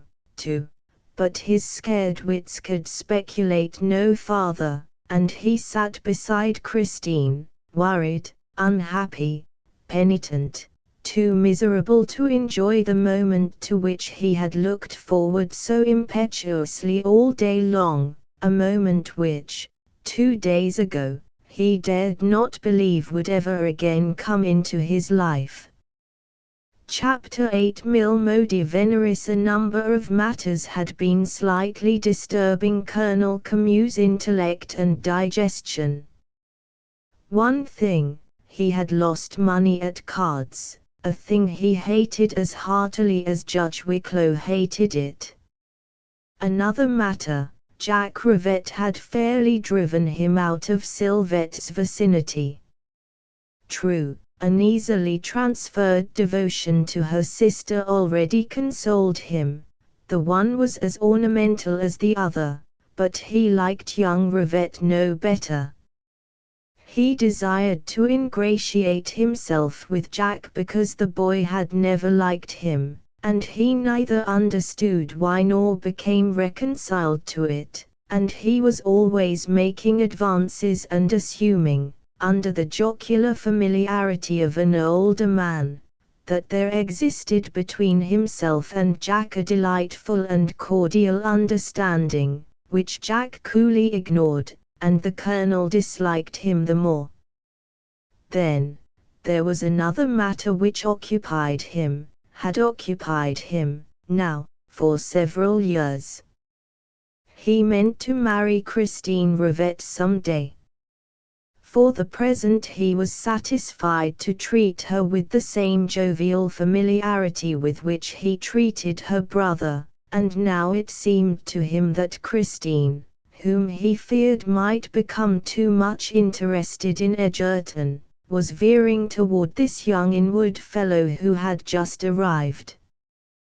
Colonel Camus was not actually alarmed, he was merely bored, and now and then a trifle uneasy, because he had to take this and other matters into his calculations in being attentive to Diana Tennant. No, he was not worried. He had become cheerfully convinced that both these matters could be properly attended to. Let Christine have her fling and grow up. Her fortune kept pace with her, anyway. But about Diana Tennant he had not yet entirely made up his mind, and yet he had made it up, too, after a fashion. There were, including Diana's youth and beauty, several things about her which were likely to attract the attention of such a man as Follis Camus. First of all, she was poor. Also, she was self-supporting and alone in the world except for a similarly situated sister who didn't count, and a very distant relative who didn't really count, either. She was beautiful and clever. Men appreciate such women. Such women, he also believed, deeply appreciated the kind of things they could not afford, and, furthermore, he did not hesitate to believe that such women were perfectly capable of appreciating middle-aged military gentlemen of discretion, fortune, and liberality in reason. So he contrived to get as close to Diana as he could on all occasions, and very often, to her surprise, she found him at her heels or seated unnaturally near her, pale eyes slightly protruding, his curling mustache and little side whiskers faintly redolent of brilliantine. Amused, and not yet uneasy, she mentioned his assiduity to her sister, and thought nothing further of it, nor did Sylvette, preoccupied with an episode of her own which threatened to become something approaching a problem. Instinct told her that Jack Rivette preferred her to anybody at Adriutha, and she liked him well enough to find his attention agreeable. But little by little it became more marked, to her, if not to others, and she experienced a slight uneasiness concerning this very rich and idle only son, the ambition of whose father had now become plain to her. So Sylvette at first very pleasantly discouraged him, and kept out of tête-à-têtes as much as possible, in which maneuvers she was not very successful. For the girl found in this lazy, witty, good-humored, self-indulgent young fellow a cool and confident adversary, resistless because of his charming manner toward her and his unvarying cheerfulness under rebuffs which were becoming more frequent and more severe, and, alas, more useless. About a week after Inwood's arrival, while writing a letter in the Rose Garden Pavilion, a shadow checkered the lattice work and fell across her note paper, and, glancing up, she beheld Jack Rivette, hands in his coat pockets, the breeze ruffling his blonde hair. Image, glancing up, she beheld Jack Rivette. "I'm writing," she said, annoyed. "I'll sit down on the sundial," he rejoined with a bow and a smile as though accepting a delightful invitation. "But I'll be writing about 2 hours," she observed coldly. "Writing about 2 hours," he repeated. "But why write about hours at all, dear lady? An hour is an arbitrary division of time, interesting only to the unhappy." "Very witty," she said. "Go and scratch it on the sundial." And she resumed her letter, trying not to be aware of the blond young man seated just outside the summer house, where the sun gilded his hair and the wind mussed it into a most becoming mop. Several times she bit the pearl tip of her penholder, frowning, but he always seemed to catch her eye at such moments, and her deepening frown only produced on his face an expression which was so very humble that it became almost mischievous. "Jack." He hurriedly rose, and looked all around him among the roses as though eagerly searching for the person who had called him. "Jack," she repeated emphatically. He pretended to discover her for the first time, and hurried joyously to the lattice door.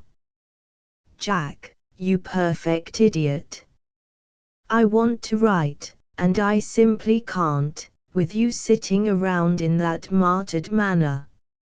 "How far away shall I retire?" he inquired, so sad and crestfallen, that between amusement and annoyance she did not reply, but merely sat tapping with her pen and inspecting her letter.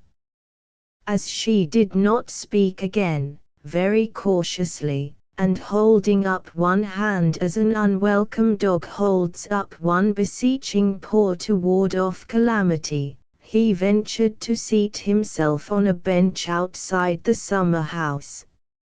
She was perfectly aware of the inimitable pantomime, and a violent desire to laugh seized her, but she only bit her lip and resolutely dipped her pen into the ink once more. She wrote obstinately, knowing all the while that she'd have to rewrite it. His excessive stillness began to get on her nerves, and, after a quarter of an hour's preternatural silence, she could endure it no longer. "Jack." "Dear lady," he replied patiently. "Why don't you say something?" "I was forbidden the exquisite consolation of noise. It's horribly hot and still out here. Why don't the birds sing?"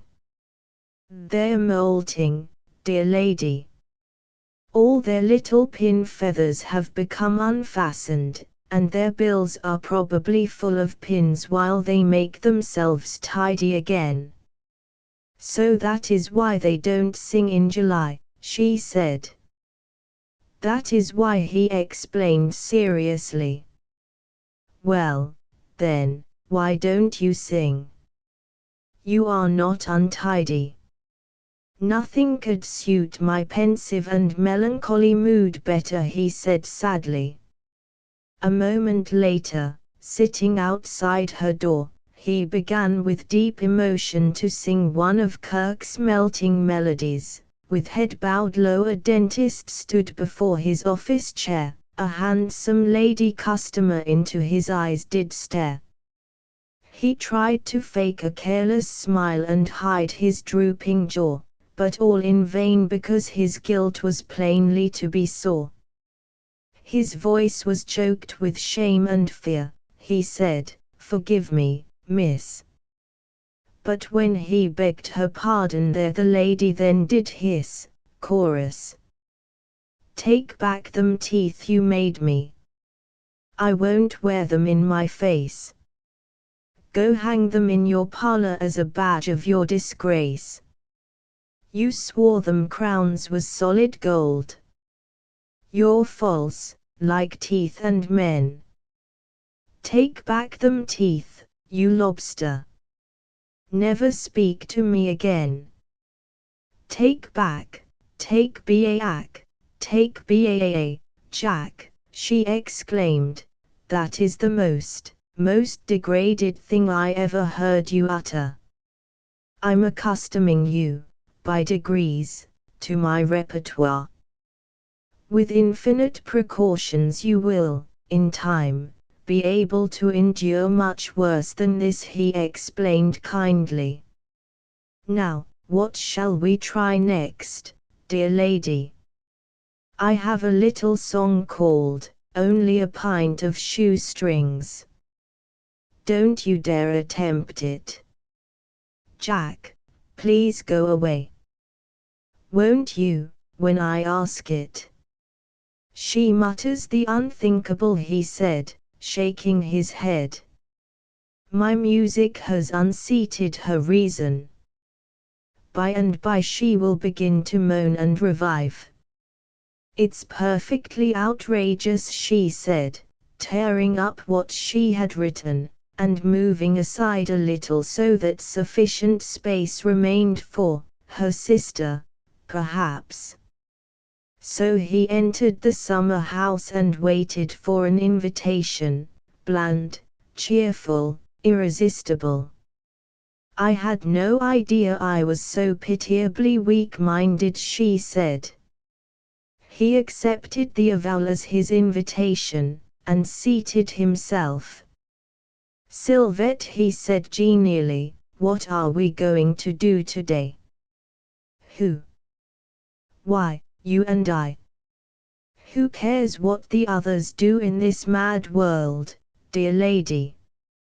"I don't know about the world," she said, "but there's one girl in it who is mad, and she's going to her room to write letters." "When?" "Now." "Don't."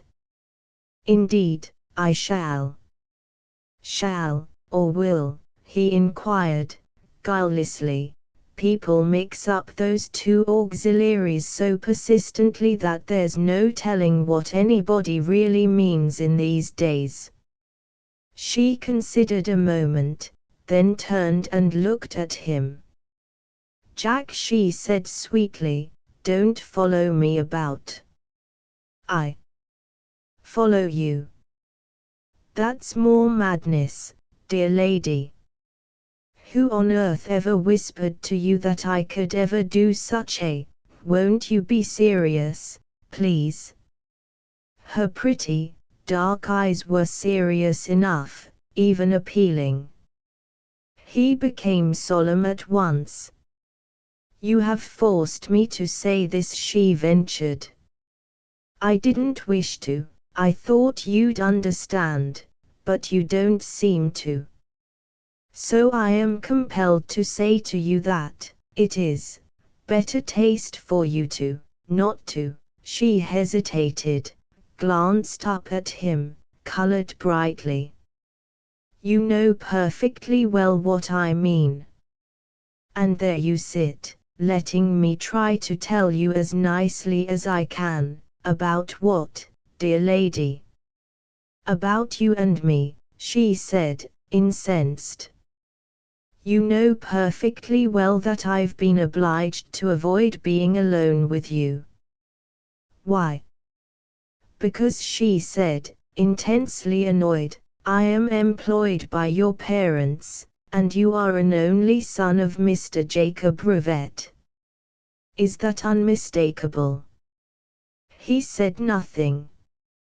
She went on, you know I like you, Jack. You seem to like me.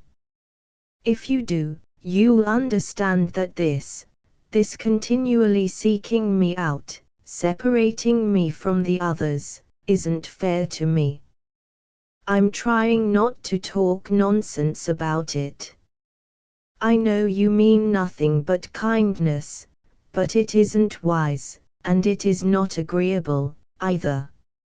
So let us enjoy our very delightful friendship as freely among others as we do when alone together. She stopped abruptly, blushed to her hair, furious at herself, astonished that her tongue could have blundered so.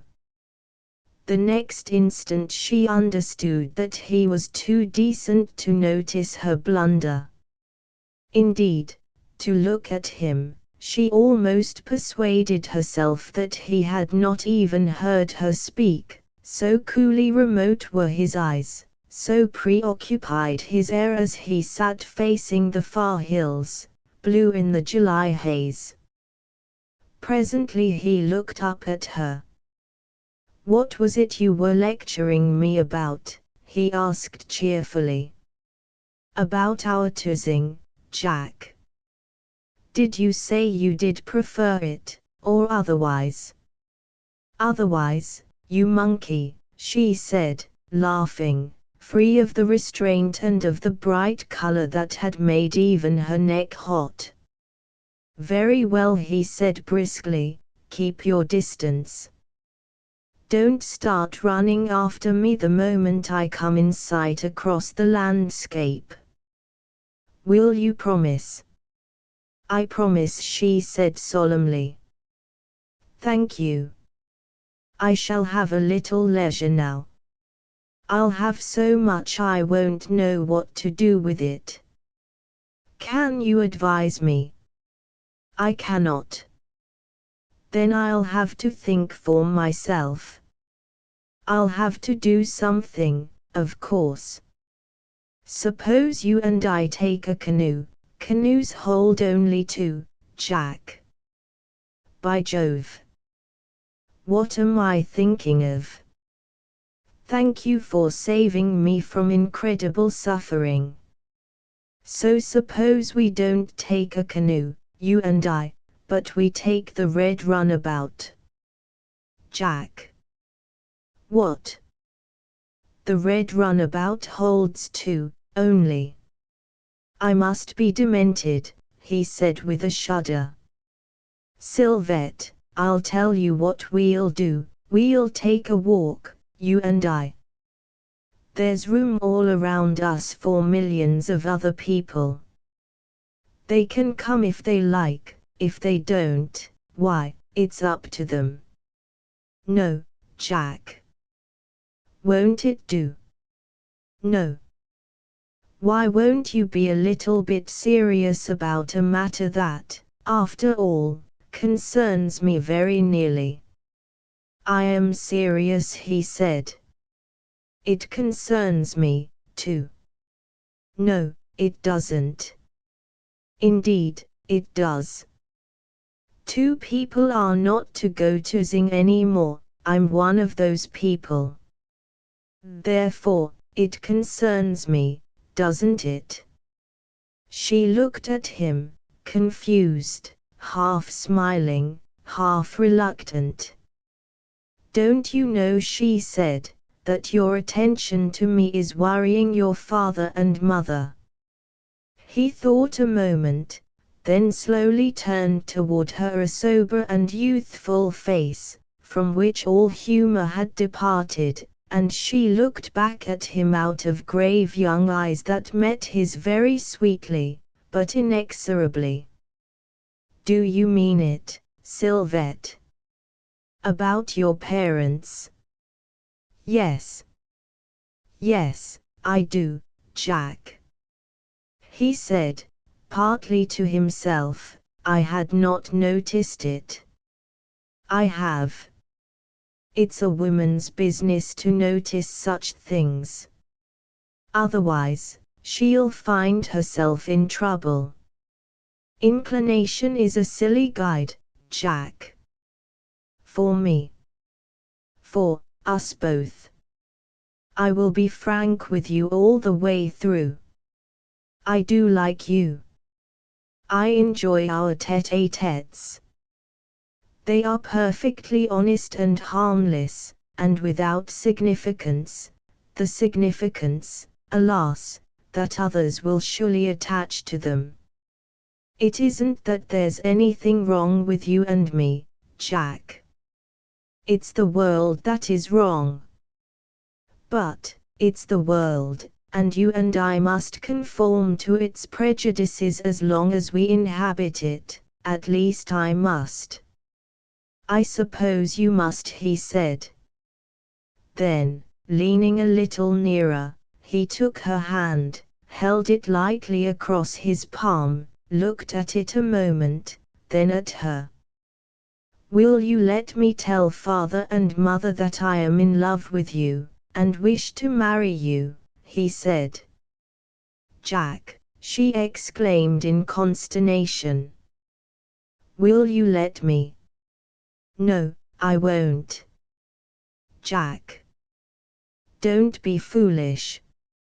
I had no idea you had arrived as far as that. I had no reason to think so, to suppose for one moment, because it has always been the jolliest and most unsentimental, and you never even touched me before. Her color brightened, and her breath came irregularly. She tried to laugh, and failed. You know perfectly well that they have other ambitions for you. I know. How is it with you, Sylvette? With me? What do you mean? Could you care for me? I haven't even thought about I haven't really, Jack. You know that, don't you? You must try to look back on our very brief friendship, try to recollect how brief it has been, try to remember how happy and amusing and confident that friendship has been, with no suspicion of sentiment to embarrass or vex, I know. Isn't there any hope for me? Hope? No. Don't put it that way, Jack. I don't love you. I oughtn't to, and, thank heaven, I don't. And you don't really love me, you dear, sweet fellow. It's just part of your niceness, your generous attitude toward a girl. I'm in love with you. But that mustn't worry you. It had to be. You need feel no self-reproach. You didn't do anything, you were just yourself, and he laughed a little, started in to love you as soon as I saw you. I'm glad you know it, anyway. We won't say anything more about it, Jack, we will. Do you understand that you have distressed me dreadfully? Do you realize what a girl's responsibilities are when a nice man loves her? Do you think she can merely shrug her shoulders and go about her daily frivolities without another thought? She rose to her feet, looking at him earnestly. Oh, Jack. Jack, she said, nervously clasping and unclasping her hands, why did you do this? Why did you? He forced a laugh. I won't do it again, ever, he said. Promise you never to fall in love again, hope I may die en cross em heart. But there were no smiles left in her now. If you don't behave, he threatened, I'll lock us both inside and sing songs to you. But the smile died out on his face. I was a jink to tell you. Don't feel unhappy about it again. The engaging humor glimmered in his eyes. Cheer up, Sylvette, you may fall in love with me yet. She looked up, the smile dawning, distressed, yet sweet. Don't let me, Jack. Because I'm all right, so far. And you know what your father wishes for you. I want to deal honorably by him. All right, he said quietly. They walked slowly back to the house together, and the girl went directly to her room, where she found her sister mending stockings. Chapter 9 Non sequitur. Sylvette dropped into an armchair, crossed her knees, and sat swinging her foot and gazing through the open window in silence until Diana's head, lifted from time to time in smiling interrogation, could be no longer ignored.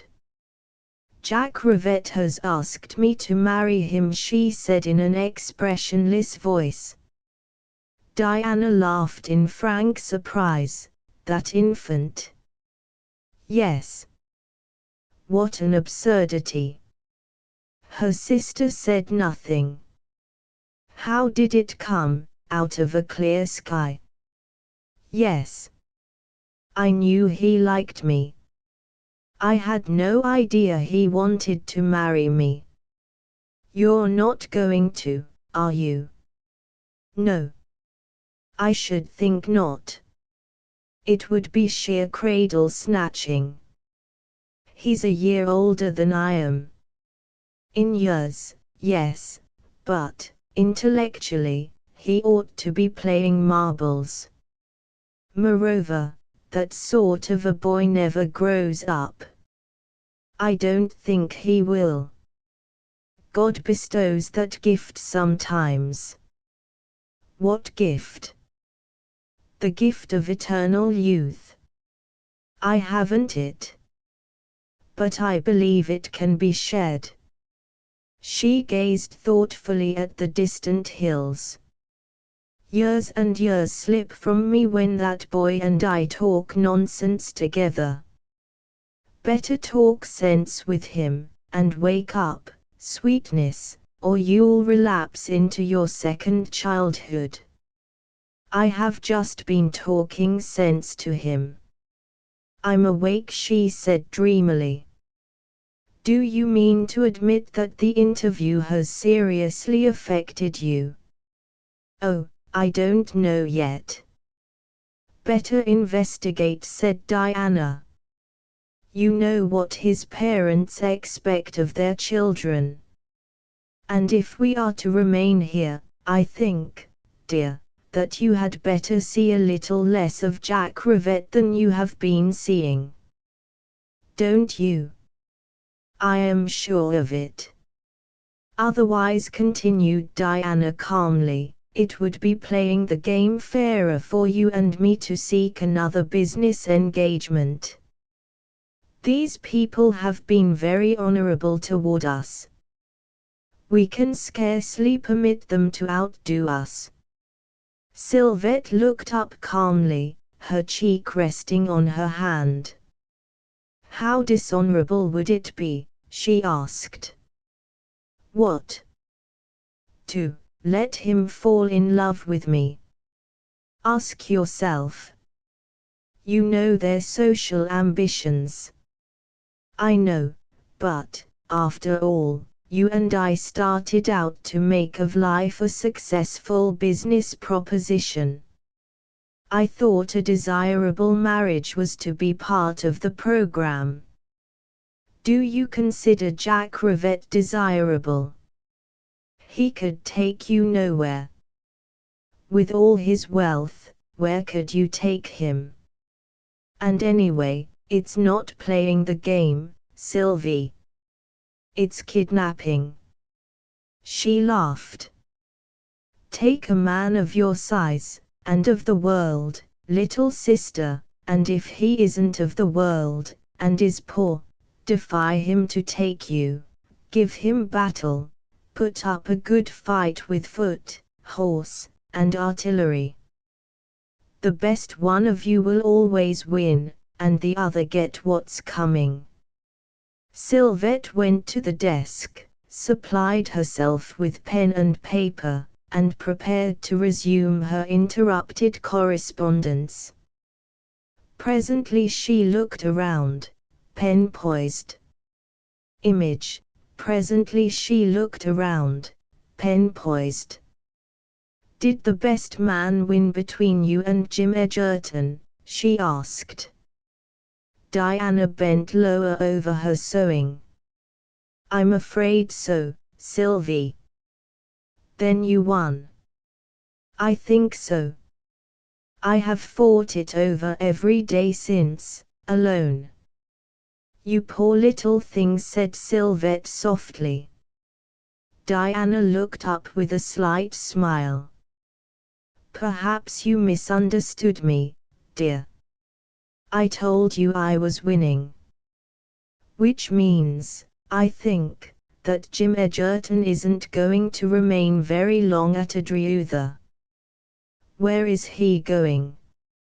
I don't know that he is going at all, he doesn't know it, either. But, somehow, I dare believe that he is going.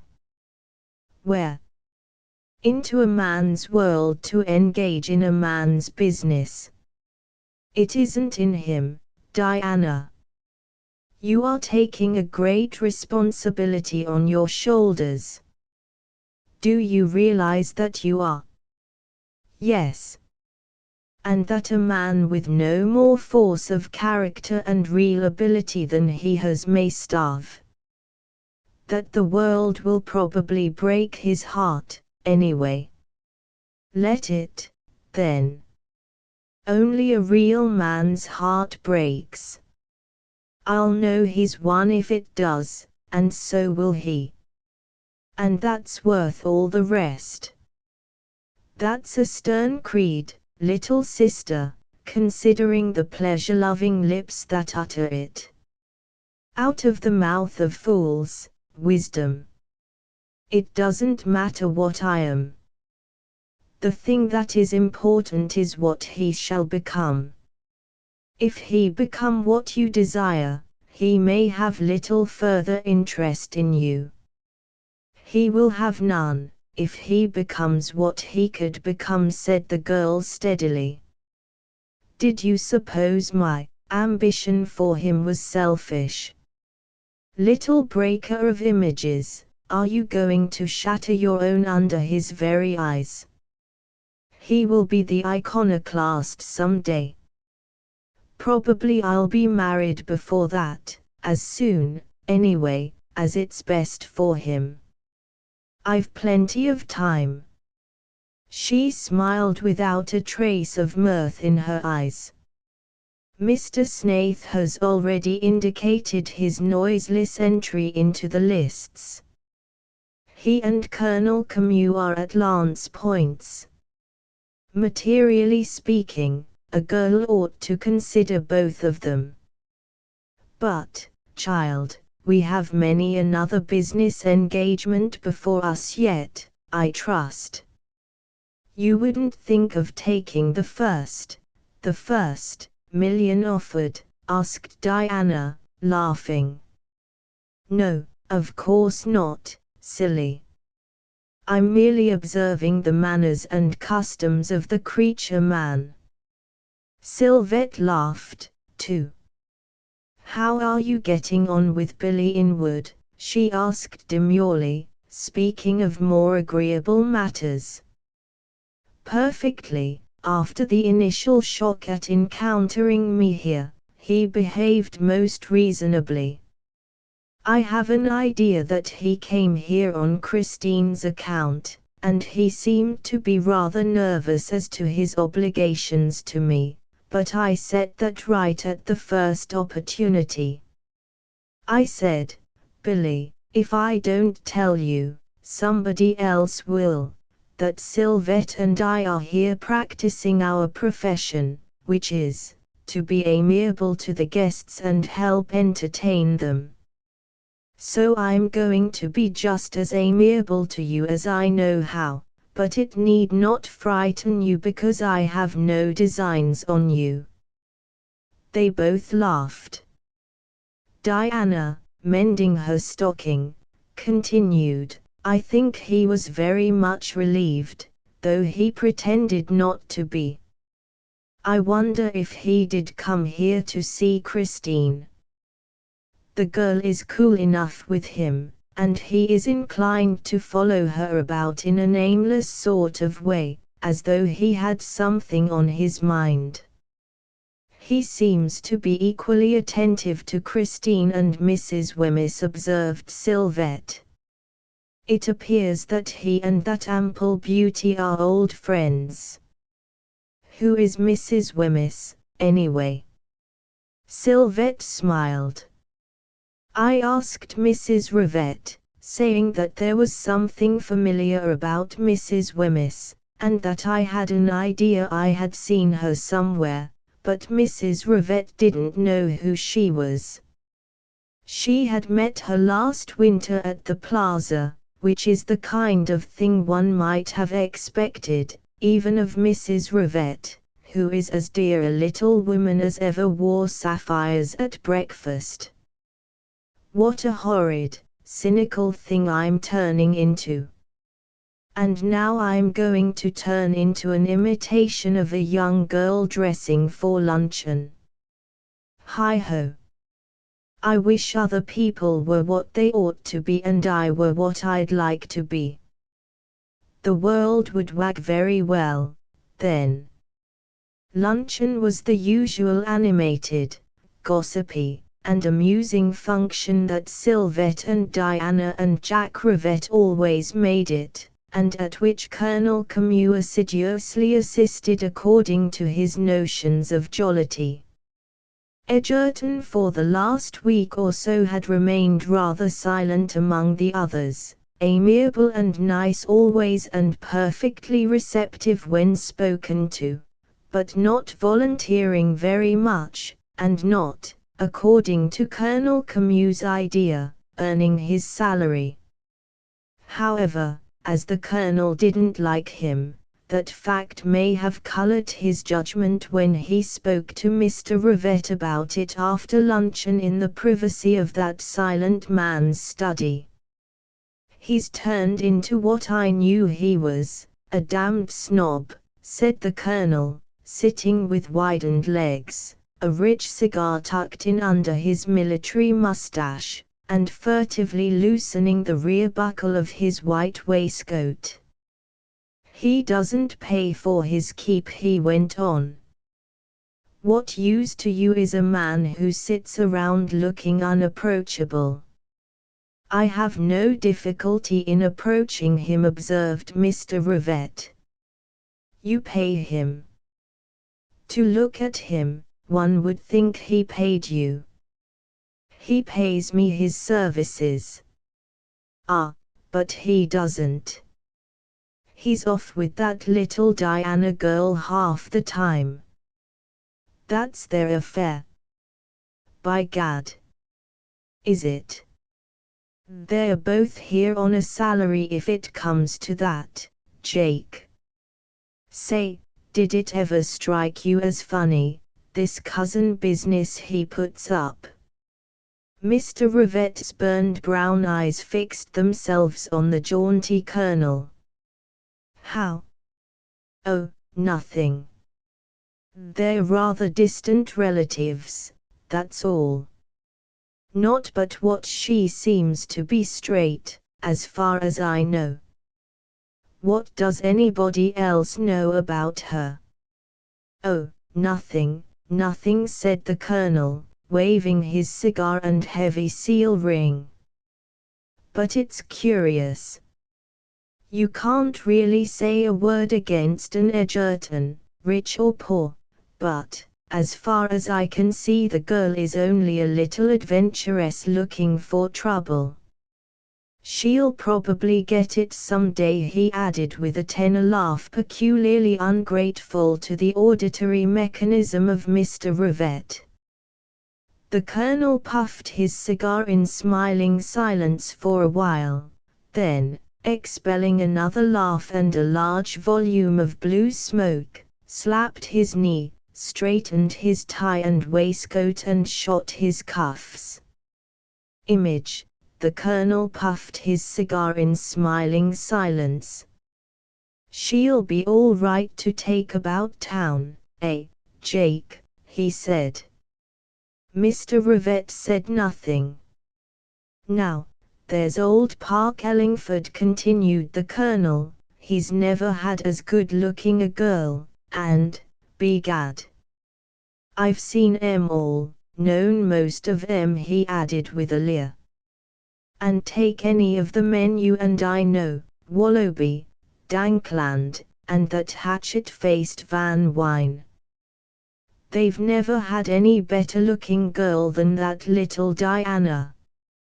Mr. Rivette said nothing. Begad, said the colonel, with a laugh that approached the falsetto, if she doesn't cut a dash in town this winter, I miss my guess. Oh, are you to be in town? Inquired Mr. Rivette. No, Palm Beach, said the colonel hastily, watching the other out of his pale and protruding eyes. And then, I don't go in for such capers, he explained with a pained expression. What a man jokes about, he never bothers with. I've joked many a man out of $500,000, observed Rivette grimly. That's different. I'm a settled citizen. He looked cautiously at Rivette, hesitated, then said carelessly, I mean to marry, some day. Do you? I do, certainly. And I flatter myself that the woman I marry will receive her equivalent, sir. Her moral equivalent. Certainly. Perhaps not her, financial equivalent. He looked up at Rivette to see how he took it. Rivette neither took it nor rejected it, apparently, and the colonel probed further. I expect to wait a year or two, aren't you getting on, Follis? No, sir, I am not getting on, said the colonel shortly. I am 45. No man is fit to marry before he's 47, in my opinion. At that age he's able to treat his wife intelligently. Intelligence is what a young girl most deeply appreciates in a man. A young girl. I prefer a youthful wife. Youth is susceptible of being molded. I propose to make a perfect specimen of womanhood out of whatever charming and adolescent material fortune bestows upon me. The colonel slightly lifted his eyes until they protruded toward the ceiling. I shall consider my wife as a sacred trust, a soul for which I am responsible. Very good idea, said Rivette without the slightest trace of expression on his face. Why not marry the little Diana, and mold her into the ideal? Marry her, blurted out Camus. What? Marry a hired, a paid, employee. His countenance became crimson and congested, and his eyes popped and popped. Rivette rose. My wife worked in her uncle's kitchen when I married her, he said indifferently, and walked out. On the stairway he joined Diana, also descending.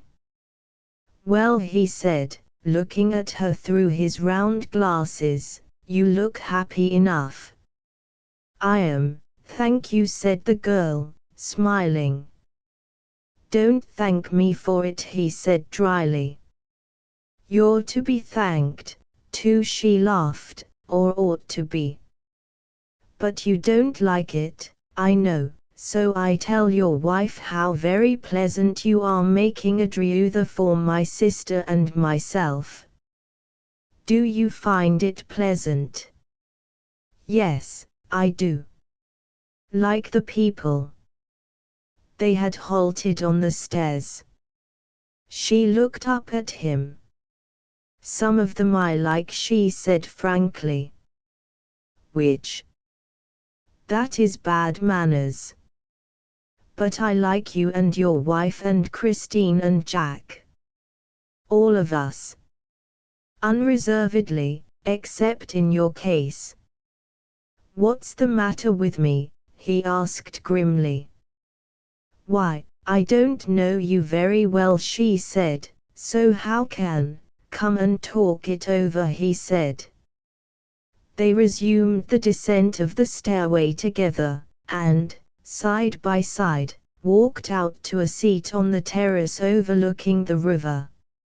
Sit down, he said, dusting the marble bench with his drab-colored soft hat. She seated herself with decorum, inwardly amused.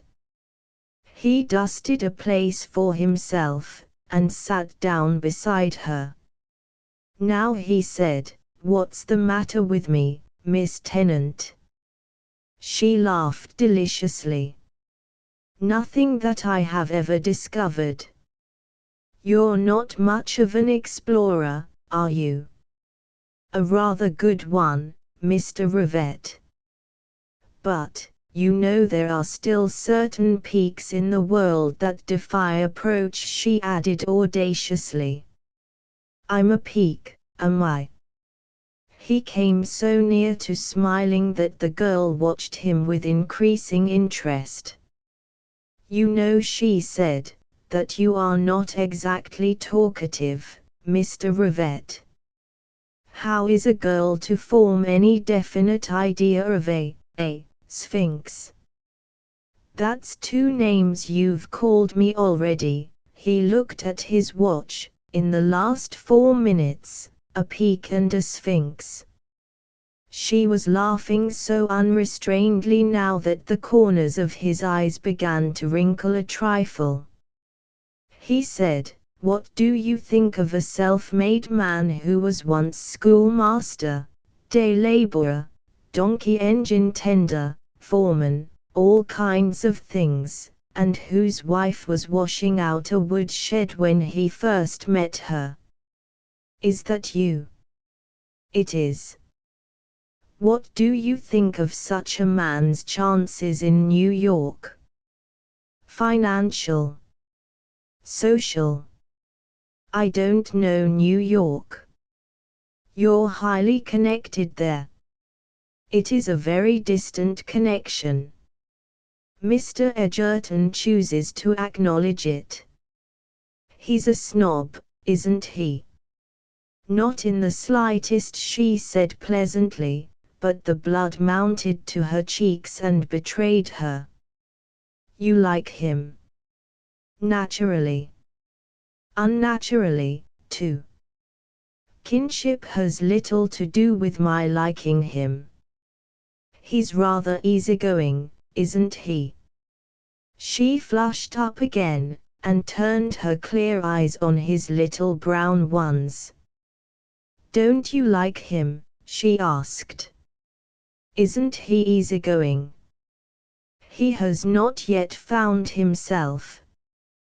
He is an intelligent, warm-hearted, high-minded man, capable of taking an honorable position in the world.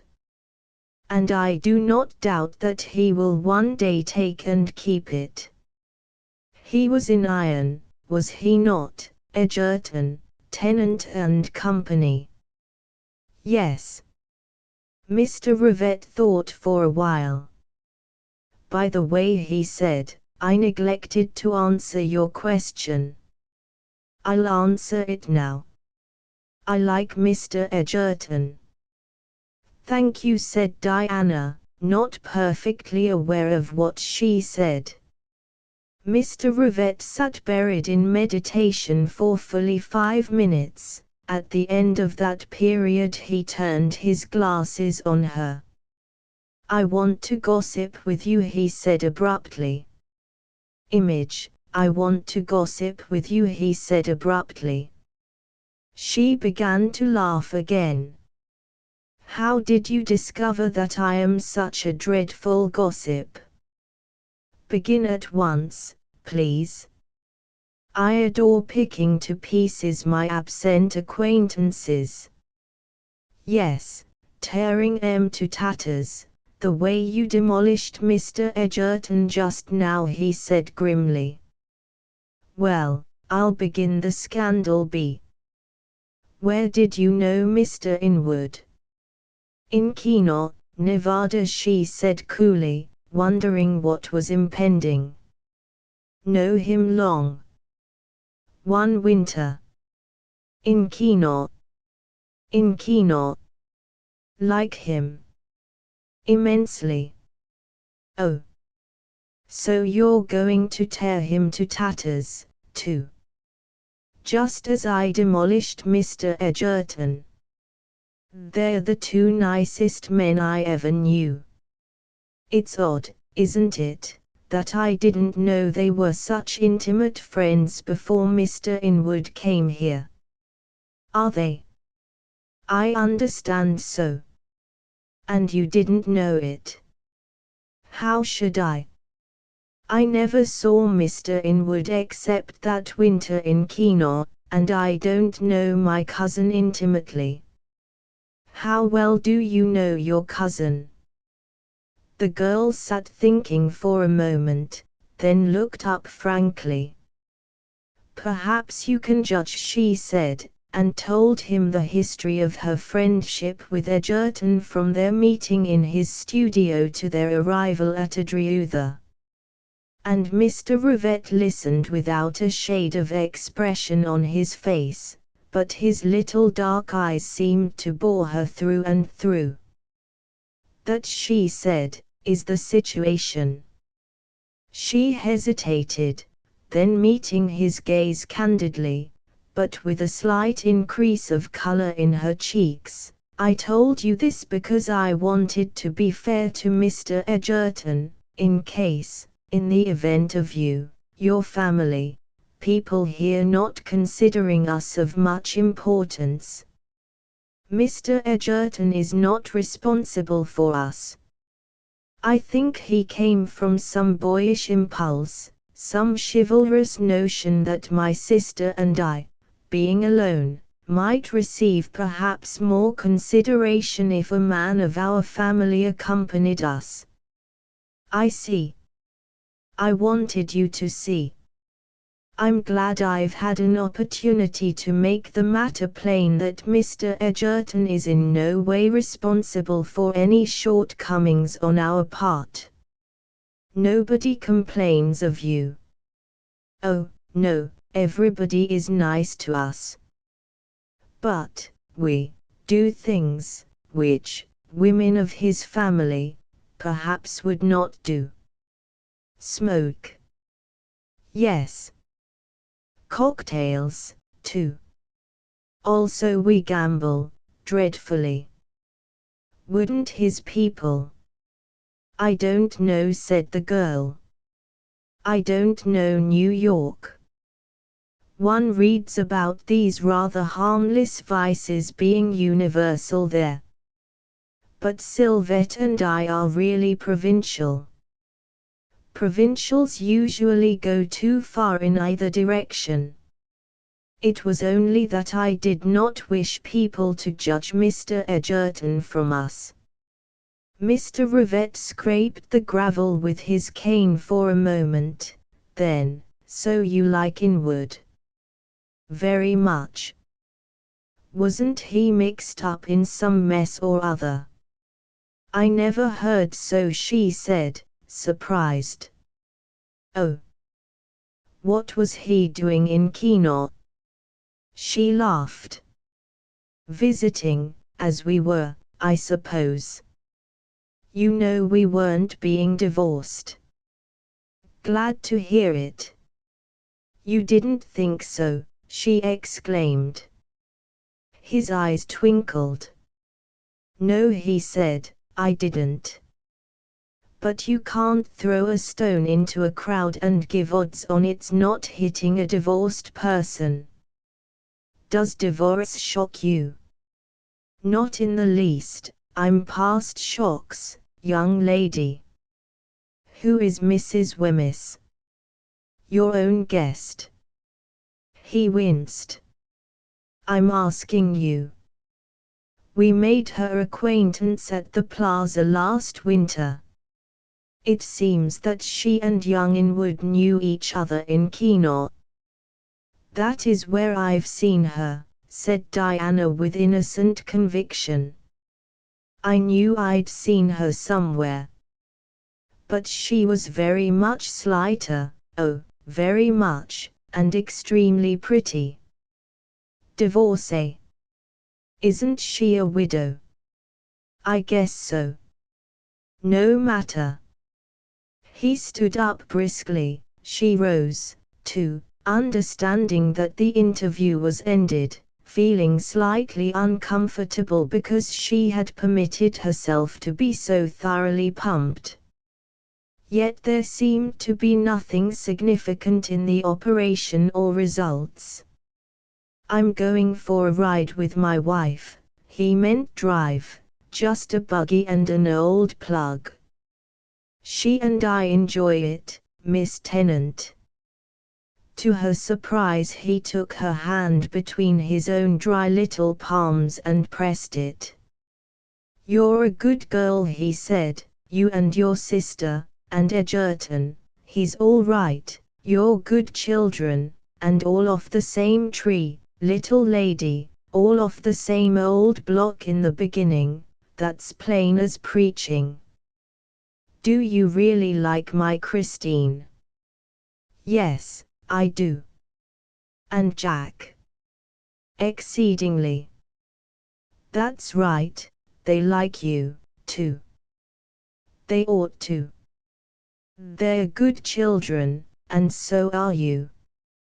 Goodbye. Chapter X Compos Mentis. As Diana put her pony to a full gallop and rode him off, Edgerton's mount fell, and the young fellow lay sprawling on the sod. He was on his feet immediately, so was his polo pony. When Diana pulled up, whirled her mount and came scurrying back, Edgerton had picked up his mallet and stood resting against his saddle. All right, Jim, she asked briefly. All right, thanks. The color had left his face under the tan, and his expression was queer. "You look rather white," she insisted. "Did Parsnip kick you?" "It's nothing," he said, smiling. "Put Jack in, I've got some business to talk over with Mr. Rivette." "You're sure you're all right?" "What a fuss you are," he said, leading Parsnip across the field toward a groom. The girl looked after him, saw the groom slip a white wool polo coat over the young man's shoulders and take the pony, saw Edgerton drop his hands into the pockets and stroll across the field toward the terrace.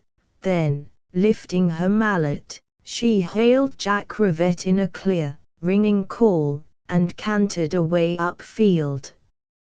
As Mr. Rivette Sr. stood waiting for his wife at the foot of the terrace steps, wrapped in his old-fashioned linen duster and pulling on a pair of worn driving gloves, Edgerton, in white from head to foot, came across the lawn, the youthful antithesis of the older man, tall, powerfully built, his smooth skin and short, thick hair burned by the summer sun, a graceful, leisurely figure agreeable to see on anybody's lawn. "Good morning," he said pleasantly, stopping on the gravel drive. "Good morning, Mr. Edgerton. Are the young people amusing themselves?" "I think so, thoroughly." "You came a cropper." "I sometimes do." "You are amusing yourself." "I always do." "So do I," nodded Rivette, buttoning his gloves. "Never was bored in my life. Poor compliment to oneself, Mr. Edgerton, to find life a bore." Edgerton smiled and stood with his left hand in his coat pocket, looking out at the flat field beyond, where half a dozen young people on lively ponies swung their mallets and cantered leisurely about in pretense of practice. Presently Diana, Christine, and Inwood swung their ponies, and came driving pell-mell down the field after the ball. "Your cousins seem to be up to anything," commented Rivette. "They were bred to everything worthwhile." "Oh. Is polo worthwhile, as you call it?" "Do you wish to start such a complex discussion?" asked Edgerton, laughing. "No, my wife will be here in a moment." "You're looking very pale, young man," he added abruptly. "Did that pony hurt you?" "A little." "Mr. Rivette, do you need my services any longer?" "I don't need anybody's services," said the little man dryly.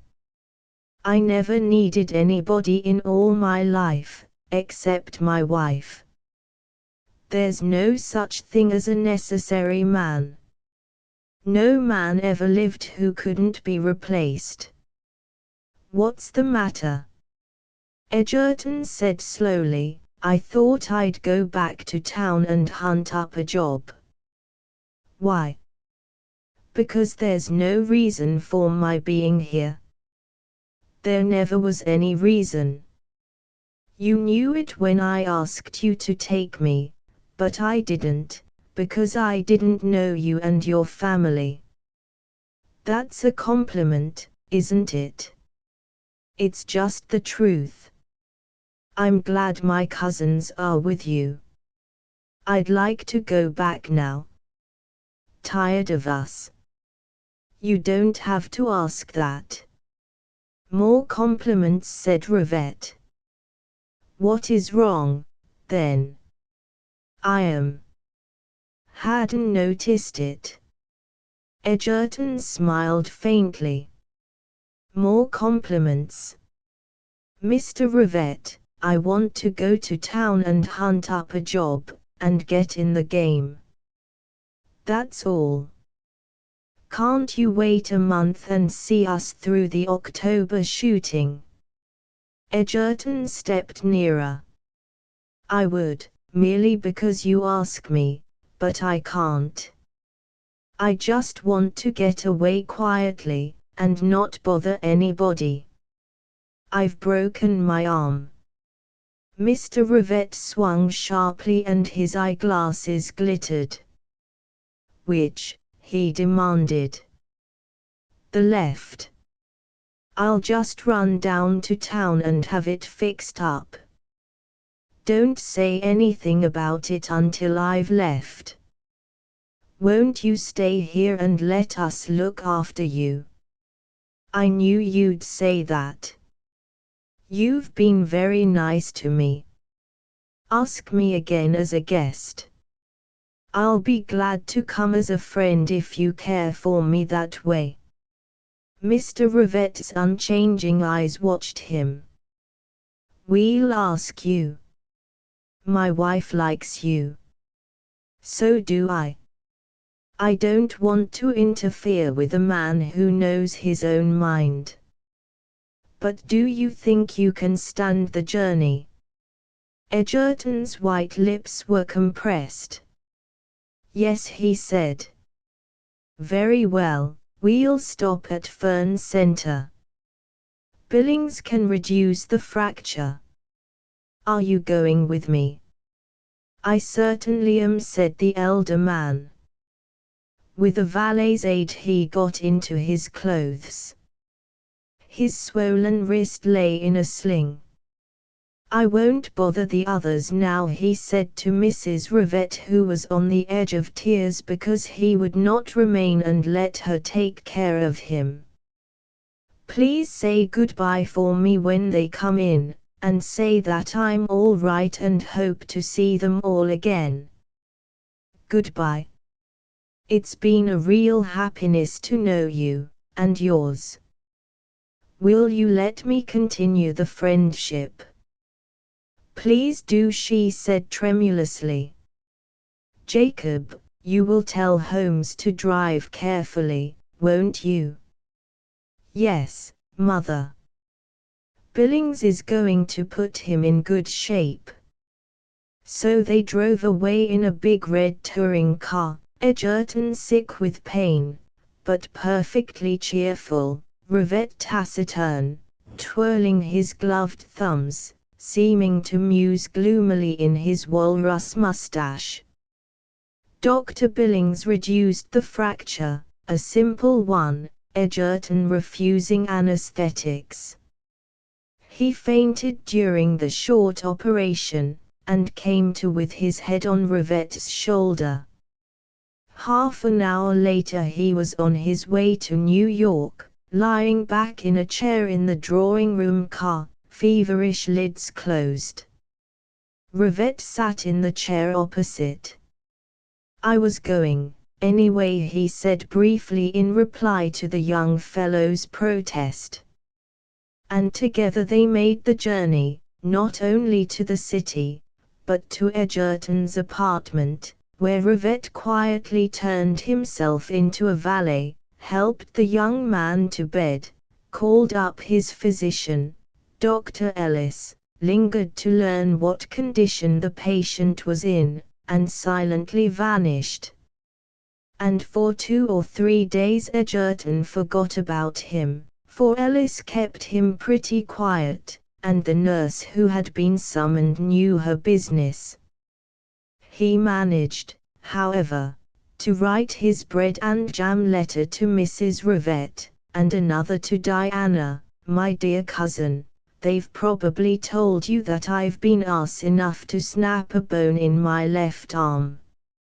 It's nothing, as you hunting people understand. I was a bit stupid with it, so I ran down to town to have it fixed up, and, incidentally, hunt up a job, and I wasn't up to explaining and saying bye-bye to everybody, so I just slunk off. Ill-mannered pup that I am, but people are indulgent to dogs.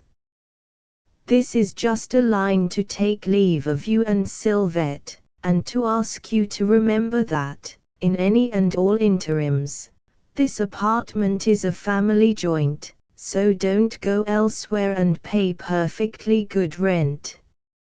Your room and Sylvette's is always ready for you, useless unless you use it.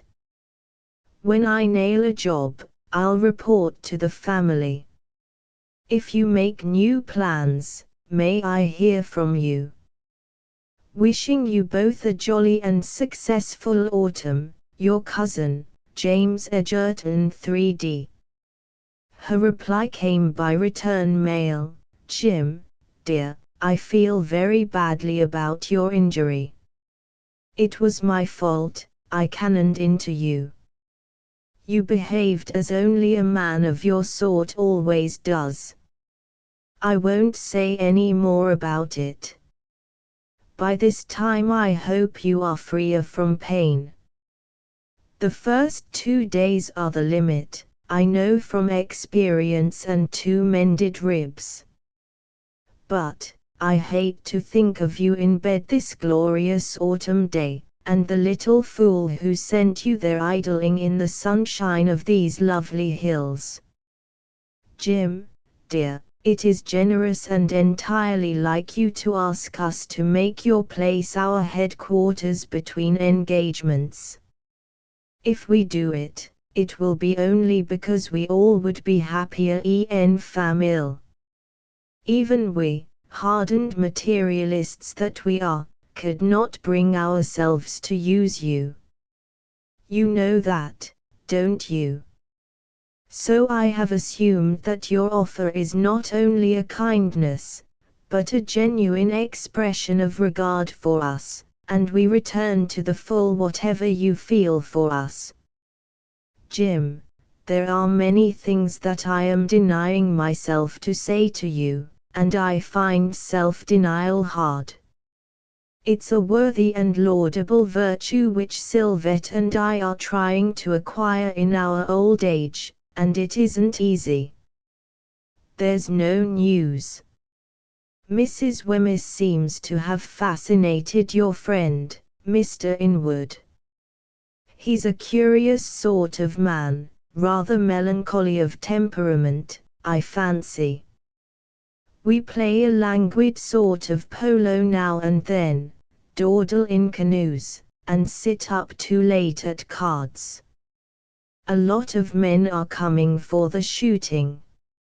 Mr. Rivette's manager turned out several thousand pheasants and Hungarian partridges, it seems. The latter, they say, have vanished, the former seem disposed to wander into the front yard. Mrs. Lorimore has departed with much of Judge Wicklow's salary. Her stouter and prettier friend, Mrs. Wemyss, despoiled almost everybody except Sylvette and me. This letter is degenerating into gossip. It had to, or I might have been even more indiscreet. Jim, you are a good type of citizen when you're at your best. Let me lecture you, won't you? Anyway, you're helpless and in bed and miles away, and you can't prevent me. So, be yourself. Go into a man's business. Disregard your accomplishments, your cleverness at paraphrasing art. It doesn't count in real life, all this facility with paint and pen and paper, your gay imitation of painter, writer, composer. They're little gifts, Jim, meant for an hour of light leisure among the leisured, pleasant, but unimportant accomplishments. When you court some nice girl, someday, you'll understand their full value, which is to amuse her, and later, I prophesy, the jolly little family of a home-returning businessman. The years are before you still, Jim. Open the battle when you're well enough. You will win out, for you are really not the man I have known. I wish I might have been a woman to bring out what you really are. Some women will. Meanwhile, give a friendly hand and a generous lift to a fellow who deserves your respect and consideration, your other self. Goodbye and good luck. Your cousin, Diana Tennant. In a few days Edgerton began to experience the intolerable sensations of a bone which is mending itself. He had become very restless and impatient, and, finally, the doctor let him wear his arm in a sling and go out to hunt for a job. He had no trouble in securing one, a small clerkship with Close and Company, ornamental iron work. He might have done even better. All iron men knew who James Edgerton 3D must be. Many friends of the old firm of Edgerton, Tennant and Company might have offered him easier work and higher salary, but he not only went to none of them, he even avoided them. He had decided to discover what he really was worth. It rather surprised him to find out that the big, blue-eyed, snub-nosed Irishman, Mr. Dineen, whom he had met at Adriutha, was a director in Close and Company. Later, he discovered that Mr. Dineen was also interested in his own old firm, Edgerton, Tennant and Company, now reconstructed, but still bearing the ancient name. And after a while he learned that Mr. Dineen seemed to be interested in almost every house in New York that dealt in structural or ornamental iron. Edgerton's duties began with ledger work. And the evening that he drew his first pay, he wrote Diana, "Dear Di, I'm getting $15 a week with Close and Company, ornamental iron. I have my first week's wages in my pocket. As I pay no rent, I can live on it. It's not uninteresting work. Somebody said something about my going into the designing department as a draftsman. That's pretty quick advancement, if it comes. I'll let you know if it does. My arm is about well. It's still mummified, of course, but that maddening sensation is gone. Town isn't so bad. Of course, it's rather hot and dusty, and, as usual, it looks dingy and mean in its characteristic October shabbiness, meaner for the glorious blue overhead and the pitiless sun exposing its few withered trees and its many architectural shams in the remorseless light of high heaven. But I am peculiarly happy. I have no servant, I dine at a French restaurant for 75 cents, and I prepare my own breakfast in the studio. Crackers and milk compose my luncheon at the price of 10 pennies. And I never felt better. All this in case you are interested in such details. To answer your letter, I did not intend to write until I had nailed down a job and received my first pay envelope. Now I feel that I may.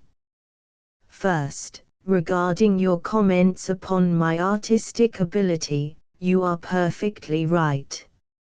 I ought to have known it, I did know it, deep inside of me. I'm not the stuff that artists are made of. Evita les conterfacons. I was an imitation. I was not even a good amateur. I'm not even equipped to really appreciate the best work in others. All I had was a monkey-like cleverness and the blank facility of a receptive parrot, and I was idiot enough to contemplate an idle life of dabbling and fiddling with professions that better men dignify. I tell you, I bid fair to turn into one of those horrors, a cultivated talker, the lowest type of incompetent. Drawing rooms, studios, cafes are full of them, all telling one another what is what and how to do it. I was heading straight that way. My peers and companions would have been smatterers, instructors in arts which the instructors couldn't master, or they wouldn't have become instructors, men of one picture, or none at all, of one book, one story, or of none at all, or of dozens, all still in their minds, or in unpublished manuscripts, men of one waltz, or several grand operas, I mean ideas for grand operas, all failures, all men who had mistaken their professions, self-deceived men, incompetent, hopeless, pitiable. You said in your letter that one day I might meet a woman who could appreciate, at their real value, my very slim talents. Haven't I met her, Di? Those clear eyes of yours pierced the flimsy fabric long since, the trenchant sweetness of your tongue cut more than one knot for me. If you demur, my answer is that I am here. Who sent me? A flannelled satrap, already insidiously beguiled by idleness, already reconciled to the status quo. How long before, and by what process of evolution, would my real self have awakened? Or would the degeneracy have ended only with life? I don't know, all I know is that you sent me about my business in the world. I walked to it in my sleep, awake, I follow it. Thus far, so far, Diana of the far white gods. Yours is the stronger character, so far. Let us await events. It may be, as you say, that the years will twist my path toward the possible woman you predict for me. I dined with Dr. Ellis last evening. His daughter will certainly grow up to be such a woman as you and I delight in. I told her that I hoped my path would twist toward her.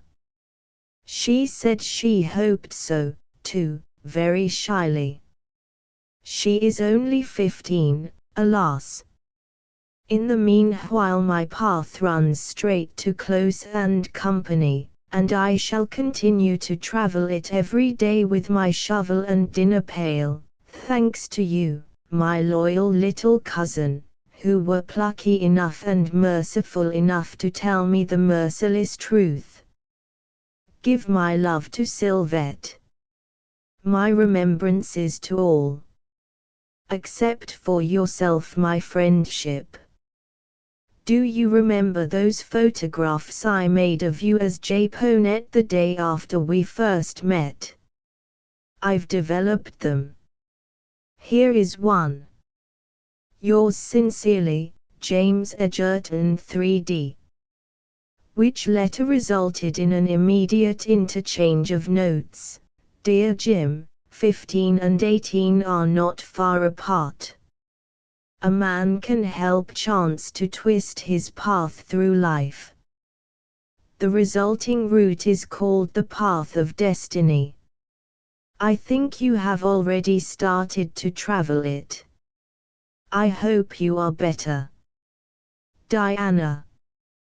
He replied, Dear Di, you meant that path which leads to Close and Company, didn't you? JE3D. She answered, Dear Jim, no, I meant the other path you mentioned. Follow it for the next 3 years. Mr. Inwood says that little Miss Ellis is the most beautiful and winsome and intelligent and cultivated child he ever knew. Life is all before you, Jim. Diana. He wrote, I'm in the designing department as draftsman. Mr. Rivette's friend, Mr. Dineen, dropped in to have a chat with me. He's a very decent fellow. You don't think that Mr. Rivette has inspired him to show me any unmerited favors, do you? It would make havoc of my present complacency. Try to find out. Jim. She answered, Mr. Rivette isn't to be pumped. I tried it. I'll never try it again. Anyway, Jim, no favor can inject brains into a man, it can only stimulate what intellect he has. Don't worry about favors. Neither Mr. Rivette nor Mr. Dineen are the men to injure their own affairs by the incompetent service of others. You can be perfectly certain that you are worth what is offered you if they have anything to do with it. Why don't you fall in love with Christine? She's one of the sweetest girls I ever knew. I supposed she and you were on delightful terms once. Also, once, I thought she was inclined toward Mr. Inwood. But he seems to be monopolized by Mrs. Wemyss, and the poor child comes into my room in a forlorn sort of way, so white and limp these days that I'm wondering what this change in her means. Does it mean your absence? You'd tell me, wouldn't you? But I know you're not the sort of man to win a young girl's heart, and then coolly walk out of her life. It looks to me as though she had something on her mind. Dr. Billings has been here several times, and her mother is worried sick. That's all the gossip, except that the shooting is in full blast here. A number of men came up for it, the usual sort of men who shoot, except one. He's a Mr. Wallace, and very nice and a poor shot. He and I go out together sometimes, and he is forever making fun of himself and his perfectly rotten marksmanship, and he and I don't care two raps whether we get anything or not. Mr. Inwood is the saddest young man I ever had the pleasure of trying to animate. Are all your friends as melancholy and temperamental? He haunts the terrace like a lost soul until Mrs. Wemyss annexes him. Christine does not seem to care for him, she doesn't seem to care for anybody these days. Colonel Camus is a funny man. He has, apparently, devoted himself to me, and I have the greatest difficulty in getting away from him long enough to take a stroll with Mr. Wallace. Such a funny, strutty, sentimentally elaborate little man, with a rather horrid habit of staring. But he's a crack shot, and popular here with the men. Good night, Diana. She wrote next day, also, Jim. My little Christine is in love, that's what's the matter. I know it, I'm absolutely sure of it. And with, oh, ye humorous gods and dryads, with your melancholy friend, Mr. Inwood. And I want to tell you, Jim, that I don't like Mrs. Wemyss. She's fat and selfish and, why does she drag that boy about with her all the time? I don't believe he likes it. I don't believe he's so enamored of her. Maybe his low spirits come from too much of that fair and ample lady. I'm going to find out. I won't have my little Christine ignored by any melancholy idiot who ever lived. Write me what you know about Mr. Inwood. How is Chance, and the Twisted Path, and little Miss Ellis? Scott Wallace and I managed to shoot a grouse. We both fired, and neither of us were inclined to claim the poor, dead, little thing. A keeper put it in his pocket. Mr. Wallace and I are going to take up target shooting hereafter. Diana. He wrote, Inwood is all right. Who is Mrs. Wemyss? Jim. A week later he heard from her. I've found out from people in Kenow. She was a Mrs. Atherstane, divorced hubby, and resumed her maiden name of Wemyss with the prefix Mrs. Did you ever hear of her? Scott Wallace and I detest her. Diana. He did not reply, partly because the constant recurrence of Wallace's name in her letters had begun to annoy him, partly because what he had to say must be said to Inwood, and at that miserable young man he launched the following: Dear Billy, you're a fine specimen. What are you, anyway, a lapdog or a chow pup? Get rid of that woman. I don't care whether or not you made an ass of yourself over her by sympathizing with her. Old Atherstane had no more mistresses than the majority of church pillars and public benefactors in town, and, anyway, it was not up to you to dry her weeps. Don't make any mistake, the ci devant Mrs. Atherstane can look out for herself. She needs no consideration from you, she doesn't deserve any, either.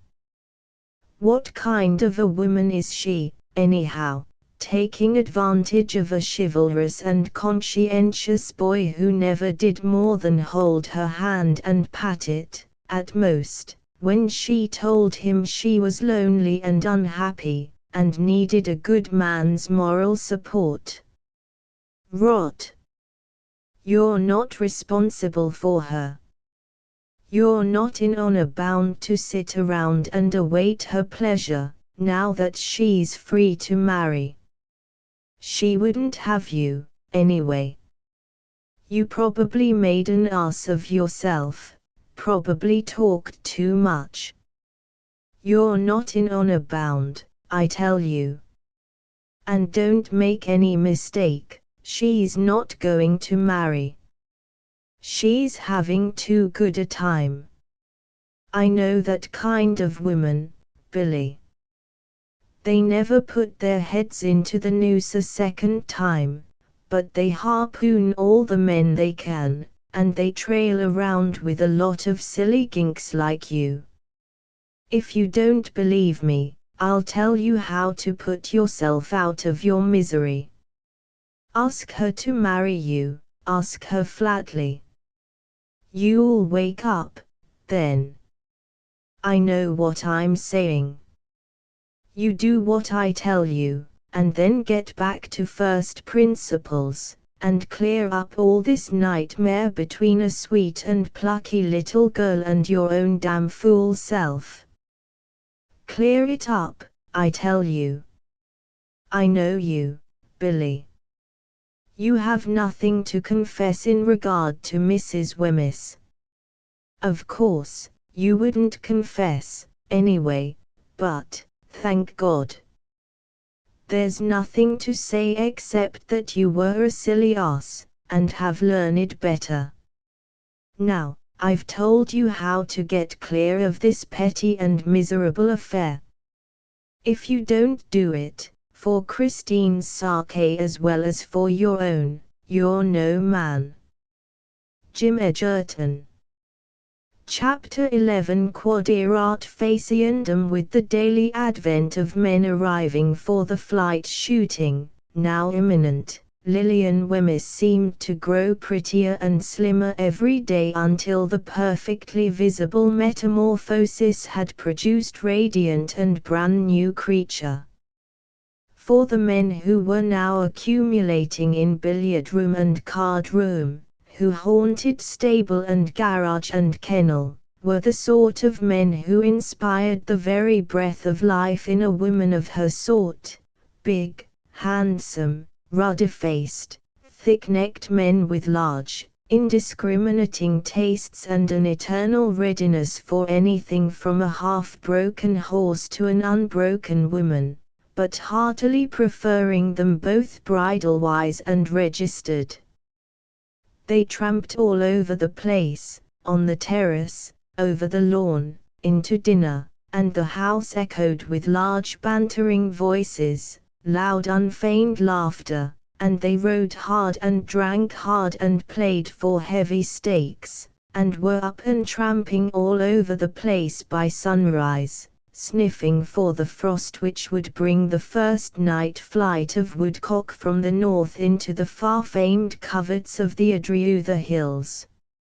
And the best-looking, most humorous, and most reckless among them was Scott Wallace, a young giant of infinite jest, who began by pleasing himself with Diana and, out of the sheer perversity of humorous animal spirits, pretended to her that he scarcely knew one end of a shotgun from the other, which gave him a pretext for dawdling over the country with her, and making love to her until such time as the flight might send him seriously afield.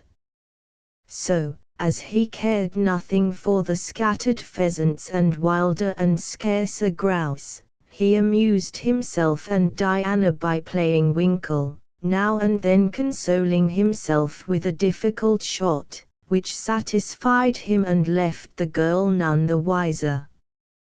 But on Wallace Mrs. Wemyss had her blue eyes fixed with all the veiled alertness and objectless intensity of the sort of woman she was, a woman who would never be dunce enough to marry again.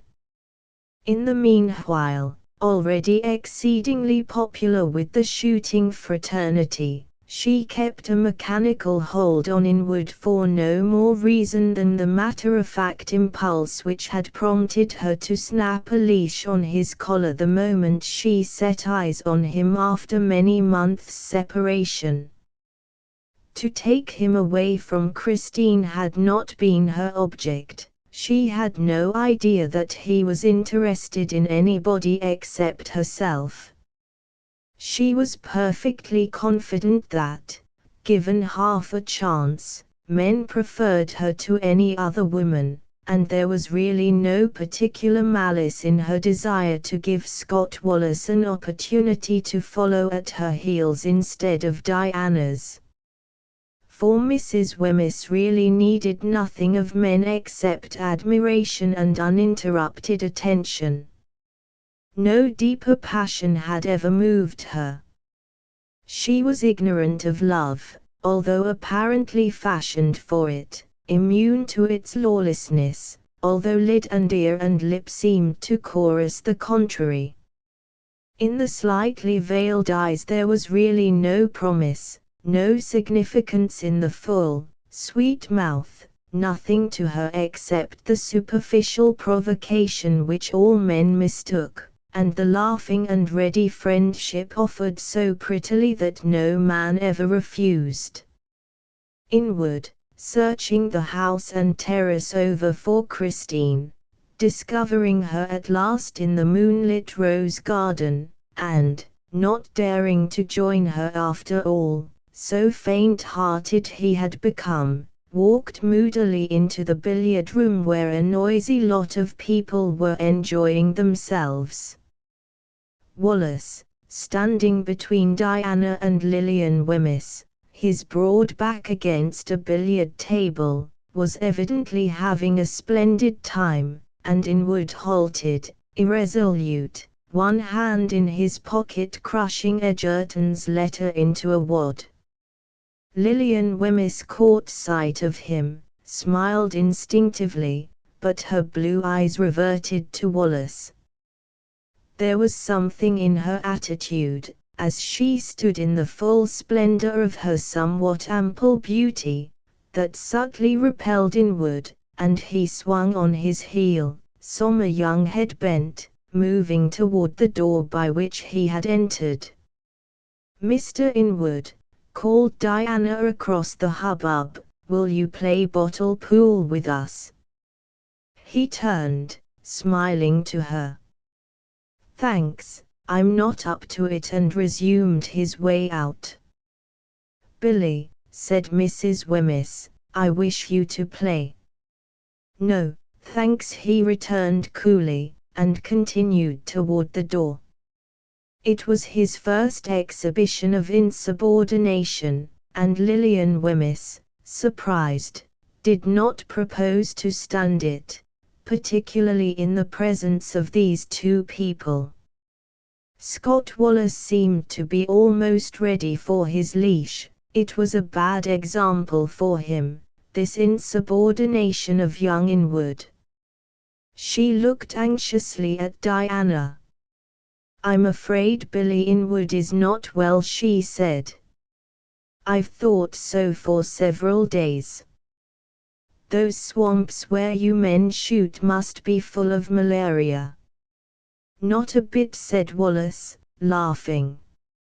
"How do you know?" asked Diana.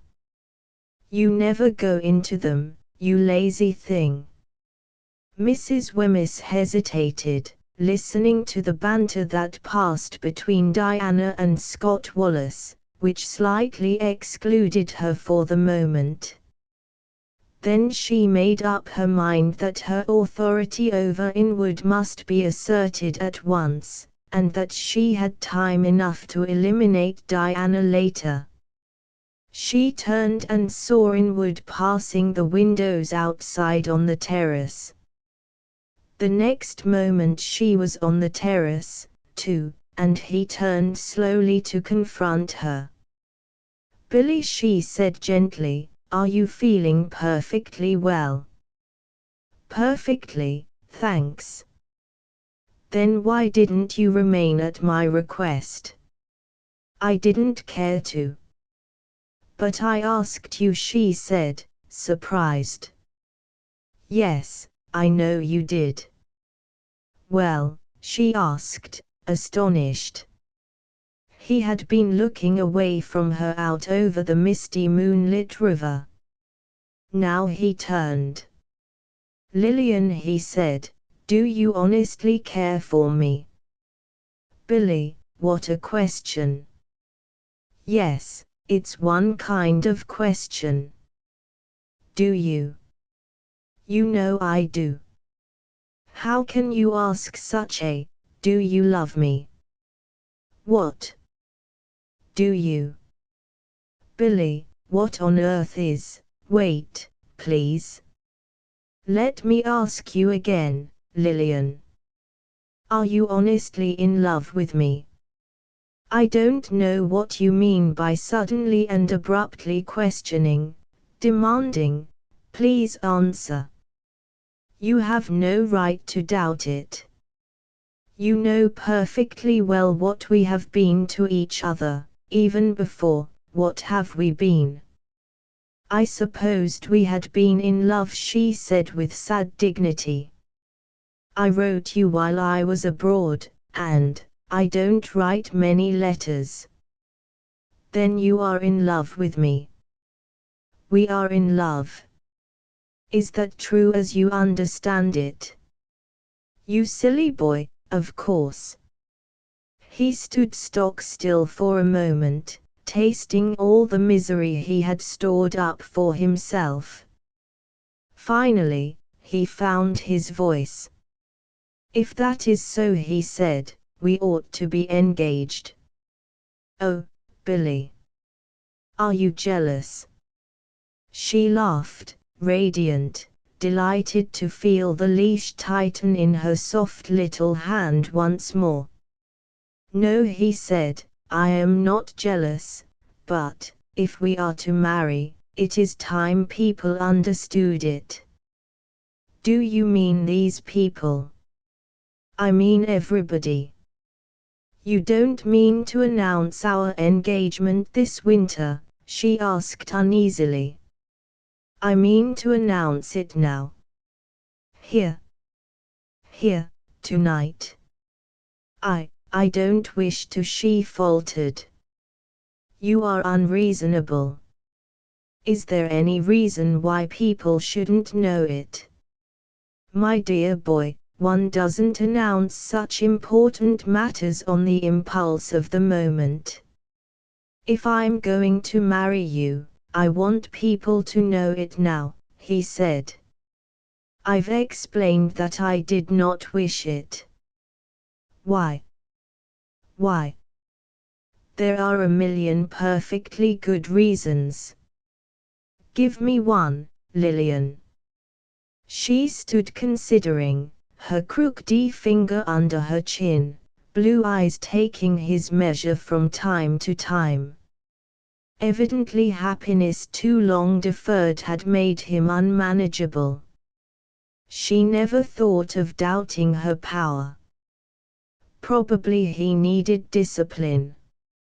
It was most annoying to be annoyed at such a time, with all these men here, and Scott Wallace already left too long alone with Diana at the billiard table. Discipline was certainly what Inwood needed. Billy, she said, come in and play bottle pool. Am I to tell them that we are to be married? No, she said petulantly. When may I tell them? Not at all. Do you think a year of liberty is sufficient for a woman who has suffered what I have? I don't wish to marry you or anybody, yet. I haven't made up my mind to do it at all, she added with a tiny flash of rare anger, for her not very sensitive nerves were beginning to feel the pressure. Lillian, I want to know now. It is only square to me to, Billy, if you continue to insist, you will end by seriously offending me. You have annoyed me enough already.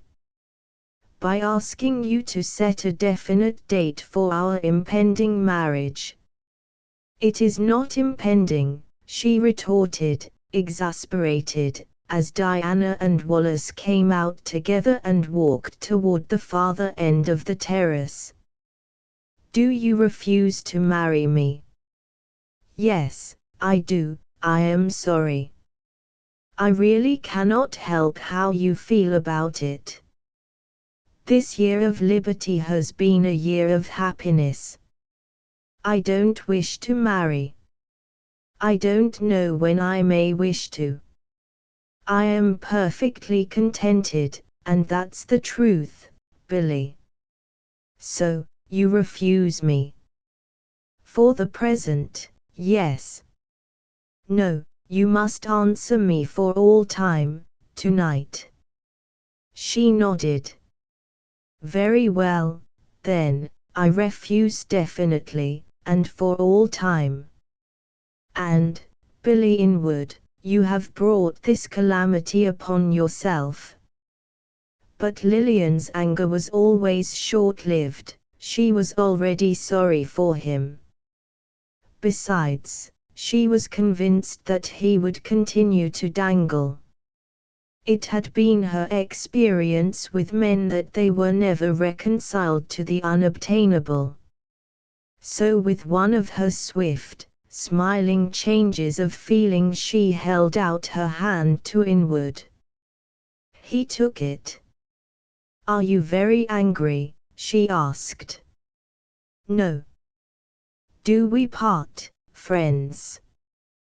We do, indeed, he said so sincerely that the smile faded on her face, and into her limited mind flickered a momentary doubt. But, no, it was not possible, for Lillian had never really been able to doubt herself. Certain, once more, that this young man would appear at heel when whistled for, She returned his friendly pressure with an encouraging one, laughed, and turned lightly toward the house. He accompanied her to the door and bowed her in. Then the strength seemed to ooze out of his back and legs. He dropped onto a marble bench, and sat there in the moonlight, his face buried in his hands. How long he had been there he did not know, when a light touch and a soft voice close to his ear aroused him, and, looking up, he saw Diana inspecting him. "As dejected as all that, Mr. Inwood?" she asked, as he rose to his feet. "Not dejected, Miss Tennant." "Why, then, these attitude? Wherefore those woe, young sir?" "I don't know," he said listlessly. But she did, or thought she did, so she took his arm in friendly fashion and strolled about with him in the moonlight until she pretended that the beauty of the night tempted her toward the garden. He was alarmed for an instant, and hung back, scanning the rose garden with anxious eyes, but he could see nothing of Christine, and presently succumbed to Diana's whim. To and fro among the late roses they paced, the girl light-heartedly rallying him on his soberness and lack of animation, until he laughed a little and squared his shoulders, and drew in a full deep breath of the soft air. "I thought every man flirted if offered an opportunity," said Diana, "but I flung myself at your head in vain, young man. Evidently there's some caterpillar at work on that damask cheek, or I'd be more generously appreciated." He laughed again, and tried to tell her how deeply he was appreciating her, but she shook her head and finally dropped his arm. "I'm going to the house," she said. "There's an arbor across the garden. If you'll wait for me there, perhaps I'll return." "Will you?" "Certainly," he said. So she turned and sped away among the roses, and he stood and watched her until she crossed the terrace and vanished into the house. For a few minutes he remained where he was standing, then, with a sigh, he swung on his heel and started toward the arbor, fumbling for his cigarette case as he walked. At the entrance he paused to strike a light, and remained motionless until the match burned close to his fingers. Then it fell on the gravel. He dropped the cigarette beside it. As he entered the arbor, a white figure, lying full length on a swinging seat, lifted its head from its arms, then sat up hastily. "Is that you, Miss Rivette?" "Yes." She rose to her feet, holding to one of the swinging chains. Moonlight fell across her white, confused face. "May I remain?" he asked unsteadily. "Would you rather have me go?" "No. I am going. My gown is damp. I will go immediately." "Were you asleep?" She hesitated, but there was in her only honesty. "No," she said. "Then you must have heard my step on the gravel." She shook her head. "Then what were you doing out here all alone with your head buried in your arms?" "Thinking," she said. "Would you care to walk to the house with me, Mr. Inwood? Would you mind remaining here a little while? My gown is damp with dew." "Then perhaps we had better go." "I think so." Neither stirred. "It is so warm and beautiful tonight," he said, that I can't imagine anybody taking cold out here. It is a bad outlook for the flight shooters. Yes, indeed. There is no frost in this wind. It may shift overnight, she said. If tomorrow is a magnificent and cloudless day, with just a hint of silver in the horizon blue, then it means a frost and a flight tomorrow night. And that, he said, would mean an end to the roses. Yes. An end to anybody sitting out here again this year. Probably. So it seems a pity, he went on, not to enjoy it while we may, Miss Rivette. I have enjoyed it, for an hour. You are not very generous. Why? You may remain another hour if you wish, she said, smiling. Alone. I was alone during my hour. I have been alone for an entire year, he said under his breath. What? She had heard him, but her abrupt question seemed to have been beaten out sharply from her startled heart. He made no reply. She stood, one hand clasping the chain, not looking at him, conscious of the clamor of her heart. Miss Rivette, he said, am I too much of a fool, too hopeless a thing for you to listen to? What do you mean? She said faintly. I mean that, this night, now, for the first time since I knew you, I can use, decently, honorably, whatever liberty of speech you permit me. Presently her white hand relaxed, the chain slipped through her fingers, she sank down on the swinging seat. After a moment he stepped toward her. She raised her head in the moonlight, and he saw the tears in her eyes. Christine, he said under his breath. Are we free to speak to each other? She faltered. Thank God, yes. Thank God, she whispered. But for a long, long while they did not use the inestimable privilege of free, articulate speech. There seemed to be no need of it further than apparently irrelevant fragments such as, my darling, and, oh, Billy, if you only knew. Far away beyond them Diana came out on the terrace with young Wallace, and gazed very earnestly down at the rose garden. Shall we walk there? He said persuasively. Image, oh, dear, she said. There's somebody down there already. Suddenly Diana's face sparkled. Oh, dear, she said, there's somebody down there already, two of them.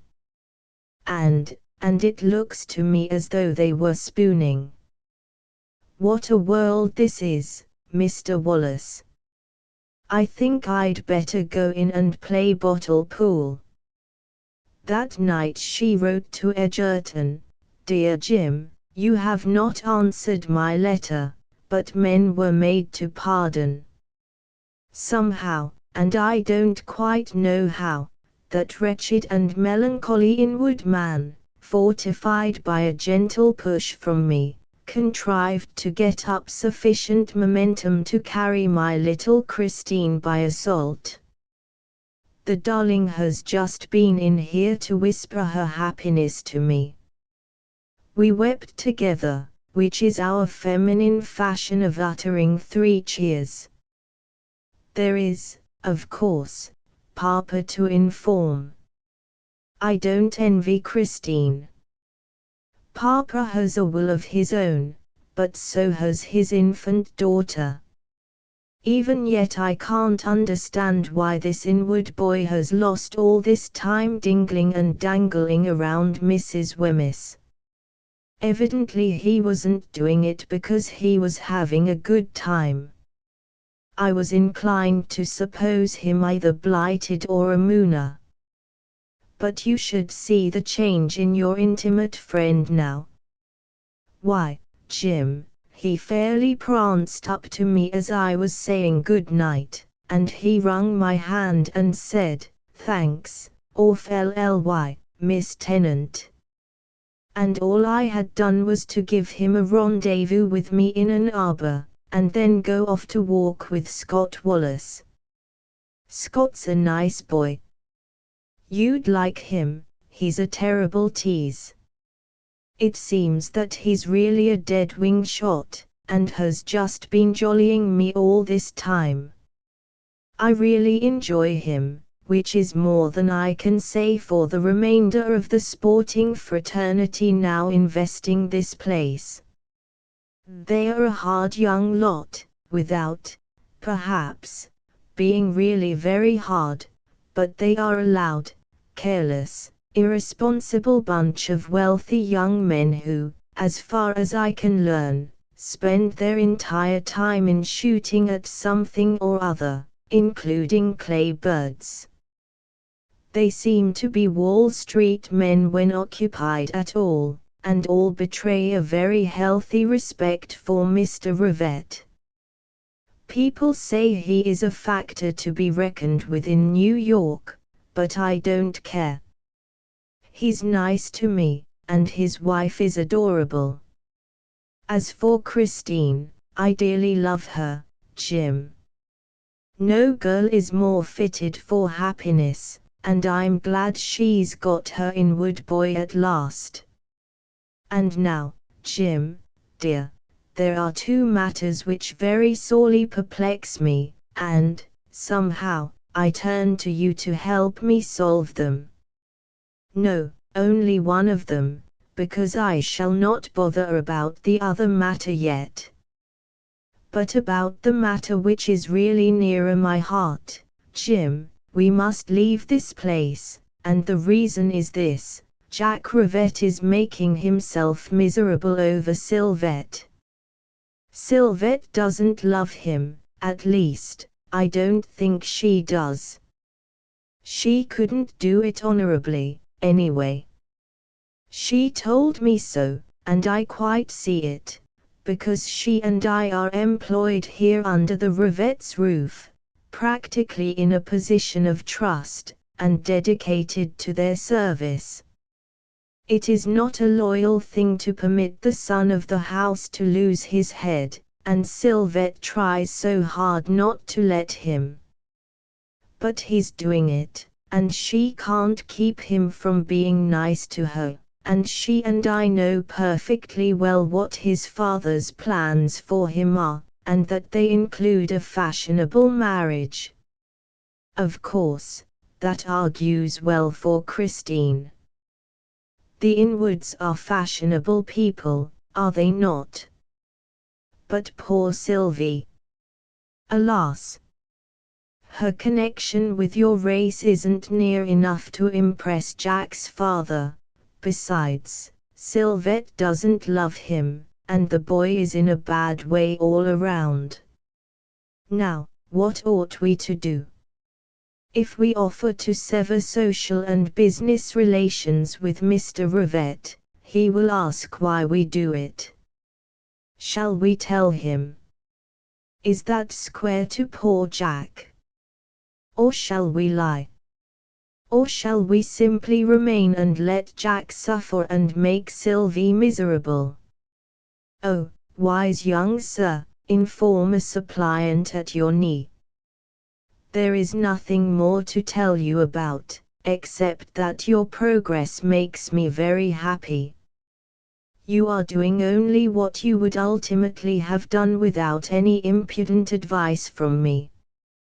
You have found yourself, Jim, you are climbing the rungs very quickly. Jim, I am not yet very old, but I might easily be younger. I was thinking the other day, and tonight, that sometime I shall be too old and unattractive to practice this not very dignified profession, and I'm disinclined to do anything more strenuous. I don't want to struggle and grub and starve along respectably as a feminine physician. It's too late for that, anyway. So I don't know what to do, ultimately, unless I accomplish what I started out to do, marry a wealthy man. I mean the first agreeable one I encounter. Well, I won't bother with that problem tonight, my head aches a little. Good night, Jim. Japonette. Diana finished her letter, sealed and stamped it, and kissed the superscription. She always did when she wrote his name. Then she laid her aching temples on her arms and, leaning limply on the desk, thought about him. Hers was a strange, sweet pride in him, a fierce jealousy lest he should not take the place in the world to which he was entitled, and prove himself every inch a man. Nor did she pretend to hide from herself what his return among his own friends must ultimately mean. If the love he had offered her had not been totally extinguished by her light mockery and smiling insolence, then this return to his own set would do it ultimately. The standards that measured women there would be fatal to her, nor could he choose but apply them, sooner or later. She knew this when she sent him back among his own sort. She realized perfectly that if any love for her survived her irony and flippancy, her airy but trenchant scorn, it could not survive very long when he came to his cool-headed and reasoning self, and looked around him at the women, and at the families and relatives of the women among whom he had always lived. Already he had spoken of little Alice Ellis, a mere child, of course, yet it was a straw prophesying a change in the wind to her. She knew, she had accomplished what she had desired. She had done this thing to herself, to her whole life, for his sake. What more could she wish for? Sick at heart, she lifted her throbbing head and kissed his name once more where she had written it on the envelope. Then she placed it on the desk, and lay down on the bed to wait for Sylvette before ringing for the maid who attended them, and after a little while she fell asleep. Chapter 12 Nunc aut nunquam warm weather continued, no flight occurred. The men thrashed about with the dogs after grouse and a few native woodcock bred in the willows along the river, or rode, motored, and played cards. One or two had to give up, and return to the city. Colonel Camus was at his best on these gay occasions, gallant, jocose, busy, everybody's friend, including Jack Rivette's, who quietly began to hate him. In the midst of the general tension and expectancy concerning the long-awaited flight, Christine one morning entered her father's study and found the author of her being conferring with Mr. Dineen. "This won't do, Christine," he said. "I'm busy." "No, it won't do," she admitted, looking so significantly at Mr. Dineen that the jolly, big Irishman laughed. "You want me to go out," he said, shaking an enormous forefinger at her. "Please, for a few minutes." "Sure," said Mr. Dineen with an amused glance at Rivette, who sat inspecting his offspring with a face entirely devoid of expression. When the big Mr. Dineen had closed the door behind him, Christine, a trifle pale, walked resolutely to her father and laid her hand on his shoulder. "Dad." "What?" I've practically asked Billy Inwood to marry me. Her father's eyes bored through and through her. Who did the asking, Chrissy? Both of us. What? He barked. It wasn't asking, exactly. I have loved him for a year, and he has loved me. There has been a misunderstanding. About what? His daughter's eyes never flinched. About a point of honor, father, she said quietly. He grunted. She went on, still resting her hand on his shoulder. We were very unhappy, but the point of honor involved straightened itself out. I happened to be in the rose arbor that evening. He came in by accident. After we had talked a little, he told me that he was free to speak if I would listen to him. Then, somehow, we merely looked at each other, and presently we kissed each other. I don't remember much else, except that I said I would marry him. Before he asked me, "Did you also set the date?" inquired her father sarcastically. No. Mother and I are considering. Are you happy over it, Dad? Not violently. Why? I don't know anything about him, he snapped. Yes, you know that I'm in love with him. Certainly, of course. Very worthy young man, no doubt. Also continued his daughter calmly, you know that Jim Edgerton is his closest friend. That, said Rivette, counts some. And mother likes him, concluded the girl. Her father sat staring at her in silence. Suddenly she put her arms around his neck, and the little man hid his spectacles on her breast for a second. Thank you, Dad, darling, she whispered. Chrissy, so soon. I wanted you a while yet. He jerked his head free, produced a handkerchief, and began busily to polish his eyeglasses. All right, he said brusquely, I'll talk it over with your mother. She knows. She knows more than I do. They wouldn't believe that in Wall Street, but it's true. Dad. Yes, child. Couldn't we live with you and mother? Sure. Do you think I'd let any young jackanapes take you entirely away? You tell him I'll scalp him if he talks that kind of thing to you. He laughed harshly. But I'm a fool, Chrissy, you and I are talking foolish.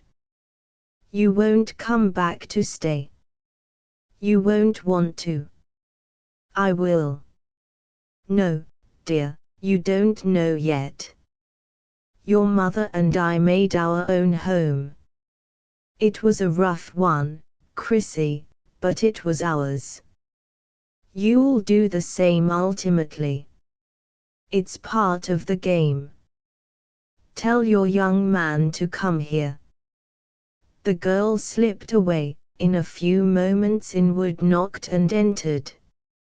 Mr. Rivette gave him a level and murderous look.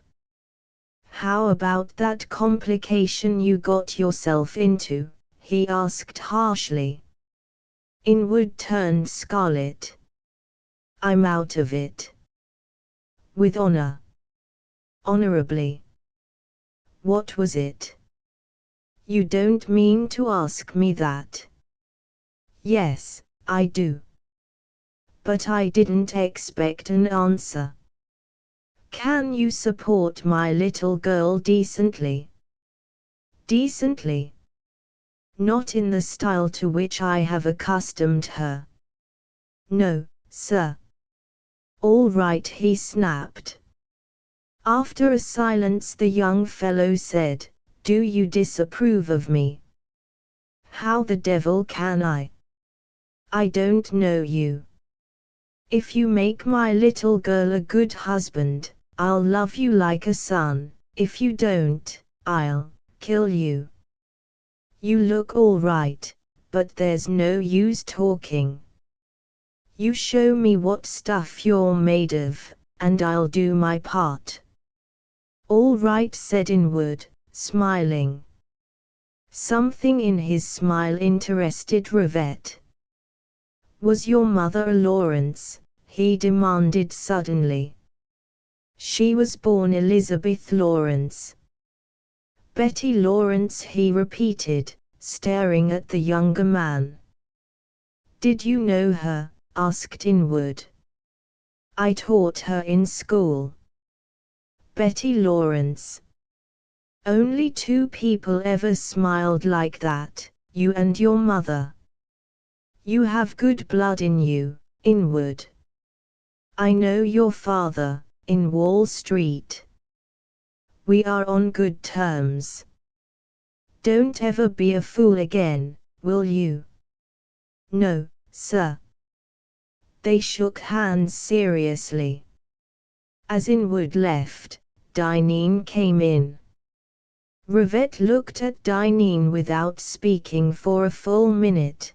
Then he said slowly, "My daughter is going to be married." "God bless my soul," ejaculated the big Irishman, "not that child." "Yes, I guess she means business, John." "When, in the name of the saints?" "When she's ready, I presume. She's a good girl. They're good children. They've stayed as long as they could. Their time is nearly up. But the smallest hut is a big barn when the children have taken wing. I wish I could have seen more of my father and mother. But I had to go out into a lean world and hunt a living." "The best of us have passed that way," observed Dineen, "and, after a moment, who's the lucky devil, Jacob?" "Young Inwood. Stuart Inwood's boy." "That's the one." Dineen lit a cigar and, drawing it into vaporous action, ruminated with enormous thumbs joined. "It's good stock," he said, finally, "none better betwixt the Bowling Green and Patroon Van Cortlandt's old shebang. There's money, too, and an opera box and a bit of a shack at Newport." "What kind of a lad is it?" "He can look me in the face," said Rivette. "Otherwise he looks like everybody else of his sort, and probably resembles them, too." "Ah!" he broke out angrily, "these sleek-headed, tailor-made, smooth-faced young pups from New York, with their pleasant manners when they want anything, and their ways and means and byways and 10-cent brains, God! Dineen, do they really ever turn into men? Answer me that. You've lived long enough to see a newborn snob grow to be 30. Do they ever turn into anything except the harmless fools they're born?" Dineen slowly revolved his thumbs and squinted at a sunbeam, while the smoke from the cigar in his cheek rose to the ceiling in a straight, thin column. Image. Dineen slowly revolved his thumbs and squinted at a sunbeam. "Some of them become men," he said deliberately. "The most o' them is born spots and rots, or, if they're not, college addles 'em. But, God be praised. If it wasn't for them, the good people of Reno, Palm Beach, and Paris, France, would starve entirely." Jacob, they say there's a use even for the San Jose scale, and cursing would become a lost art barring the mosquito. What do you know about young Inwood? Asked Rivette. Nothing, he's a broker. Then we've nothing to learn, I guess, said Rivette dryly, unless he gets into the papers. Well, my wife likes him. She's always right, John. I'll go and talk to her presently. What were you saying about young Edgerton before my daughter came? I said that he's the same as all the Edgertons. By Jimmy.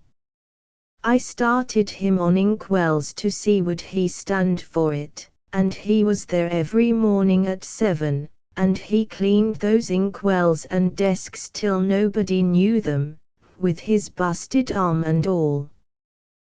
Then I set him at the ledgers, and I let him stew for a week. A week was enough to see a good man wasting his fist and eyes at 15 per.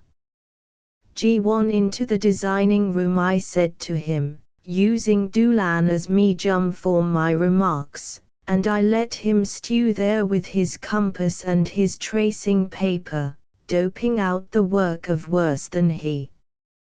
Then I gave Williamson the kitty wink. Give us a pair of gates for a gentleman's estate, said Williamson, very damn polite, knowing who was back in the lad for a place. They're using the sketch now. I told you so, said Rivette calmly. Ah, go on. I told you so. Let it go at that, Jacob.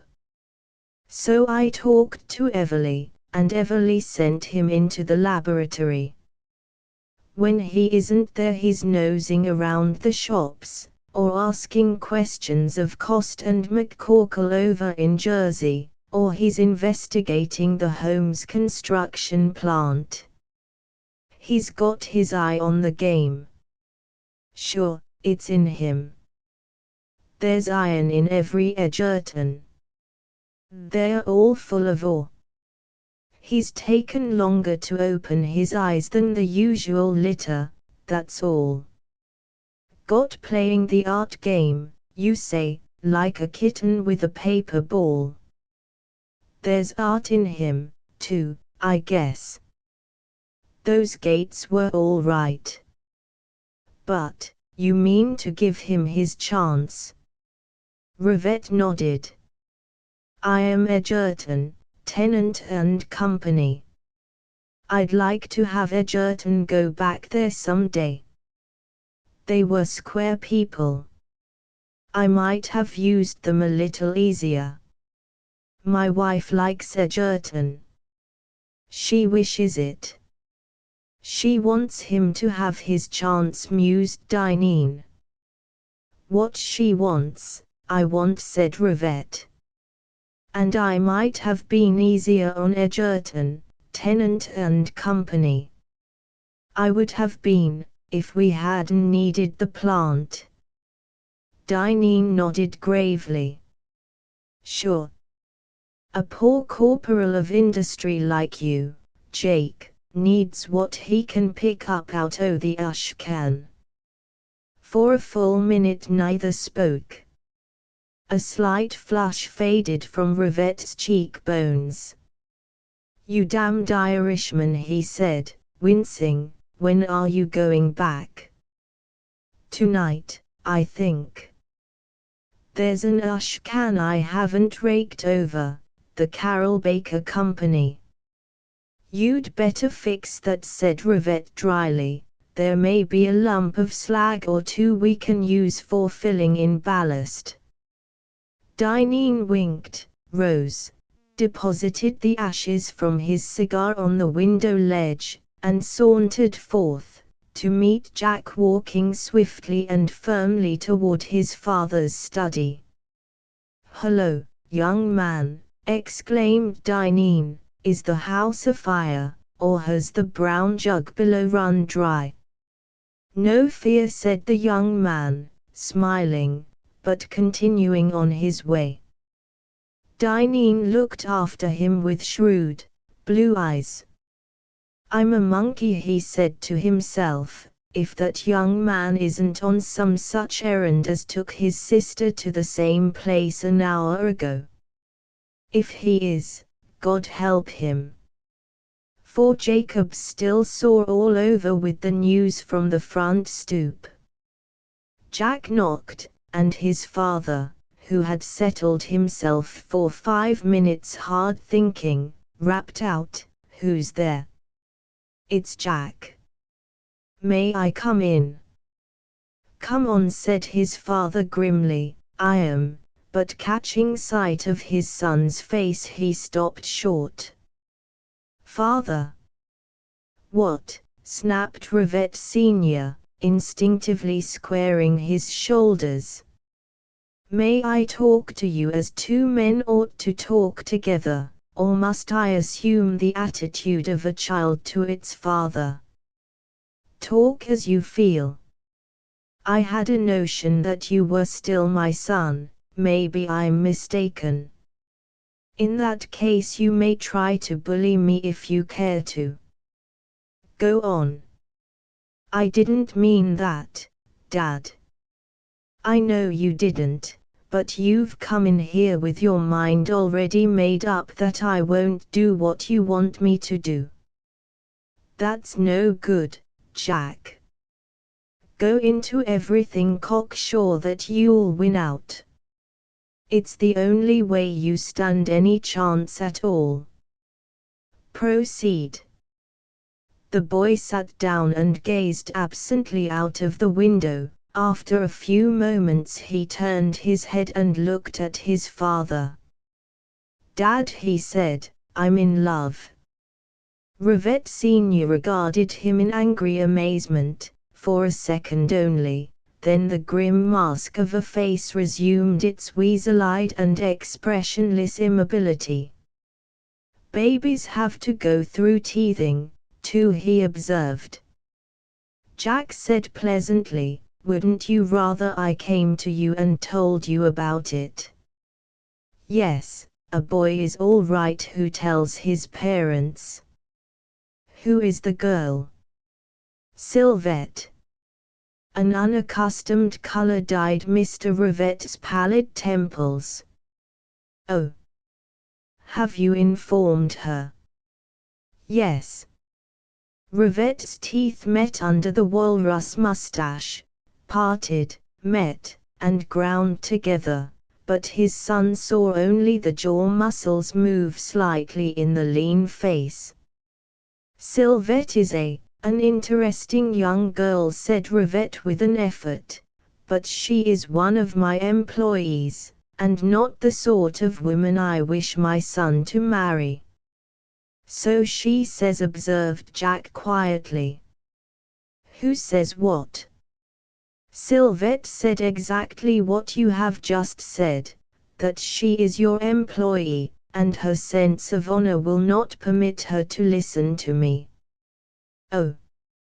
She said that, did she?" "Oh. Did she tell you to tell me her answer?" "No. She told me that if I uttered one word on the subject to you, she would leave your service in 24 hours. His father's eyes fairly bored into him like augers. "And yet you've done it." "I've taken the chance, yes." "Why?" "Because I love her." "You'll have that kind of pip several times before you pick the right one, Jack." "No, I'm like you." "What's that?" "I say that I am like you, Dad. I don't believe there was ever anybody but Mother." "Was there?" "How about that little Beaumont girl you met at Hot Springs?" asked his father. "I taught her to shoot a pistol. I liked her, but that was all." "Sylvette is different." "Somehow, The memory of a girl he had once taught came into Mr. Rivette's mind, Betty Lawrence, who smiled as nobody else ever had smiled except her own son, years afterwards, years and years afterwards. He raised his sunken head and looked hard at his son. "I don't want you to marry her, Jack," he said. "Why?" "I had other plans for you. There are girls in New York there are girls everywhere, but only one Sylvette Tennant, and I am like you, father." "You don't show it now," retorted Rivette sharply. "Do you think I'd spoil my chances? No, my certainty in New York, as you are trying to do." "You only got as far as Mills Corners, Dad, and you had not even seen New York." "I don't want you to marry her," repeated his father doggedly. "Why?" once more. "Because I don't know anything about her. She gambles, too." "Would you care whether the girl you meant to pick out for me plays cards for stakes?" "I certainly." He stopped abruptly. "Then, she smokes and drinks like a man."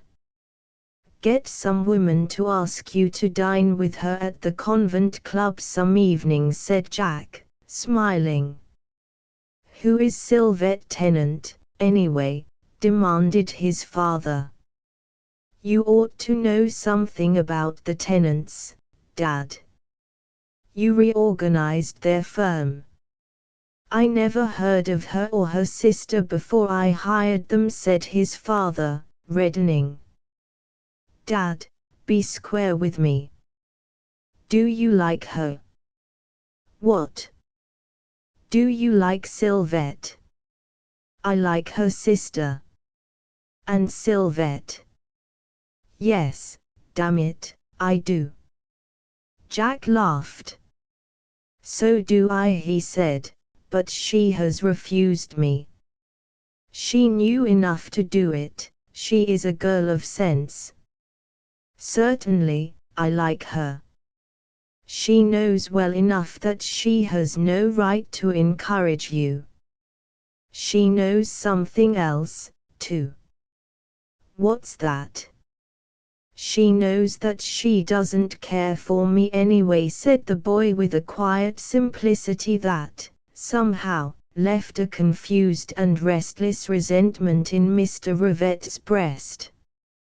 "Doesn't care for you," repeated his father slowly. "She'd care for you fast enough if she dared." "Dead?" Jack laughed. "If she had cared for me, she'd have told me, and sent me about my business all the same, don't worry about that. But she doesn't care about me. I think, sweet and generous as she is, she does not consider our family as particularly desirable for an alliance." "What? My employee?" "Why, Dad, our employing her puts us at her mercy. Didn't you realize that?" The elder man sat silent, glaring at his son through his great convex spectacles. "So that is why this girl wouldn't listen to you," he said. "Her reason was that she, being in your employment, occupied a position of trust, and that it would be dishonest in her to take advantage of it by encouraging your only son." "Did she say that?" "Almost word for word." "When?" "Long ago." "Oh. So this has been going on a long while." "I've bothered her a long while, I've contrived to make her miserable. She does her best to keep away from me." "I don't know what to do," said the boy miserably. "Well, you've done it now, anyway. You've come to me, and told me against her orders. Now, she'll go, if I tell her. I shall tell her. I couldn't do this without being honest enough to tell her that I've done it. But, you say she'll go away. She certainly will, unless you ask her to remain. Yes, you, Dad. Do you think I'm going to deliberately bite my own head off? Jack smiled forlornly. If you don't ask her to stay, you'll be biting my head off, but I won't need a head if she goes, so bite away, Dad, if you're going to. Rivette stared at him in stony silence. Do you know what your sister has done? Yes, Inwood is a corker. I'm terribly glad. Oh, are you? Aren't you? Confound it. How do I know whether I'm glad or not to see the house emptying itself of all your mother and I care for? He stopped with a dry catch in his throat, then resumed more cautiously. I thought Chris's tale of woe was sufficient for one morning, but here you come galloping in with one that beats hers to a batter. How do you suppose I like it? I expected to have my children with me for a while. Yesterday you were in the cradle. Today you're up and off and out into the world with a girl I never saw before last June. Jack. What the devil's the matter with everything? Isn't everything about as it was when you were my age, Father? No, it isn't. If anybody had predicted these times, he'd have been locked up for a lunatic. What with luxury, and fashions, and fol-de-rol, and high finance, and cards, and cocktails, and cigarettes, I don't mean the details, Dad, but isn't it all about the same, the birth, growth, courtship, parting? Isn't it? The older man was silent. Jack rose and stood by the window watching the big clouds drifting across the sky. Jack said his father, "Why did you come here to tell me this?" Mother said I had better. Your mother, he exclaimed, horrified. Yes, I told her first, of course, even before I spoke to Sylvette. She never said one word to me, murmured Rivette vacantly. She promised not to before I would tell her. Do you mean to say that your mother approves? She said she would if you did. And all I ask of you is to invite Sylvette to overlook what I've said and done, and request her to remain. If she doesn't care for you, said Mr. Rivette, what do you want her to remain for? Jack's eye met his father's. So that I can have a chance to win her, he said doggedly, with my parents' full approval. Rivette rose, furious. You stay here until I've talked to your mother, he barked, and went out slamming the door. Jack sat down prepared to wait, but it was not 5 minutes before his father came in. I've seen your mother. Clear out of here. That young lady of yours is coming. Here. Yes, here. If you don't go out, I'll drop you out of the window, old as I am. Dad. You're a brick. Well, you'll get that brick in the neck if you don't hustle. Jack laughed and held out his hand. His father took it, tried to speak, only succeeded in swearing. The boy went out.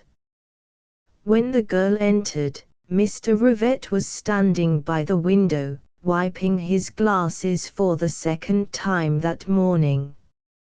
He turned, nodded, placed a chair for Sylvette, but remained standing. "I don't suppose you've any notion why I've asked you to come in here. Have you?" "Not the slightest," she said, smiling. "I suppose you think it's on business." "Naturally." "Why naturally?" "Because," said Sylvette, laughing, "our relations are on a business basis." "Do you consider them entirely so?" "I am obliged to, am I not?" "Don't you like us?" he asked bluntly. What an odd question. "Of course, I do. I'm in love with your wife." "Not with me." She laughed gaily. "You've evidently discovered that Diana and I like you immensely."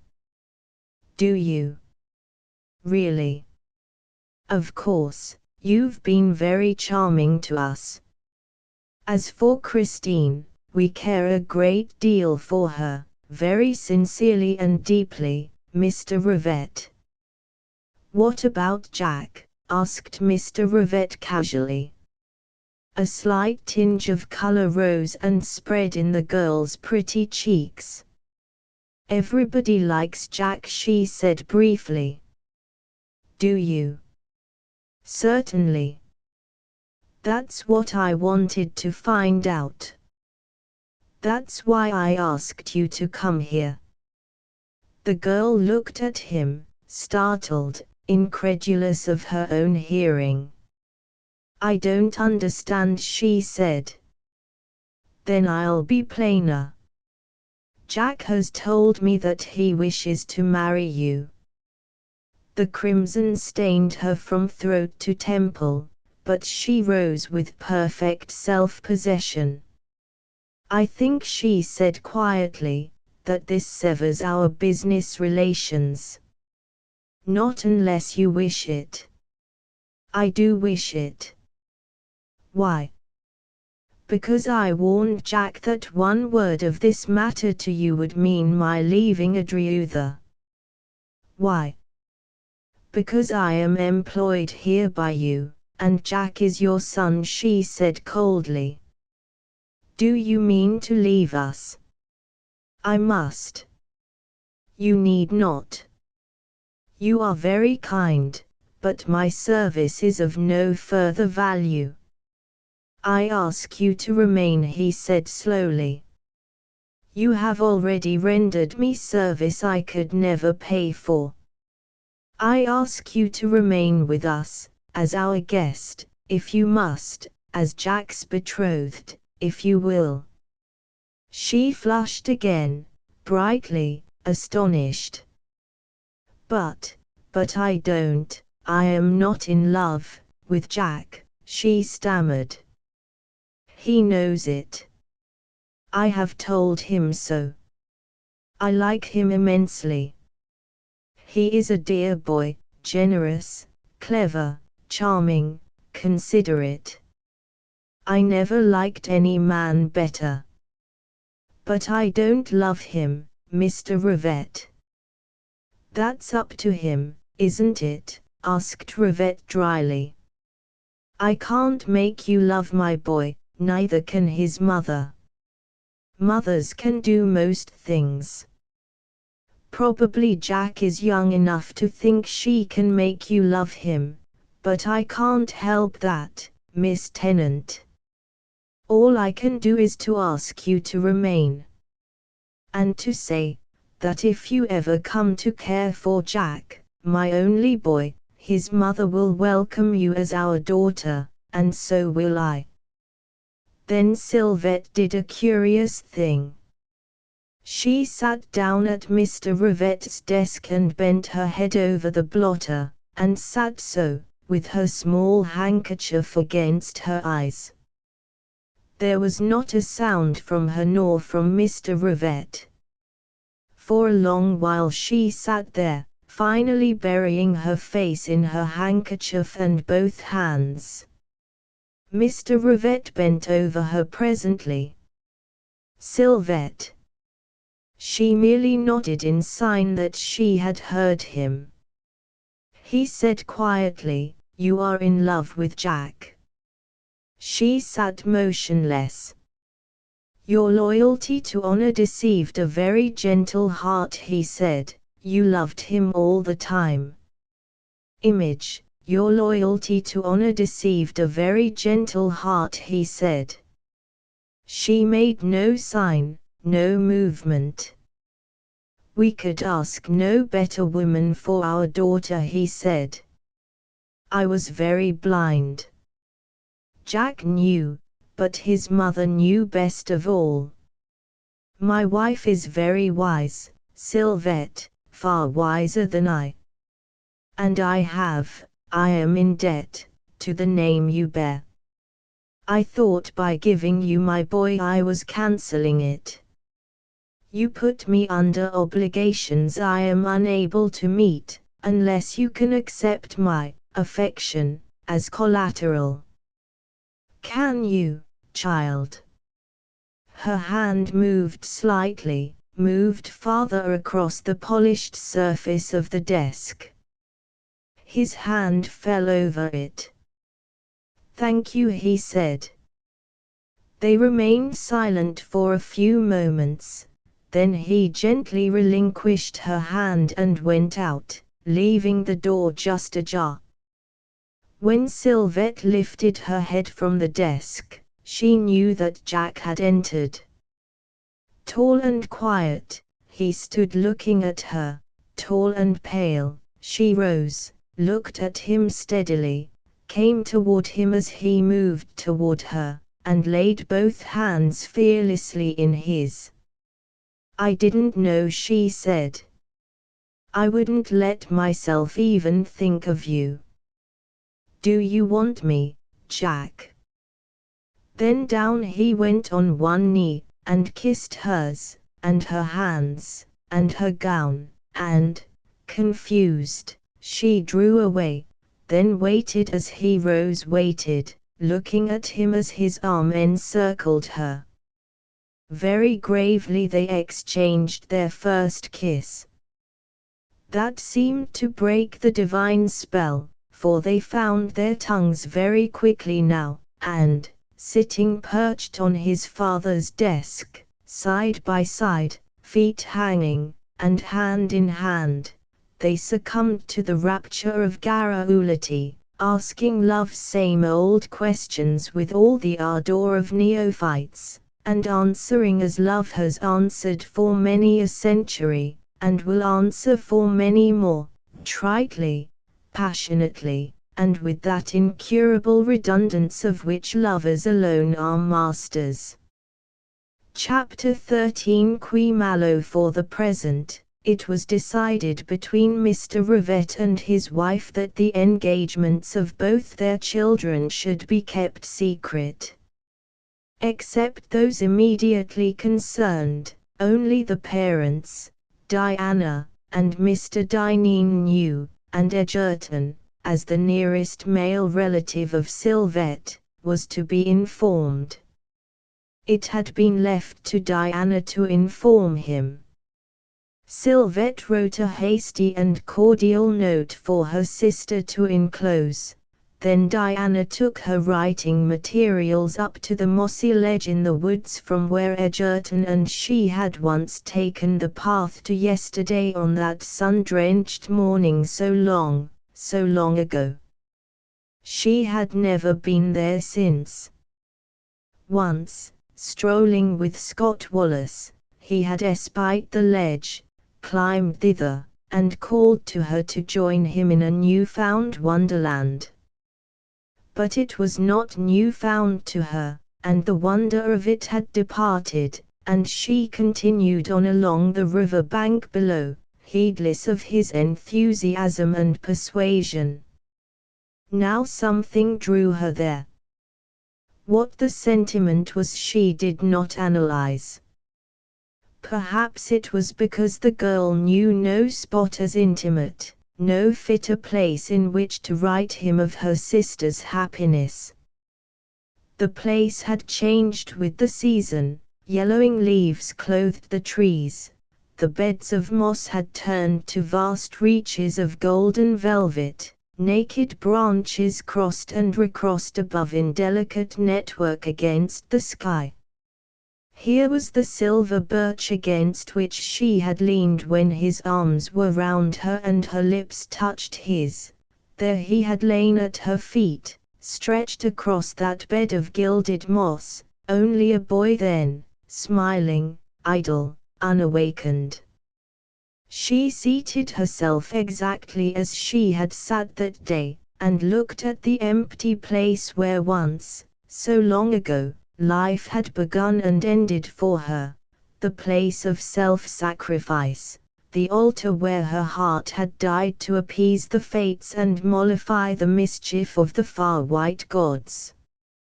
Among the yellow leaves a blue jay screamed through the stillness, and presently she saw him for a moment, a flash of azure and silver, high-winging from his invaded sanctuary.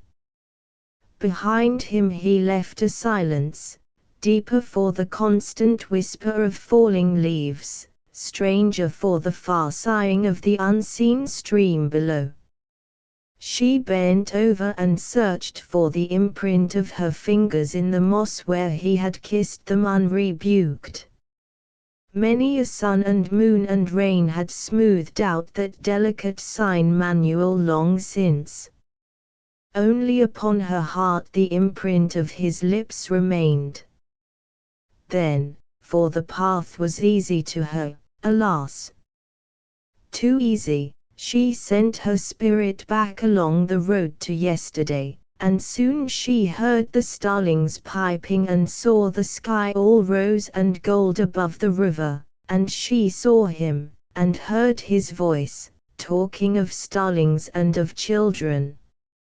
If a single bright tear fell, the moss buried it, and when at last she could see her letter paper through glimmering lashes, she inked her pen and set her small, sun-tanned hand resolutely to the task before her. Jim, dear, Sylvette is going to marry Jack Rivette. She is supremely happy. I enclose her note to you. Only the families concerned know about it yet. It is to be announced in December. The date of the wedding has not yet been fixed. I write you this pleasant news because you are our nearest relative. In my last letter I told you that Sylvette did not love him. I was wrong, she did love him all the while, but she was too decent to know it. So how on earth was I to suspect it? I didn't, and she didn't, and if it hadn't been for Jack kicking over the traces and cantering away out of bounds, there probably would have been a tragedy in the family, for Sylvette and I had your kind and sensible letter, saying that the only honorable thing to do was to take the first opportunity to withdraw from Adriutha, and we had decided you were right. But man proposes, Jim, and the far gods laugh at him, not unkindly, sometimes. My little sister is radiantly happy. Jack is a dear, so is his sister and parents. It amuses me to realize that I have come to be a purveyor of marital news to you. First, it was Christine and Mr. Inwood, now it's Sylvette and Jack. The nearest I can come to rounding out the classical triad of the blessed is to inform you, monsieur, that the symptoms of Colonel Camus are becoming acute. He tried to take my hand in the billiard room, not my bridge hand, either. He retains my hand too long when he helps me into a canoe. The other day I was horribly tempted to tip him into the river. He said such silly things and popped his eyes and went into rhapsodies over my ankles, which was slightly infringing les convenances, wasn't it? But he's merely a foolish, pompous, well-meaning man, slightly silly about all women, but with a very kind heart, I fancy. He is always doing things for me, always strutting around me and shooting his cuffs and curling his mustaches. Half the time I don't understand his talk, his jokes and apparently witty innuendos, which perhaps are very funny, for he laughs at them himself, and I have to smile and pretend I am not stupid. No flight has occurred, although there was a white frost Saturday night. The shooting brotherhood are anxious and gloomy. Some even declare that a flight did occur Saturday night, that the birds remained with us over Sunday, when nobody could shoot, and left Sunday night, which was bitter cold and froze water in the garden. I don't know about such things, and don't care very much. It seems to me that these big, red-faced men make a ridiculous to-do about the migrations of a few small birds. Scott Wallace is the laziest man, which reminds me in time, Jim, to speak about your apparent attitude toward Scott. I merely wrote you that you would like him if you knew him. To my surprise, you wrote that you, personally, had no use for the kind of man I described. Was that a snub for me or for Scott? I'm sorry I spoke of him. To me he is a nice, wholesome, amusing fellow, so friendly to everybody that, somehow, your letter, what you said in it about a man you never met, hurt me. You would like him if you knew him. So, with this feminine prerogative, I close my lips about Scott Wallace for the present and the future. I am glad your arm is practically well, but what makes me entirely contented is what you say of your constant and bewildering promotions. Best of all is what I read between the lines, that you really love the business of generations of Edgertons, and you, the last of them, but not the last, God willing, are plunging into the game up to your neck, interested, optimistic, enthusiastic, fitting yourself for that dignified place which is yours, Jim, by every right. Now that it's over, and the mist blown clear of your path forever, I want to confess to you how dreadfully I felt to see you here in such a capacity. More than that, your light talk about the arts, your light and graceful accomplishments in them, your tendency to drift back toward a career for which you are no more fitted than I, all these things troubled me deeply, so that, sometimes, I even dreamed of them, and finally came to regard your facility with actual fear. So jealous was I for your real career, so anxious was I that you should become your real self. I suppose you will scarcely believe it, Jim, when I tell you that this feeling began from the very moment when you offered to go with Sylvette and me to Adriutha. Somehow, blindly, I understood even then that it was not the thing for you to do, and, remember, I knew you scarcely at all. Yet my instinct resented your going, and if I did not actually protest, perhaps you may recollect that my attitude was not cordial, that you had to ask me many times for my vote, that, after all, I never cast it, but simply refrained from voting at all. I suppose this was cowardly in me, yet, Jim, what else could I have done? I scarcely knew you. I dared not appear ungrateful after your kindness to Sylvette and to me. Forgive this self-defense. I merely wanted you to know, I only wish you to understand that, at heart anyway, I have been, from the beginning, loyal to the best interests of a friend and a kinsman who was most kind to two girls alone in the world. This is a still, golden, autumn world, autumn no longer, alas! For we are already well along in November. But autumn lingers in this land of hills and waters, and the frost was not severe enough to blacken the late roses. If the weather is unseasonable, it is also charming, and I love it. Russet and gold always did fascinate me, like the hangings and tapestries in your studio, with the dusty sunlight falling over all. ABN, Monsieur, I must conclude my monologue. You are a brave man if you have read as far as the name you gave me once, centuries ago. Japonette. She closed and sealed her letter, wrote his name on the envelope, rested a while, blue eyes seeing nothing, then, touching the envelope with her lips, she laid it between the leaves of her portfolio. Since that day in this very place, Egerton had spoken no more of love to her.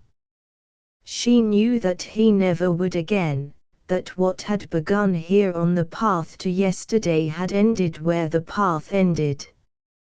Never again would he retrace those steps with her, never again travel them alone. For it was a lost road to him, a blind trail already overgrown with briars. The days made it fainter, the months were hiding it, the years would obliterate it for him. But for her, alas, she had many a pilgrimage yet to make along that briar-grown path, and many a scar, yet unmade, must heal before that path closed before her pilgrim feet, and shut out forever from her eyes the hidden shrine it led to, where the sky was rosy above the river and the starlings called through the golden light of paradise. And now, as she stood up, the subtle scent of autumn hung heavy in the air, a faint odor of ripening, hinting of decay and death. Summer had gone indeed, on earth and in her heart.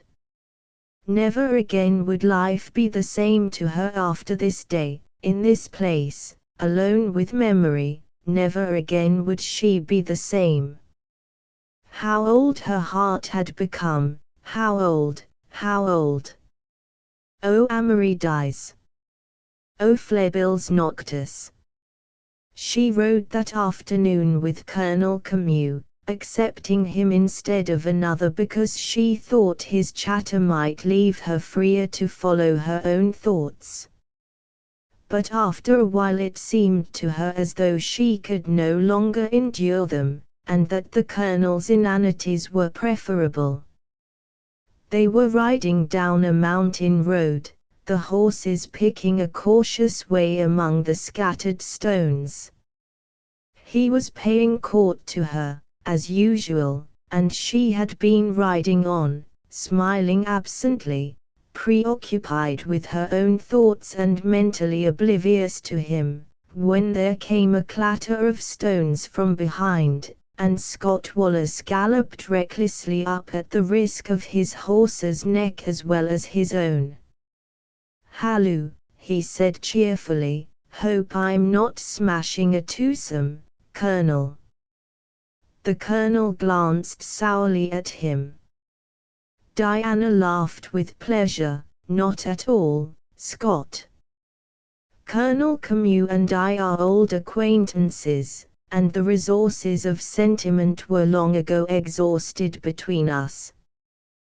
Where are you going?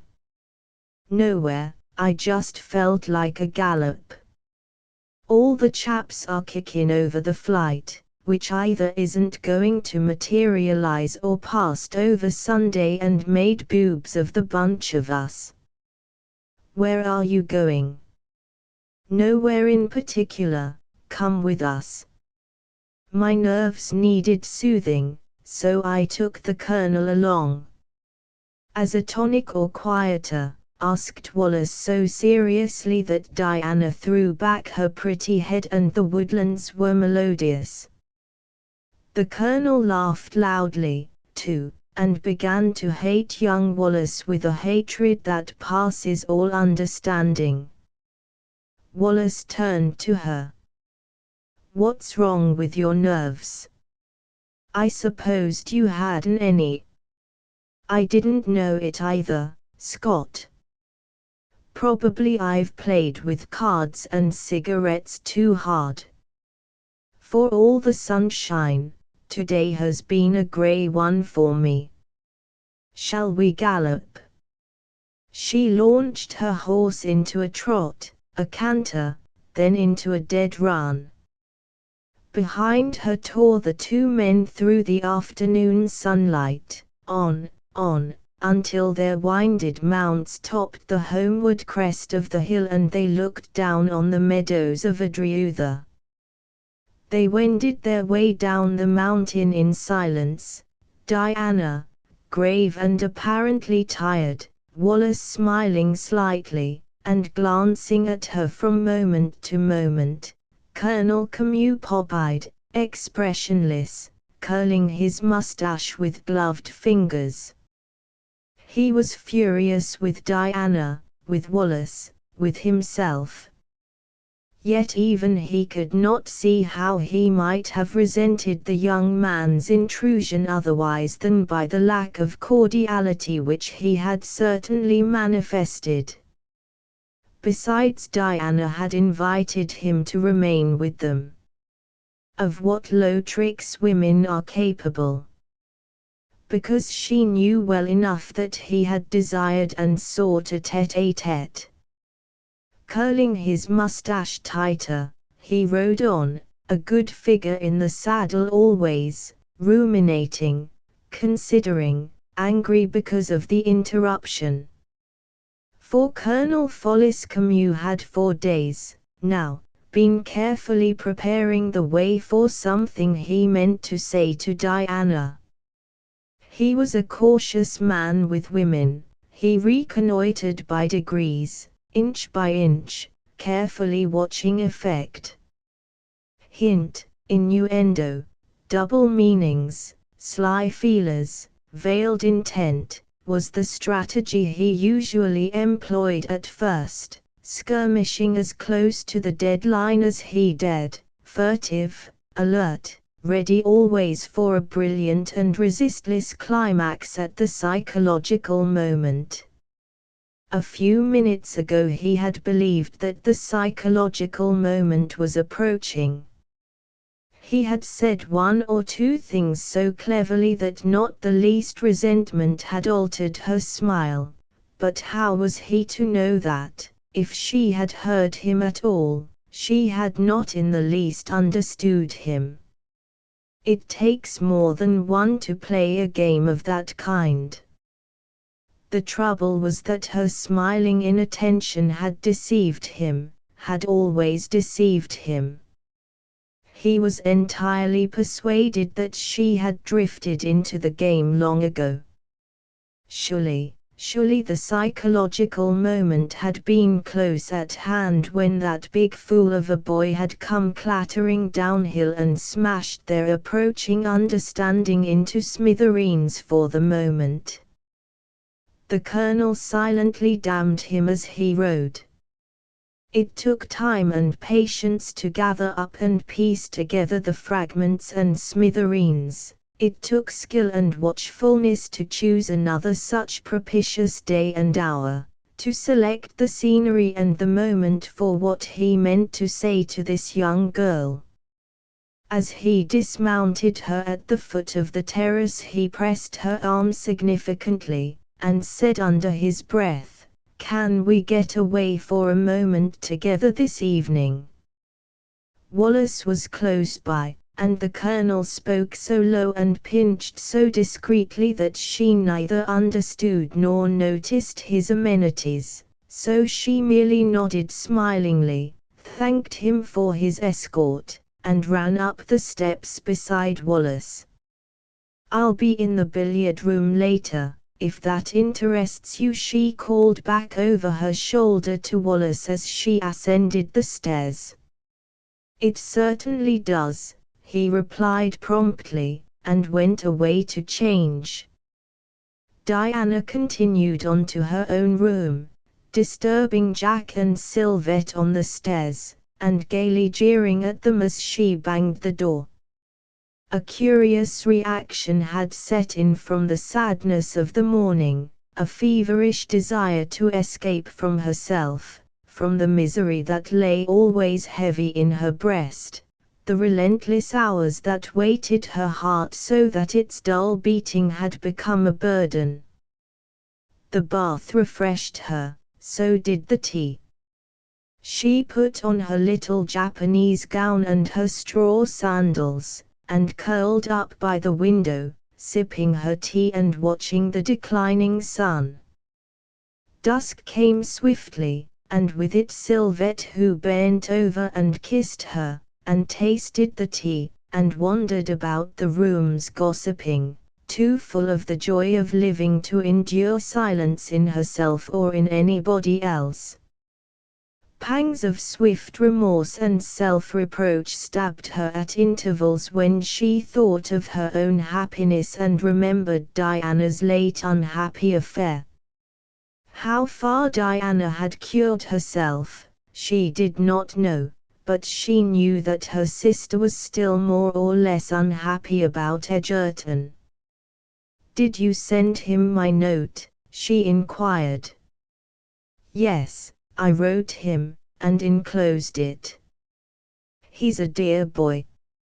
How well he must be doing. He ought to go down on his knees and thank you every day of his life for what he is turning out to be. He would have turned out all right anyway, sooner or later. Well, he's a horrid pig if he isn't grateful to you. I don't suppose he has the slightest idea what his regeneration cost you." "Don't talk that way, Sylvie." "What way?" "I'm merely saying, don't say it, dear. If it cost me anything, he is never going to know it." Sylvette looked at her wistfully. "If I could only see you as happy as I am, Di. Sometimes I can scarcely bear to be as happy as I am, and remember that you are not sharing it." "True," said Diana, smiling, "Jack can't marry us both, so we can't share your happiness, dear." Sylvette came and sat on the arm of the chair, drawing one arm about Diana's neck. "Do you still care for him very much?" she asked sorrowfully. "Very much." "Do you think it will last?" "Yes." "What are you going to do?" "Nothing." "Isn't there something to do?" "Nothing." "Perhaps, all this time he really cares for you." "There is not the slightest possibility. I had my chance, he cared for me, at that moment, when he told me so. Those men out there," she made a vague gesture toward the unseen hills, "are no more deadly cool when they shoot than was I when I deliberately killed in him whatever love he may have had for me. I slew it, I tell you. There is no resurrection for dead things." Sylvette sighed heavily, and laid her smooth cheek against her sister's hair. Still she murmured half to herself, "There are miracles." There were. There may be others yet. No, I wounded his pride. You aroused it. By wounding it, and at the expense of what fell dead beside it. Love died that day, little sister, and for that death there is no reincarnation. Again the feverish desire for escape came over her, seeming to burn through every vein, and she sprang to her feet and rang for the maid. I'm likely to do almost anything tonight, she said. Shall I make it a double event when you're ready? A double, what? Double event, double wedding. I can easily do so. Is it a good way to drown your griefs, Sylvie? Because the prospect of being alone after you and Jack marry actually terrifies me. You little goose, you'll live with us. I see myself doing it, the superfluous spinster to be reckoned with, counted in at dinners, mollified by kindness, secretly feared for her acidulated tongue, to be employed later in either bribing or disciplining the children. D.I. What if, in the course of human events, Jack and I have children, continued Sylvette, flushing, we'll also have nurses to look out for the grubby little things. Grubby? You don't know what you're saying.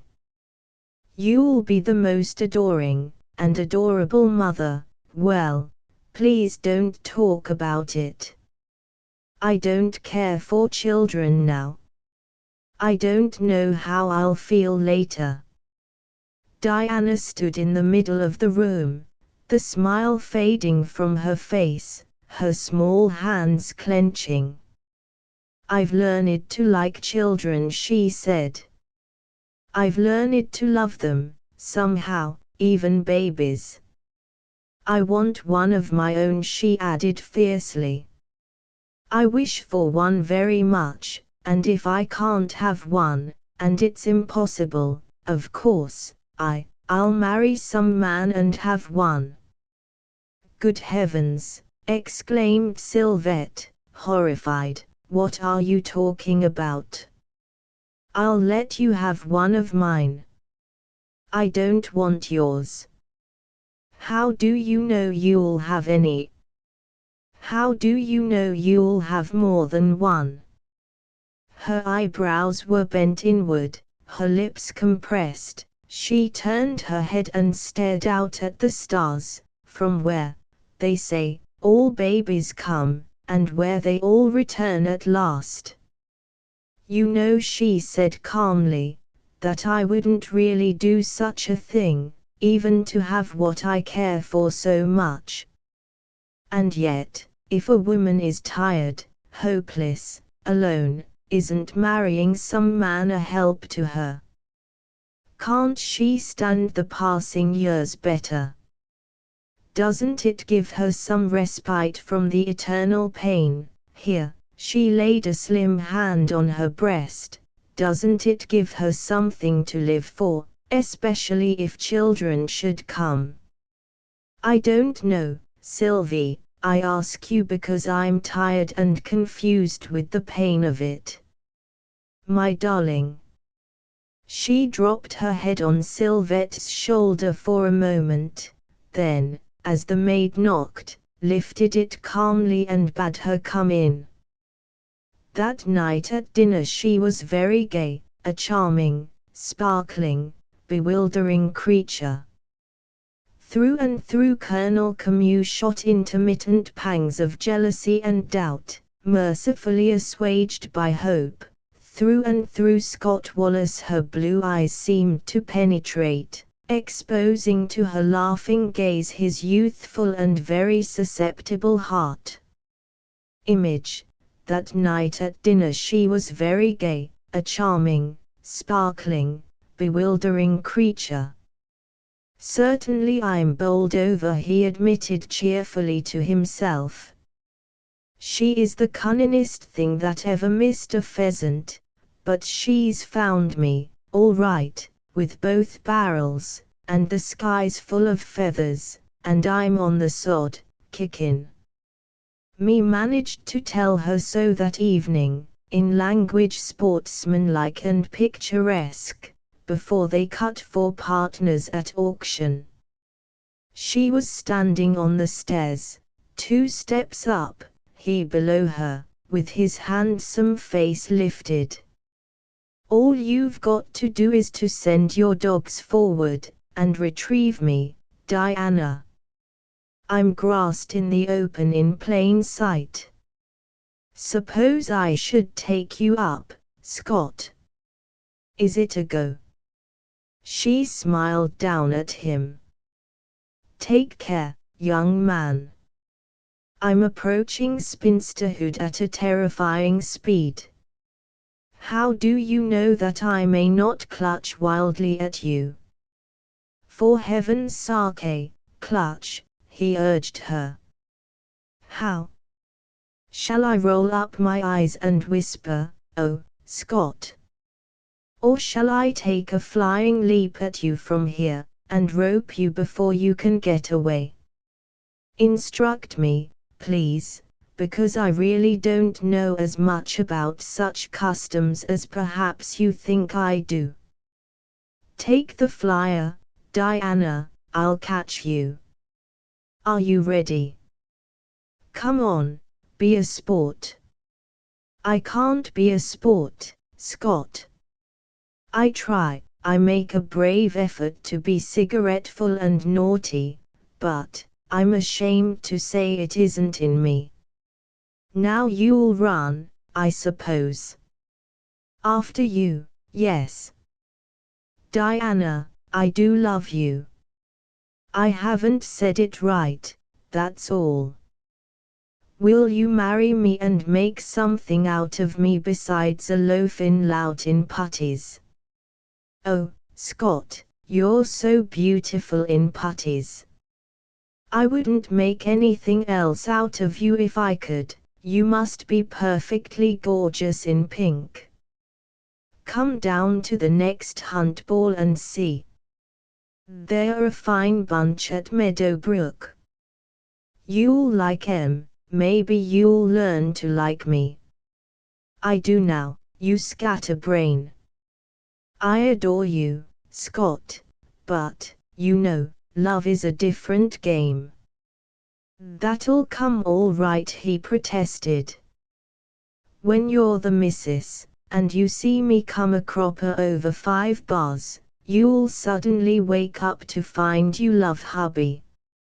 And I won't be hurt, but you'll think I am, and you'll pull up and scramble down and look me over, and cover my pale and beautiful face with kisses, and I'll play foxy and let you, he ended with pleased satisfaction.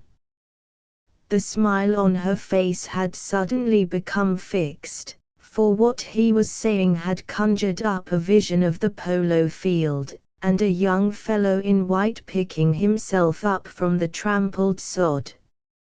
Wallace, looking around to see that the hall was empty, sprang up the 2 steps and took her hand in his. Diana, I do love you dearly, he said. Will you take me on for a trial gallop? Do you mean an engagement? She said, looking him over. Yes, I do, will you? What kind of an engagement? The regular, with a sparkler on the side. Will you, Di? No, you very slangy young man, I won't. Well, then, what kind of an engagement do you suggest? He asked cheerfully. Just the Sir Singland halter kind. What kind is that, Scott? Oh, an understanding that you're not bittered and bridled yet. You mean that the engagement lasts during my pleasure? Yes, that's it. And ends in marriage, or a very, very kind note? She asked, laughing. Sure thing. Am I on? She considered him, smilingly. If you like, she said. Oh, I do like.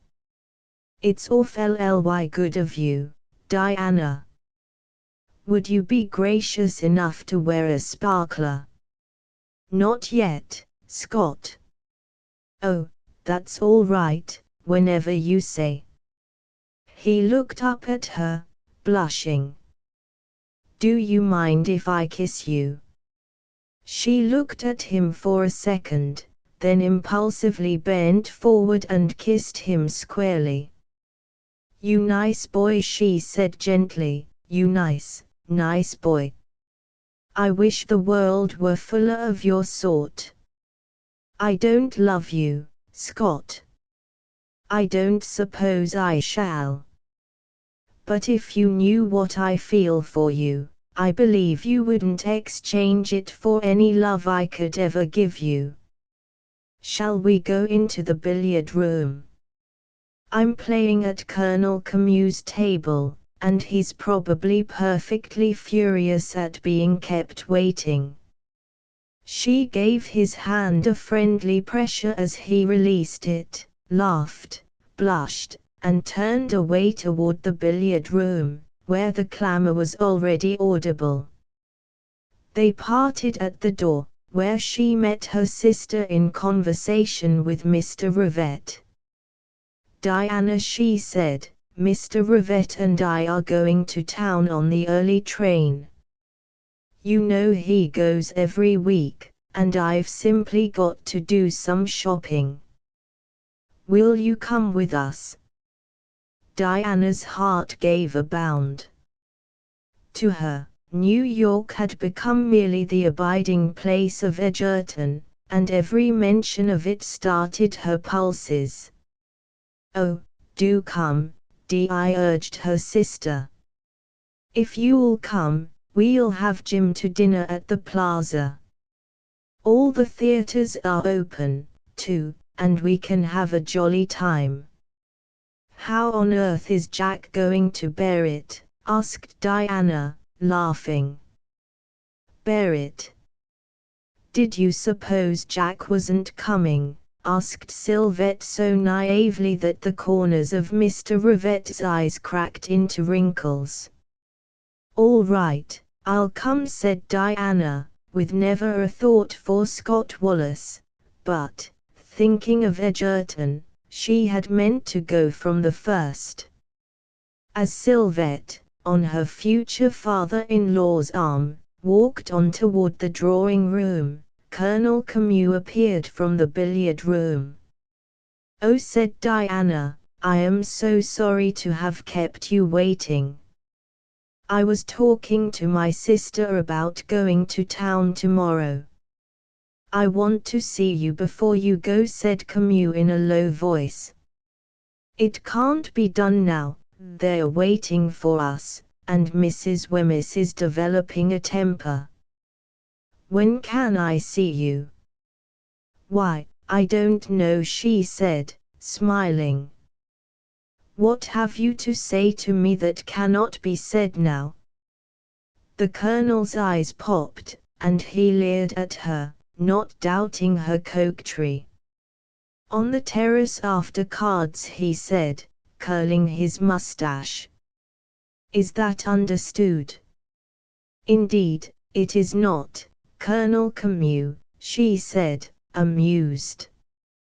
I shall retire early, because I have an early train to catch. The Colonel's face darkened. There were limits to coquetry. When did you decide to go? A few minutes ago. You knew I had something to say to you. I knew nothing of the sort. And what has it to do with my going to town, anyway? The Colonel had only a few moments to decide. How long will you be in town? I don't know. Where will you be? He wearied her, and to be rid of him she thoughtlessly gave him the address at the plaza. I'll be in town for a day or two, he said, leering at her once more. If she heard, she paid no heed, for she was already entering the billiard room with a gay gesture and a smile for Wallace, who waved his hand in reply, and looked volumes at her across the hubbub.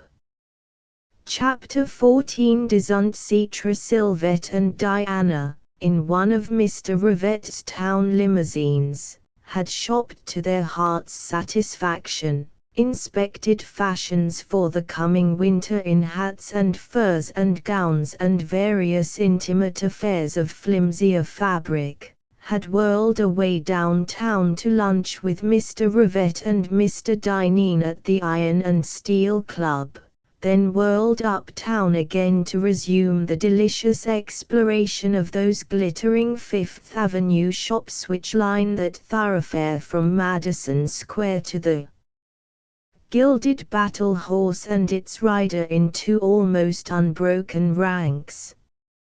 In that magic land, where trousseaux are assembled and garnered by pretty brides-to-be, Sylvette lingered, fascinated. But her rapid, intelligent survey was only preliminary as yet. She and Diana were merely en vidette. Official inspection and an advance in force would follow later. But, oh, the jewels and the furs and the lovely laces and the heavenly hats. Every shop was now in full swing toward the culminating, scintillating transformation of Christmas. The avenue was crowded with flashing automobiles and carriages. The florists' windows were beautiful, the sidewalks crowded. Men sold violets everywhere at street corners or offered enormous, orange-tinted chrysanthemums nodding on long stems. Giant policemen on foot kept busy ward at every crossing. Superb mounted police calmly stemmed the twin torrents and, with lifted hand, quieted the maelstrom. Far to the south, in snowy magnificence against the sky, the huge marble tower brooded under its golden lantern above the city's roar. Northward the naked trees of the park turned ruddy and golden in the eye of the level sun. And all of it the two young girls beheld, and part of it they were, sometimes afoot in the throng, sometimes in their limousine, looking out with enchanted eyes upon all this magic, magic only, alas, to the unspoiled eyes of youth. From time to time Sylvette had stopped at any convenient place to telephone Egerton, calling him up at his various points of possible contact. She had telegraphed him the morning that they left Adriutha, which was the day before, but, as time passed, it became evident that he had not yet received the telegram. Some days ago he had gone to Pittsburgh at Mr. Dineen's suggestion. On his way back he was to stop at Philadelphia and Jersey City. Rivette said at luncheon that he'd probably return to his rooms before dining, and find their telegram in time to join them at the plaza for dinner. But he didn't come, nor did any word arrive from him. And Sylvette and Jack went off to the new theatre to see the Thunderbolt matchlessly staged and acted in a matchless theatre, and Rivette offered to take Diana anywhere. But the girl was sick at heart under her smiling, feverish gaiety, and the brilliant darkness of the streets seemed to mock her as she looked out into them. Also, there was a chance that Egerton might arrive late and telephone to somebody, perhaps even to her. It was merely a chance, but her chances were few these days, and she durst not pass one by, no matter how unlikely it looked. So she thanked Mr. Rivette, and preferred her room in the pretty suite to which he had invited Sylvette and herself, and there she sat in her silken dinner gown, sunk into the velvety depths of a chair, watching the city lights from the window, waiting, listening, always listening with a hope that died and lived with her unquiet breathing, fading, flowering, waxing, waning, dead and alive between two heartbeats, the hope forever new, the only living thing which cannot die while the sad world endures. Below her, far below, the lights of motors ran swiftly like passing meteors, the lights of carriages and hansoms streamed to and fro, yellower and slower. The lighted windows of street cars glided across her line of vision in endless, level repetition. To the west the gemmed facade of the new theatre sparkled above the trees, northward the lighted streets spread away like linked jewels under the winter stars.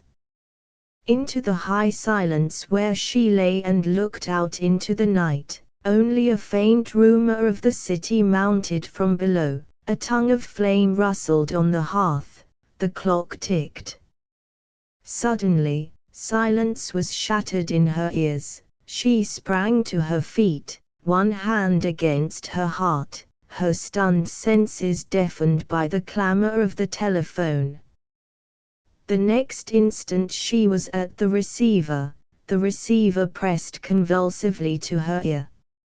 Yes, she said faintly. Asterisk asterisk asterisk asterisk asterisk asterisk yes, this is Miss Tennant.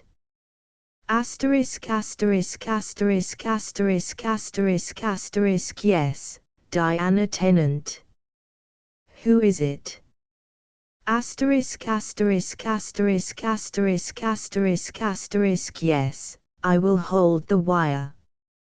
She rested against the shelf, relaxing from the tension, then, rigid, electrified, yes. Is that you, Jim? Of course, he replied. Are you at the plaza? Yes, all alone. Oh, Jim. I am so glad to hear your voice. It's bully of you to say it. I'm delighted to hear yours. I have just come in and found Sylvette's telegram on my desk. Shall I come around? Will you? She could hear him laughing. Then, watch me, he said, if the dust doesn't obscure the spectacle, I'll be with you in 5 minutes. Is that right, Diana? It is perfectly right. As though dazed, she hung up the receiver in its nickel wishbone, and began walking aimlessly up and down the room, trying to collect her wits and calm her senses. Outwardly composed, inwardly facing chaos, she threw open the window and turned her face to the coolness of the winter stars. Then behind her the telephone sounded again. It was only the announcement of his arrival, and she closed the door of her room and went into the pretty parlor, where a maid was already turning on the electric lights. His ring sounded, the maid admitted him to the outer hall, took his hat and coat, and ushered him in.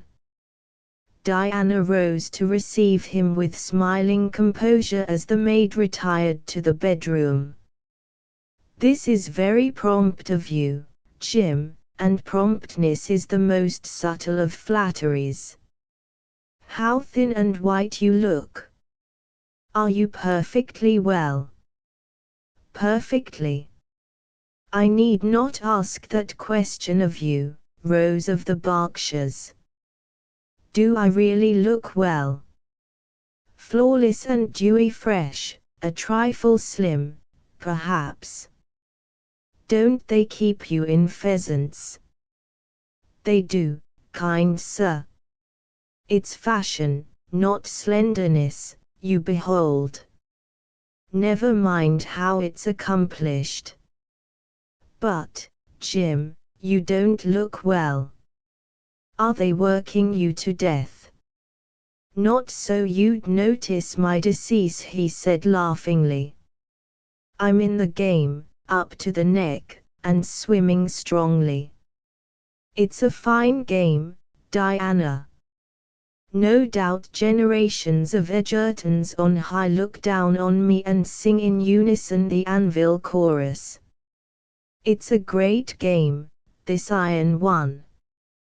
The iron is in me, I'm lanced through and through, it's flowing in my blood, it's in my bones. Iron. Iron. There is nothing to compare with it in all the world, Diana. Let me see your arm, Jim. Shall I take off my coat and, no, I'll just feel it, very gently.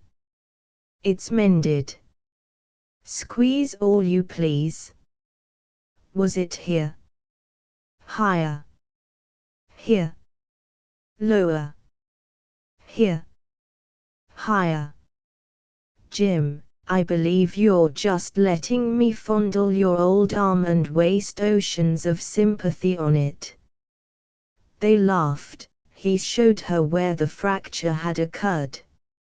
She, gravely curious, explored his sleeve with timid fingers.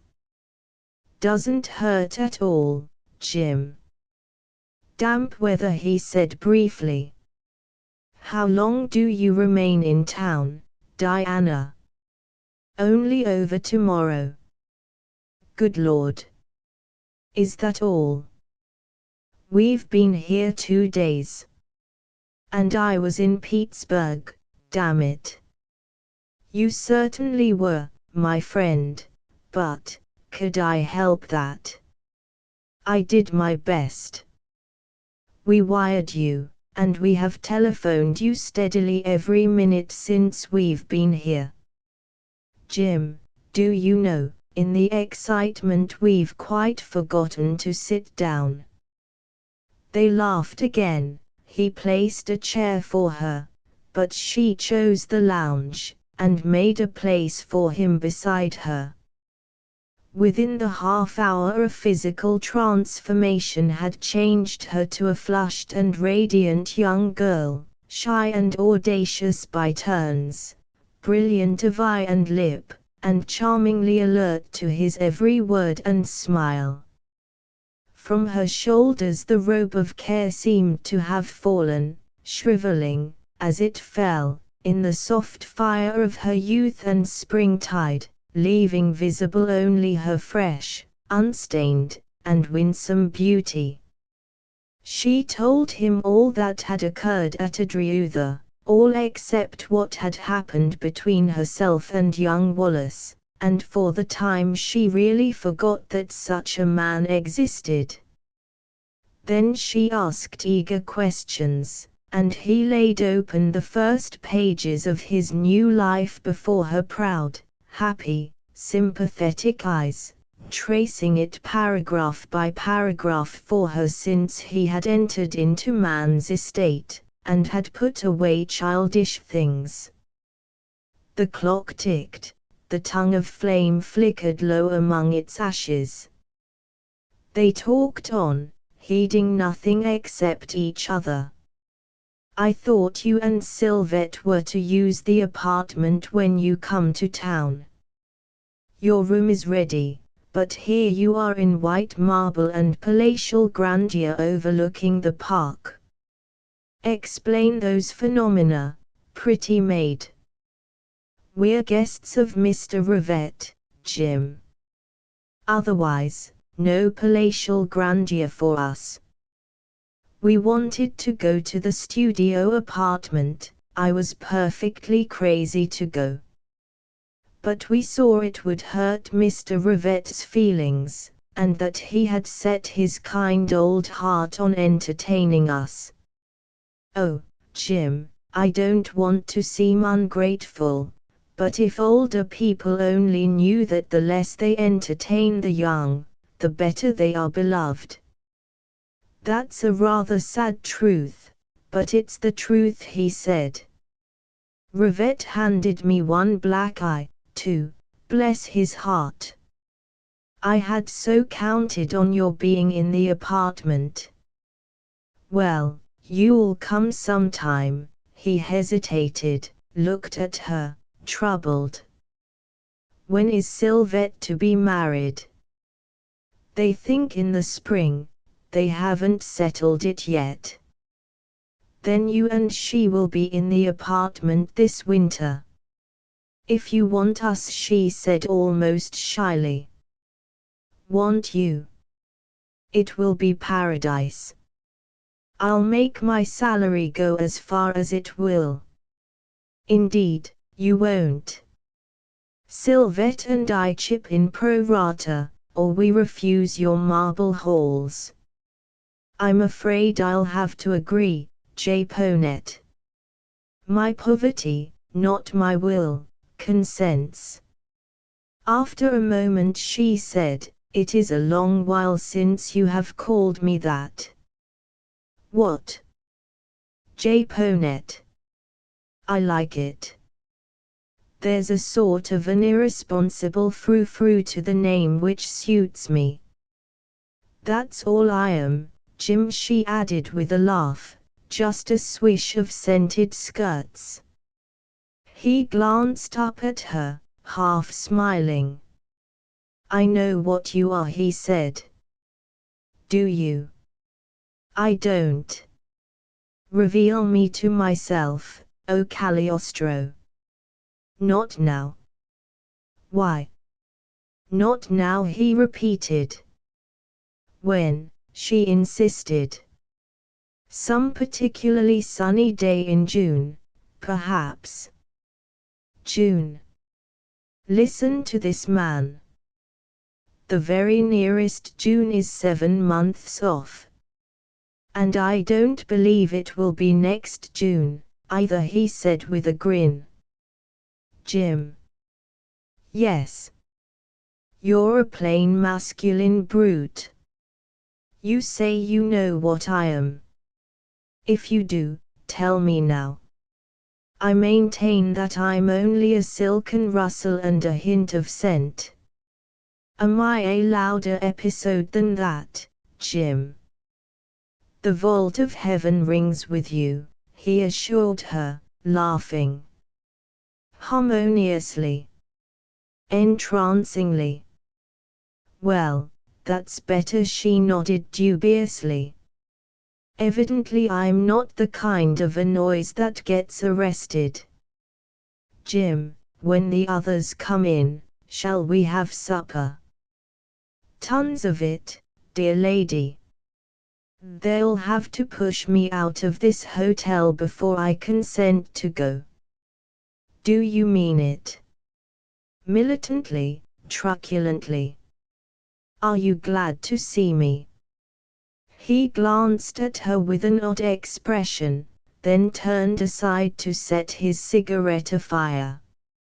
Yes, I'm glad, he said. She took one of his cigarettes, lighted it, savored it daintily, then leaned back watching Millimeter. Their eyes encountered, and they smiled. Where are the others, Diana? Jack and Sylvette are at the new theatre. Mr. Rivette and Mr. Dineen are sitting somewhere, cheek by jowl, looking wealthy. How does one look wealthy? You always do, Jim. Thank fortune for that. It ought to land me somewhere on the grandstand.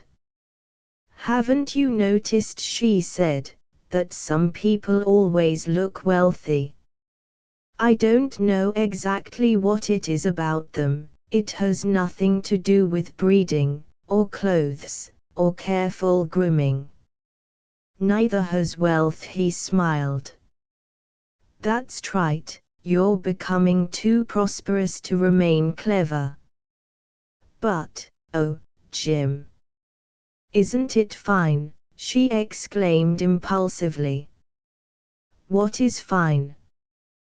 Why, your success, of course.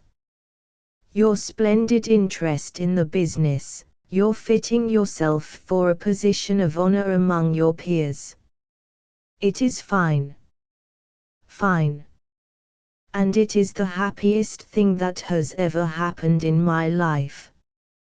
He looked at her. You dear girl, he said quietly. It was none of my doing. You're mistaken if you think so. Once you said something of that sort in a letter to me, but it isn't true, Jim. You have found yourself, the credit is yours alone. I give credit to the far white gods. In that Olympian pantheon one is known as Diana. She of the Ephesians, yes. She was great, wasn't she? Did you ever hear of the fly who said, I lie on my back in space, balancing the world on my 6 legs? The fly was quite right. There's no top or bottom point to this sphere, or to your logic, Jim. He smiled quietly. Did you ever hear of that Chinese goddess of the lotus, Kuan Yin, who, from her blossom throne in the Happy Isles, rescues lost souls? With how many incarnations are you going to endow me, Jim? Do you think I am endowing you with anything you do not already possess? What do I possess? She laughed, blue eyes and a fair skin and a heart as mercenary as a Persian puss's. Warmed in the sunshine of life, I radiate purrs, but I'm a slit-eyed opportunist in storm and stress. After a moment he said, what are your plans when Sylvette marries? I suppose I'll marry somebody, she said, thinking of Wallace for the first time. Old age alone doesn't attract me, in fact, I've been hedging already, she added. Hedging? Practically, I've told a man I'd marry him if it suited me to do so someday, but, meanwhile, he must consider himself padlocked. Isn't that a nice, thrifty, feminine contract? Are you serious? Entirely. Who is he? She glanced at him uncertainly. I think you've heard me speak of him, Jim. Wallace. That is the youth. Are you in love with him? Oh, more than that, Jim. I like him. Enough to marry him. Not at present. But you never can tell. I await the event. I haven't anything else to do. He nodded, smiling. I rather imagined him to be the sort of man you'd come to care for. I've heard 1 or 2 men speak of him recently. You mean that you made inquiries? A tint of red touched the city pallor of his skin. Yes, I took that liberty. It was a friendly one.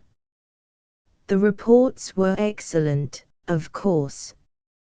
Excellent. He must be a good deal of a man. Her eyes were fixed on him, expressionless, considering. The slightest smile edged her lips. He is young, and nice. I don't know how much of a man he may become. I know nothing about him, and haven't studied him very minutely yet. You will, before you marry him. I may not. A girl often misuses a microscope.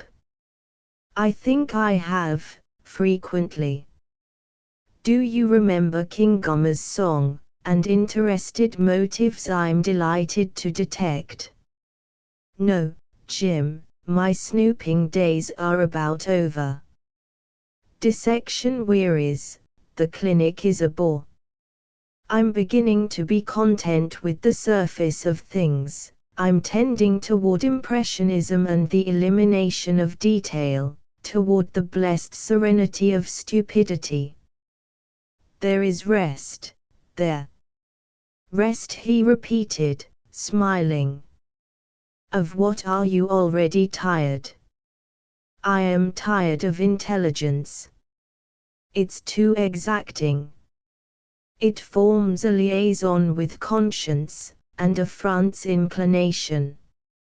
I'm tired of rule and precept with which an occult and inborn tyranny shackles me. I'm tired of more than that, but isn't that sufficient to fatigue a girl?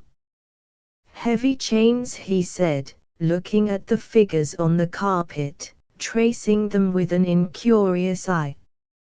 So I think I'll file away a few links. You can't. He rose, walked to the window, drew the curtain, and looked out at the November stars. Limpid, inexorable, the countless eyes of the night met his. Whatever message they held for him, he seemed to understand it, for, presently he came quietly back to her. Yes, he said, it's a good game, after all. The main thing is to get into it and stay there, in medias res, squarely. He looked up, smiling.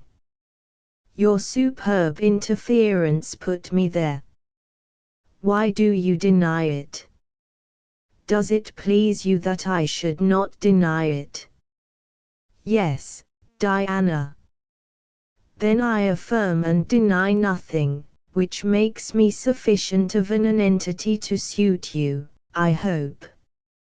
I am suited. A moment later the bell rang, and Sylvette and Jack, followed by Mr. Rivette, came laughing through the hall and into the little parlor. Jim! At last, cried Sylvette, giving him both hands. How are you, cousin? How are you, Mr. Rivette? Hello, Jack, he said as they surrounded him with lively greetings. How goes it? Inquired Mr. Rivette dryly. First rate. Did you see Macmillan in Pittsburgh? By Jove, I did. He was tremendously interesting, and exceedingly cordial to me. Mr. Rivette nodded. He might have said that he kept Macmillan in his vest pocket, but he only stared at Edgerton through his big, round glasses. They all had supper together. Later, Jack and Sylvette bubbled enthusiasm over the play and the splendid cast. Dineen came in and talked business to Rivette in casual undertones. Diana and Edgerton were quieter, even inclined to silence. Meanwhile Jack was consulting Sylvette about theatre plans for the following evening, and Edgerton said that he would return from business in time to join them. You'll be in Jersey, won't you? Asked Rivette. Yes. Well, try to get back in time to dress and join us at dinner. I don't believe I can do that. Rivette looked at him. Try, he said briefly. But Edgerton said aside to Diana, I can't get back to the studio before 8. By the way, you have a key, you know, if you wish to go there at any time. Thank you, Jim. I may look in tomorrow sometime. I want to see. She flushed, and hesitated, then calmly, we left 2 trunks there, you know. He nodded. Go and rummage. The janitor has orders. He has taken splendid care of that big white cat of yours. You'll find everything in order, and quite comfortable. So he made his adieu and went his way, and Mr. Dineen followed, and Jack and his father retired to their suite, and Sylvette and Diana went to theirs. Little sister, whispered Sylvette, leaning over Diana's pillow, where she lay, eyes closed, are you any happier than you were this morning? Yes. Very much. Very much. And that was all. Sylvette looked down at the white face and closed eyes, sighed, and extinguished the night light. The eyes of happiness close only in sleep, or in the arms of the best beloved. Sylvette's excited heart began to sing with the first ray of the morning sun. Also she arose, dressed, and breakfasted with her equally reckless affianced, which showed that theirs was a hopeless case, and a recent one. Dineen came and took Rivette away. Diana tasted a grapefruit in bed, and lay thinking until noon brought luncheon and her maid Protem. Jack and Sylvette, unable to persuade her, drifted off somewhere into the sparkling confusion of the metropolis, promising to return and take her for a drive through the park. About 5 o'clock she summoned her maid. Please say that I have gone to the studio apartment to get some things from my trunks, she said, and wrote out the address in case either Mr. Rivette or Mr. Dineen wished to communicate with her. Then, in furs, walking skirt and veil, and her tired little heart already outstripping her feet, she went out into the sunset world upon the pilgrimage so long desired, so long and wistfully deferred. Her pulse beat fast as she entered his street. The sight of the house filled her with sudden trepidation, but she knew that he was not there. She had nearly 3 hours alone before her, unless the others, returning to find her note, might telephone and interrupt her. Her key turned smoothly in the lock, she crossed the threshold, holding her breath. A dull, mellow light filled the studio. In the stillness a faint fragrance of tobacco hung in the air. Step by step she advanced, looking at each familiar object as she came to it and past it, pausing to lay a gloved hand on the sofa where, ages ago, 2 very young people sat, touching with lingering fingers the empty silver bowl which once, on a summer day, had been almost hidden under a fragrant load of ponies. Something behind her, and it was not a sound, made her turn. The white cat sat looking at her with no recognition in its solemn eyes, and when she moved forward, hand outstretched in wistful appeal, it calmly retreated into the demi-light of the bedroom beyond. The well of desolation was filling fast now. She sank into a wide chair by the tea-table and, lifting her veil, touched her eyes with her handkerchief. Then, disciplined, controlled, she lay back looking into the bedroom where she and her sister had slept and awakened through those 3 magic days which even fate allowed before foreclosing on her destiny forever. Pink bars of sunlight slanted on the wall, warming the painted armor of a forgotten dead man, forgotten no more than some among the living. A great lady, painted in her jewels, seemed to flush and smile as a rosy bar crept across her cheek. Doubtless she, too, had loved before she died. The girl extended her arm listlessly along the upholstered arm of her chair, and looked at her white-gloved hand. In the hollow of that hand she had once held love, and had smilingly released it. Out of that little palm love had flown far beyond her ken, and there was no returning for that winged thing. Then, very quietly, she bowed her head, eyes sheltered by her hand, and remained so, motionless, for a long while. The outer bell had sounded twice before she realized that it was the bell of the apartment. Dazed, she rose, stood a moment collecting herself, then walked to the door and opened it. Colonel Camus stepped jauntily in. So astonished was she that she scarcely understood what he was about before they both were on the studio threshold. She instinctively retreating, he advancing, wreathed in a smile so remarkable that it fascinated her. "What an odd thing of you to do," she said, still confused by the suddenness of his invasion, groping instinctively for the reason. "You left word at the plaza, I understood," he said, his eyes fairly popping at her, then palely roving around the place. "Image, so this is your apartment," he said. "So this is your apartment," he said. "What a discreet and charming little nest." "I think you don't understand," she said, "this is Mr. Edgerton's apartment." He looked at her oddly, then burst into laughter. "You clever girl," he chuckled. "What?" she said, bewildered. But he only smirked at her.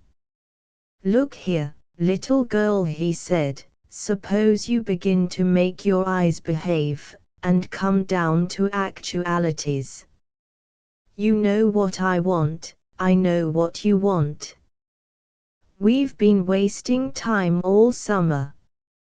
I'm no fool, neither are you, as you show by selecting this nice, little nook for a good, sensible talk." She only stared at him, thinking he had gone mad, and he laughed and twirled his mustache. "Nix for the baby stare," he said reprovingly. "I tell you I know what a girl like you wants: privacy, discretion, and the usual. And I've got it, little girl, wads of it." The grotesqueness of the dream seemed to make her stupid. She tried to find some sense and reason in what this man was saying to her, strove to comprehend him, his visit, his words. "Are you asking me to marry you?" she said, confused.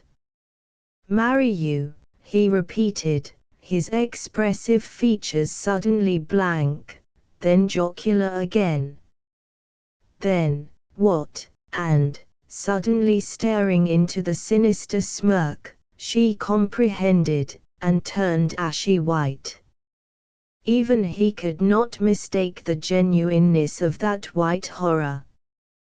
You don't understand," he stammered, his effrontery shaken. Perhaps I didn't understand you, either.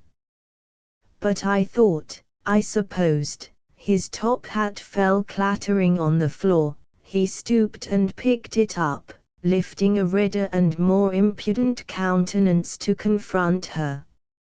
"After all," he said with a sneer, "I had a right to think you knew what you were about, a girl, alone, who lives on her wits." He hesitated, malignant now, writhing internally under her pallid contempt. "By God," he said, "you're nothing better than any other hired woman. I helped hire you myself." And added, between his teeth, "You little clawing cat. I know damned well you're an adventuress, but your game is beyond me." He swung insolently on his heel, and found himself looking straight into the eyes of Jacob Rivet. "Go out," said Mr. Rivet in a low voice. The Colonel stared at him, confounded. "Go out," repeated Rivet softly. The Colonel, flushed and utterly discountenanced, started toward the door. Mr. Rivet followed him out into the hall, closing the door behind him. Diana stood stock still, as though turned to stone. There had been a crash outside, then, in rather rapid but irregular succession, a series of thuds. It was Colonel Camus's impact with wall and floor. Mr. Dineen had been patiently knocking him down until that battered and half-senseless warrior took the count. Then one careful and heavy kick sent him down the first of the flights of stairs, and a moment later Diana heard the door bell. She opened. Mr. Rivet walked in slowly, as though abstracted. Mr. Dineen came behind, straightening his scarf pin. "You left the door ajar, so we walked in," observed Rivet, ignoring his previous entrance. He strolled about, glancing up at the pictures and tapestries. Then his manner changed. "Well, my dear," he said briskly, "Mr. Dineen and I stopped at the hotel, and your maid told us you had come here to get things out of your trunks. So, if you've finished rummaging, the car is below, and Jack and Sylvette are waiting tea for us at the St. Regis." "Thank you," she said in a low voice. "Had you rather not come?" "I had rather not, if you don't mind."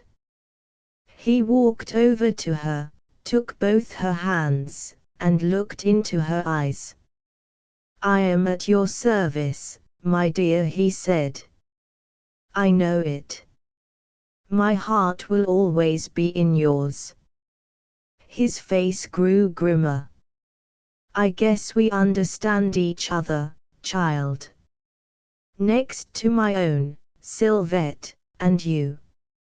Shall the car wait for you? I will walk back." "Dinner at 7," he said, releasing her hands. She nodded, forcing a smile. "At 7," she repeated, offering her hand to Mr. Dineen, who squeezed it shamelessly while unfeigned admiration transfigured his broad face. So they left her there in the studio, standing in the dusk, head held high, and in her eyes that dauntless courage that remains though lips quiver and the hot tears sting the straining throat. Cautiously, lest self-control slip the leash, she reseated herself and lay back in the chair, closing her eyes. Whatever battle raged within her was fought out there in darkness and in silence. She lay motionless, never stirring save for the slow clenching and relaxing of her fingers, and at last even that ceased. Then the steel nerves and iron will that had mastered the storm and soothed it, turned traitor, tricking her, furtively relaxing in the wake of exhaustion. In the dark the white cat stole in, hesitated, looked at her, then, satisfied, stretched out on a Persian rug in front of her. Long ago all sound had ceased in her ears, her heart beat quietly, Her breath came and went as evenly and softly as the respiration of a sleeping child. Through the tall windows the starlight touched her. At her feet the white cat dozed, dreaming of nothing.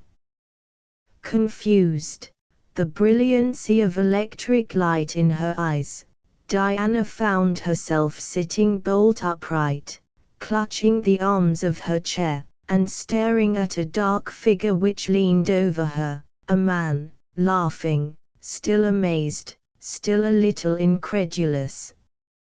"Jim," she faltered. "Certainly." "What do you mean by going to sleep in my favorite chair?" "Oh, dear. Oh, Jim," she wailed, dropping back helplessly into the depths of the chair. "I must be perfectly crazy to do such a thing. What time is it?" "I came in here to get something." She pressed her hands to her temples.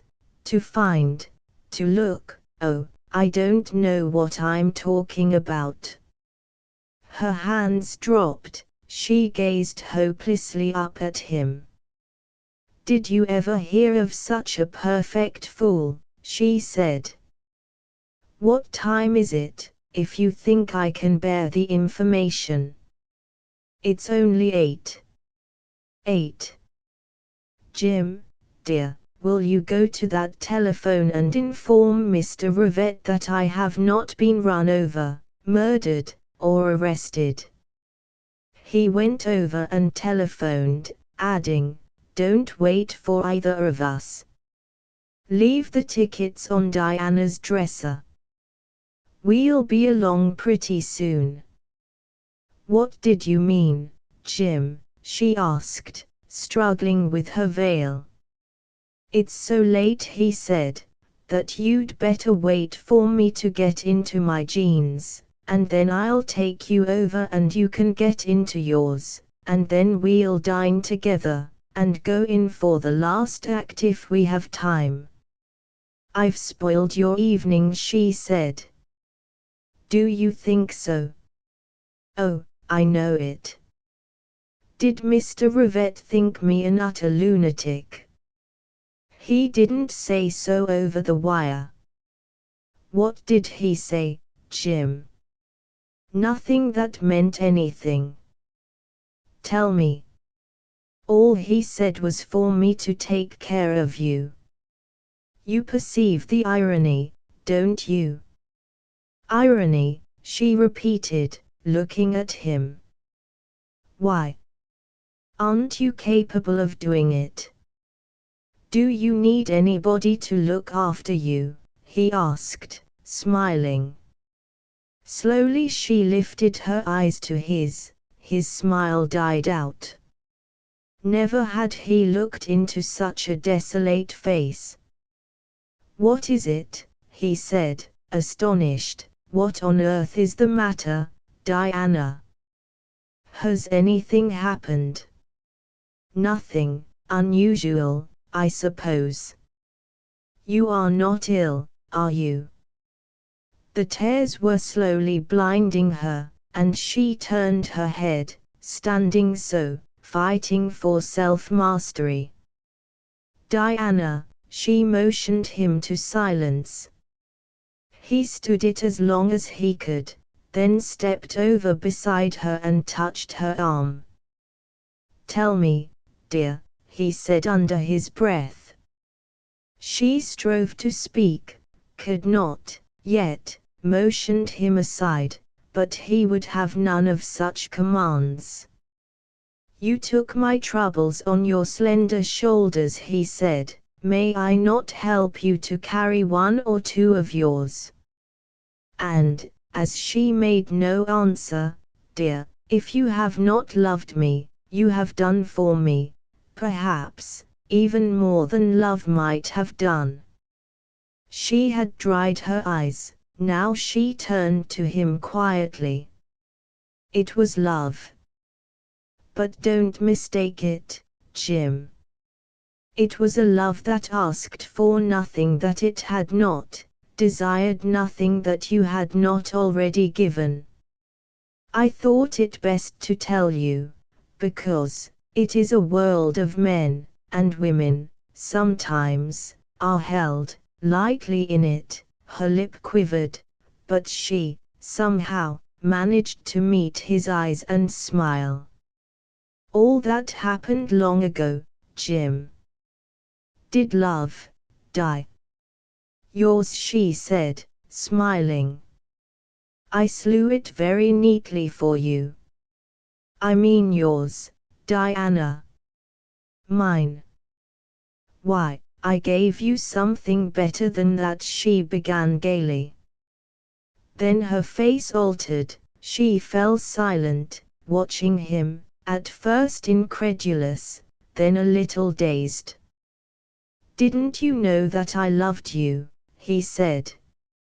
You mean, last summer? Yes. Now. Didn't you know it? I know. Far in the chaos of her brain she heard his words echoing, reechoing in confused reiteration.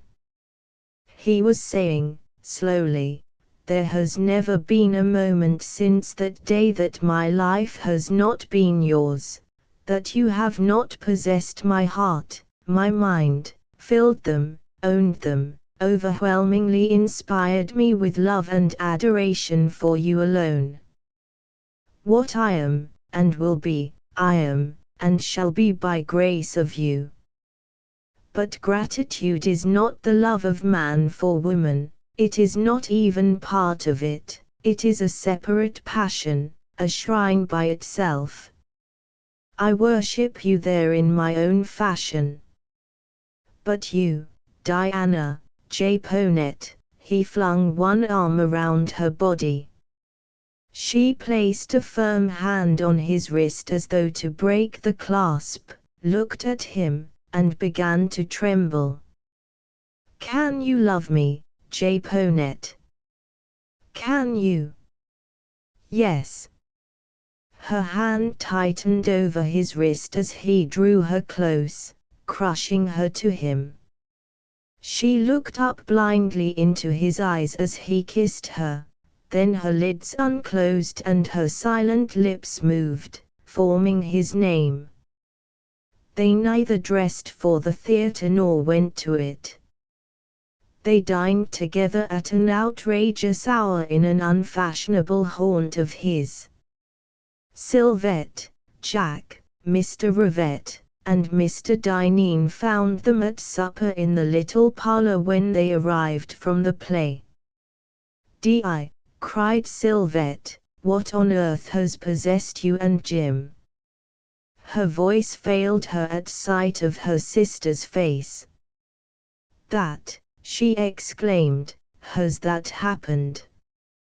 Darling! My little Di, my little girl," she murmured, dropping on her knees beside her. Mr. Dineen looked foolishly at Mr. Rivette. "Say it later," John whispered Mr. Rivette dryly. "We'll go downstairs for a while." "You won't," said Diana, turning laughingly on them. "You will wish us happiness, and drink to it, too." She rose, flushed and radiant. Sylvette sprang to her feet and kissed her. Jack seized her with determination, and made no ceremony about it. Then Diana walked straight up to Mr. Rivette, and held out both hands, and the little man kissed her grimly. Mr. Dineen's blue eye sparkled. She looked at the big, jolly Irishman, audaciously delighted. "What man has done, man may do," she said. "Faith, I'll see if a woman can do it, too," he said, saluting her with all the reckless grace of his race. Then Edgerton's hand was shaken and his shoulder patted, and Jack summoned legions of waiters from the regions below. Rivette's burned brown eyes bored through and through Egerton as he took his hand. "I thought you'd do it," he said. "Did you?" "I wasn't very hopeful myself," said the young fellow, laughing. "I was. They're good children, like my own. If you will excuse me, I will go and telegraph my wife. It will be a happiness to her, a great happiness." Jack thrust a glass into his hand. "What's this?" demanded his father. "We are to drink health to them, Dad." Mr. Rivette inspected his glass, hesitated, while all waited, then, lifting it, "Image, health, happiness, prosperity to them. They're good children," he said. "Health, happiness, prosperity to them, and to the house of Egerton, Tennant and Company. Break your glasses." The end asterisk asterisk asterisk asterisk asterisk asterisk asterisk asterisk Works of Robert W. Chambers, Japonette, The Common Law, The Adventures of a Modest Man, Ailsa Page, The Danger Mark, Special Messenger, The Firing Line, The Younger Set, The Fighting Chance, Some Ladies in Haste, The Tree of Heaven, The Tracer of Lost Persons, A Young Man in a Hurry, Lorraine, Maids of Paradise, Ashes of Empire, The Red Republic, Outsiders, The Green Mouse, Isle, The Reckoning, The Maid at Arms, Cardigan, The Haunts of Men, The Mystery of Choice, The Cambric Mask, The Maker of Moons, The King in Yellow, In Search of the Unknown, The Conspirators, A King and a Few Dukes in the Quarter, Four Children, Garden Land, Mountain Land, Forest Land, Orchard Land, Riverland, Outdoor Land, Hide and Seek in Forest Land, asterisk asterisk asterisk. End of this project. Gutenberg ebook, Japonette, asterisk asterisk asterisk. Asterisk asterisk asterisk. End of the project. Gutenberg ebook, Japonette, asterisk asterisk asterisk. Updated editions will replace the previous one. The old editions will be renamed. Creating the works from print editions not protected by U.S. copyright law means that no one owns a United States copyright in these works, so the Foundation and you can copy and distribute it in the United States without permission and without paying copyright royalties. Special rules, set forth in the general terms of use part of this license, apply to copying and distributing Project Gutenberg trademark symbol electronic works to protect the Project Gutenberg trademark symbol concept and trademark. Project Gutenberg is a registered trademark, and may not be used if you charge for an ebook, except by following the terms of the trademark license, including paying royalties for use of the Project Gutenberg trademark.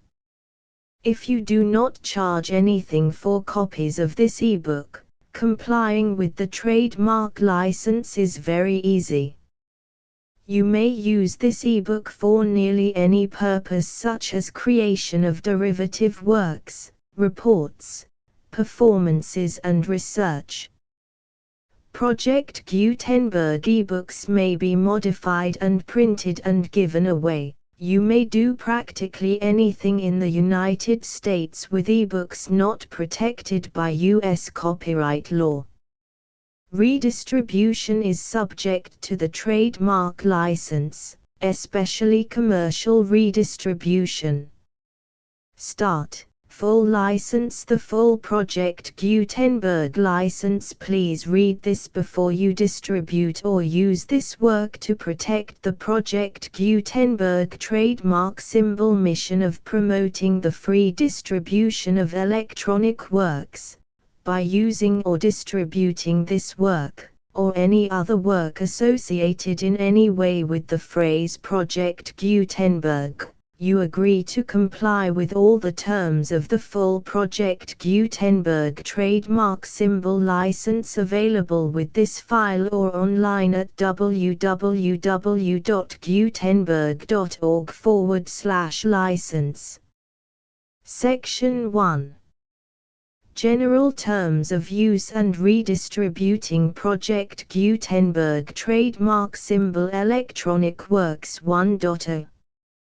By reading or using any part of this Project Gutenberg trademark symbol electronic work, you indicate that you have read, understand, agree to and accept all the terms of this license and intellectual property, trademark/copyright, agreement. If you do not agree to abide by all the terms of this agreement, you must cease using and return or destroy all copies of Project Gutenberg trademark symbol electronic works in your possession. If you paid a fee for obtaining a copy of or access to a Project Gutenberg trademark symbol electronic work and you do not agree to be bound by the terms of this agreement, you may obtain a refund from the person or entity to whom you paid the fee as set forth in paragraph 1.e.8. 1.b Project Gutenberg is a registered trademark. It may only be used on or associated in any way with an electronic work by people who agree to be bound by the terms of this agreement. There are a few things that you can do with most Project Gutenberg trademark symbol electronic works even without complying with the full terms of this agreement. See paragraph 1.c below.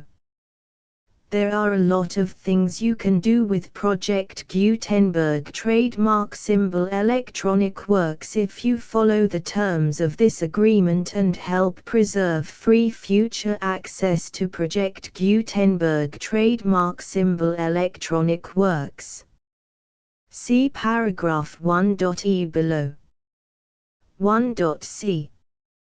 The Project Gutenberg Literary Archive Foundation, the Foundation or PGLAF, owns a compilation copyright in the collection of Project Gutenberg trademark symbol electronic works. Nearly all the individual works in the collection are in the public domain in the United States.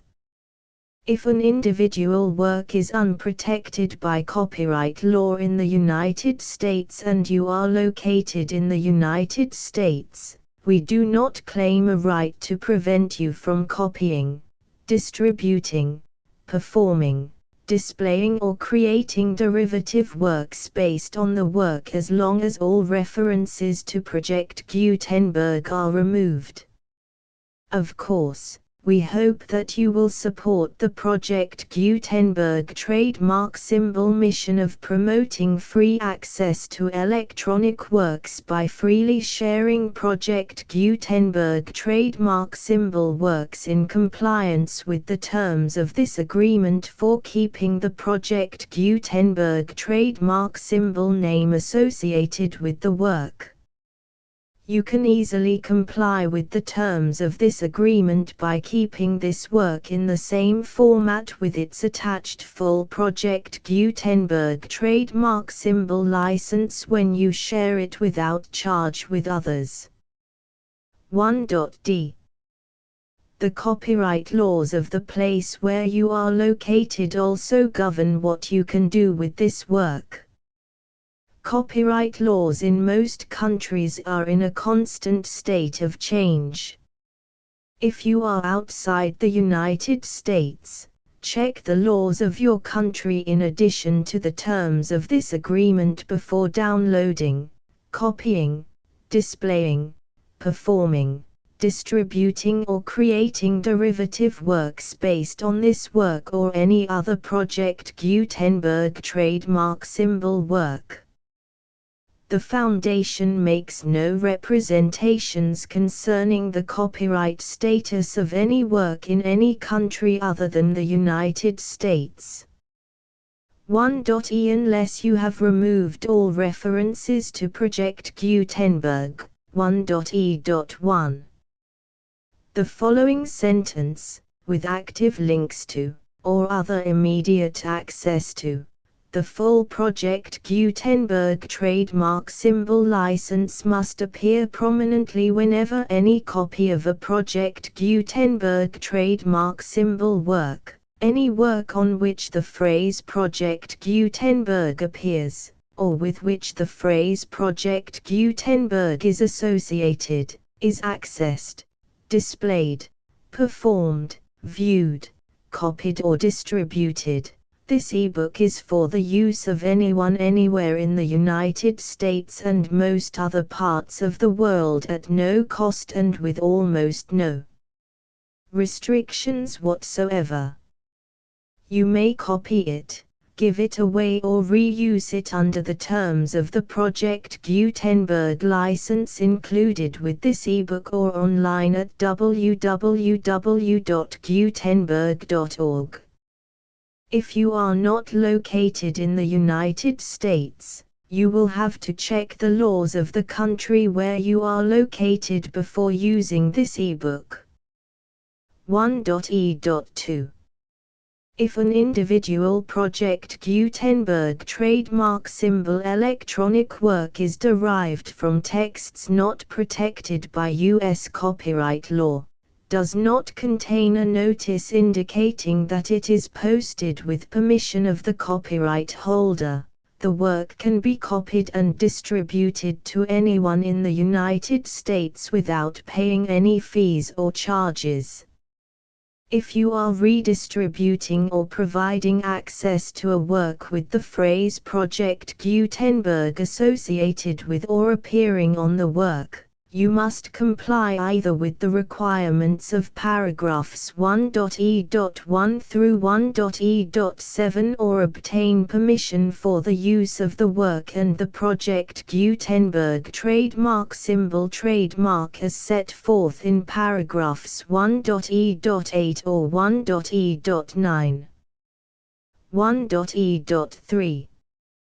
If an individual Project Gutenberg trademark symbol electronic work is posted with the permission of the copyright holder, your use and distribution must comply with both paragraphs 1.e.1 through 1.e.7 and any additional terms imposed by the copyright holder. Additional terms will be linked to the Project Gutenberg trademark symbol license for all works posted with the permission of the copyright holder found at the beginning of this work. 1.e.4. Do not unlink or detach or remove the full Project Gutenberg trademark symbol license terms from this work, or any files containing a part of this work or any other work associated with Project Gutenberg trademark symbol. 1.e.5. Do not copy, display, perform, distribute or redistribute this electronic work, or any part of this electronic work, without prominently displaying the sentence set forth in paragraph 1.e.1 with active links or immediate access to the full terms of the Project Gutenberg trademark symbol license. 1.e.6. You may convert to and distribute this work in any binary, compressed, marked up, non-proprietary or proprietary form, including any word processing or hypertext form. However, if you provide access to or distribute copies of a Project Gutenberg trademark symbol work in a format other than plain vanilla ASCII or other format used in the official version posted on the official Project Gutenberg trademark symbol website, www.gutenberg.org, You must, at no additional cost, fee or expense to the user, provide a copy, a means of exporting a copy, or a means of obtaining a copy upon request, of the work in its original plain vanilla ASCII or other form. Any alternate format must include the full Project Gutenberg trademark symbol license as specified in paragraph 1.e.1. 1.e.7. Do not charge a fee for access to, viewing, displaying, performing, copying or distributing any Project Gutenberg trademark symbol works unless you comply with paragraph 1.e.8 or 1.e.9. 1.e.8. You may charge a reasonable fee for copies of or providing access to or distributing Project Gutenberg trademark symbol electronic works provided that you pay a royalty fee of 20% of the gross profits you derive from the use of Project Gutenberg trademark symbol works calculated using the method you already use to calculate your applicable taxes. The fee is owed to the owner of the Project Gutenberg trademark symbol trademark, but he has agreed to donate royalties under this paragraph to the Project Gutenberg Literary Archive Foundation. Royalty payments must be paid within 60 days following each date on which you prepare, or are legally required to prepare, your periodic tax returns. Royalty payments should be clearly marked as such and sent to the Project Gutenberg Literary Archive Foundation at the address specified in Section 4, Information about donations to the Project Gutenberg Literary Archive Foundation. You provide a full refund of any money paid by a user who notifies you in writing, or by email, within 30 days of receipt that he does not agree to the terms of the full Project Gutenberg trademark symbol license. You must require such a user to return or destroy all copies of the works possessed in a physical medium and discontinue all use of and all access to other copies of Project Gutenberg trademark symbol works. You provide, in accordance with paragraph 1.f.3, a full refund of any money paid for a work or a replacement copy, if a defect in the electronic work is discovered and reported to you within 90 days of receipt of the work.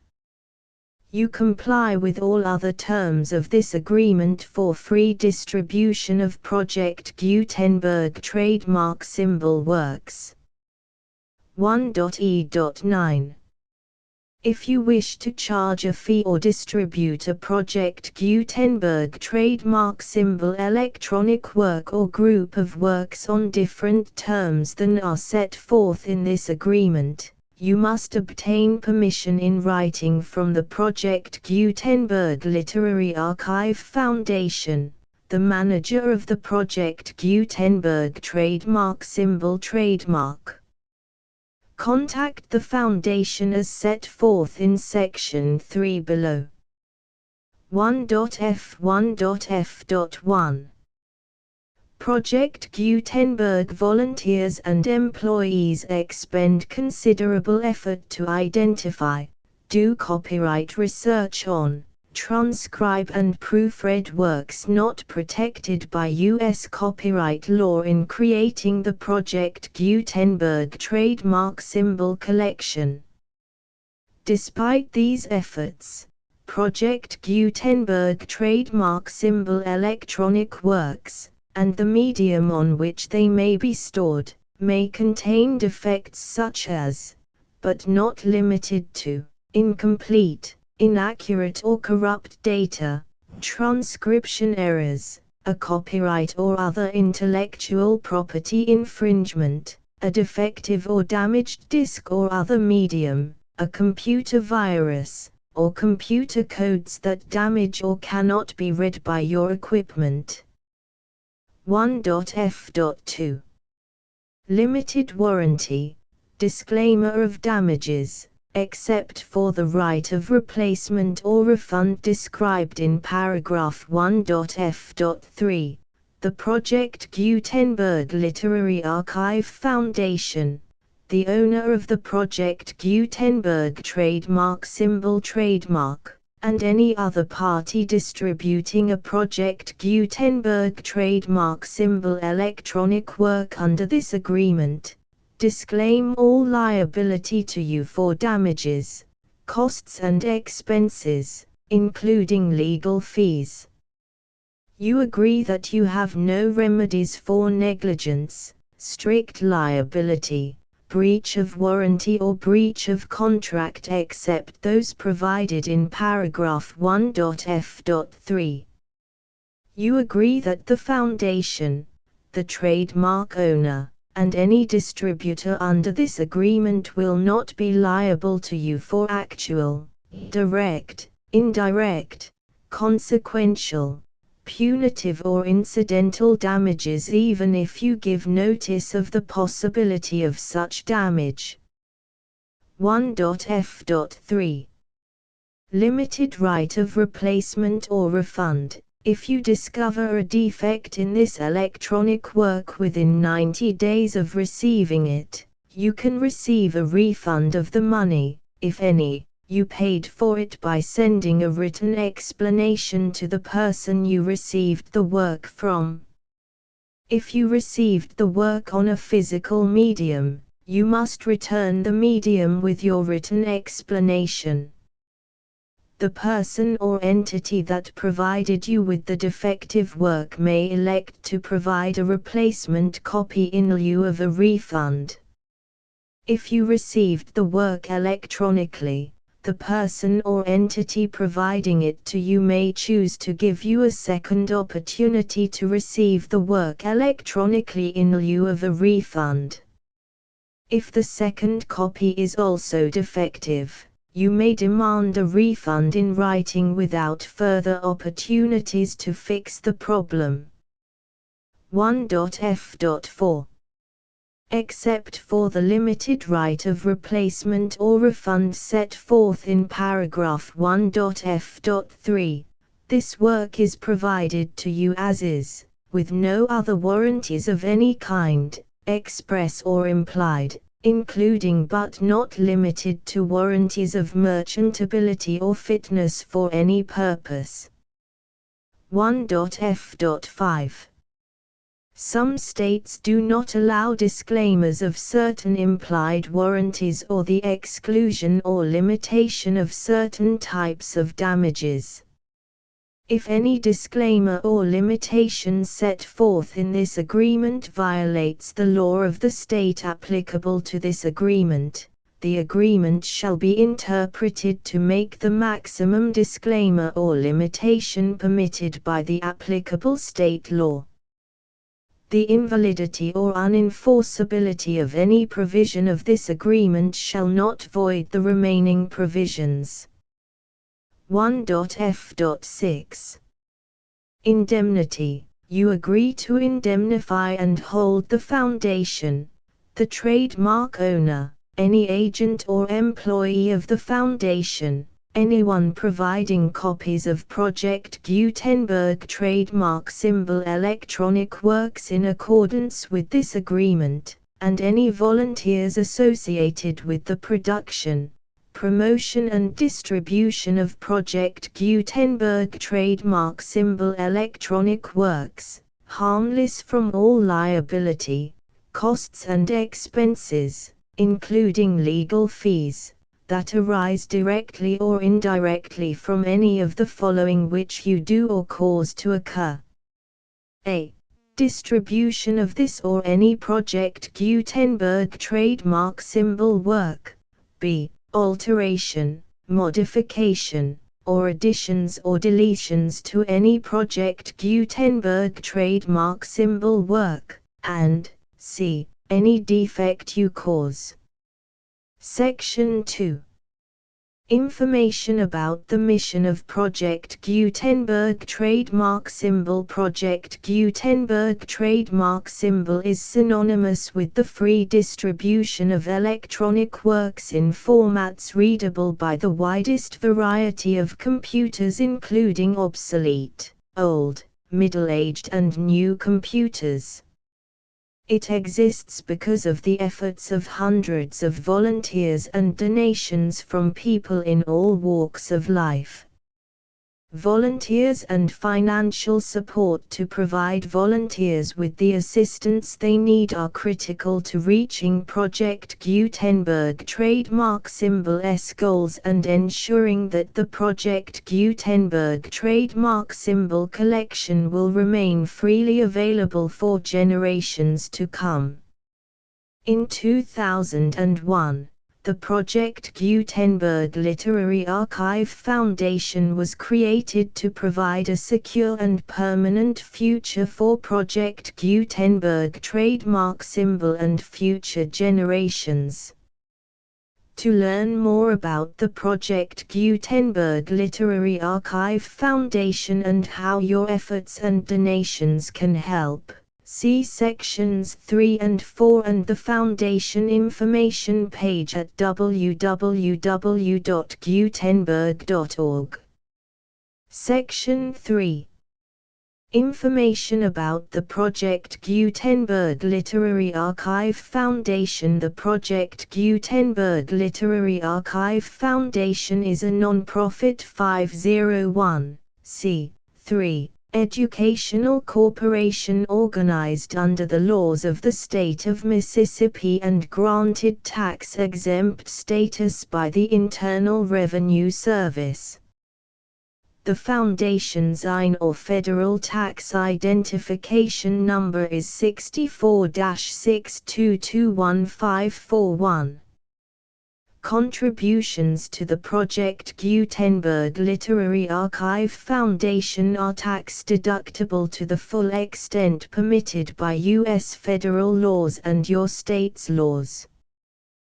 The Foundation's business office is located at 809 North 1500 West, Salt Lake City, UT 84116. 801-596-1887.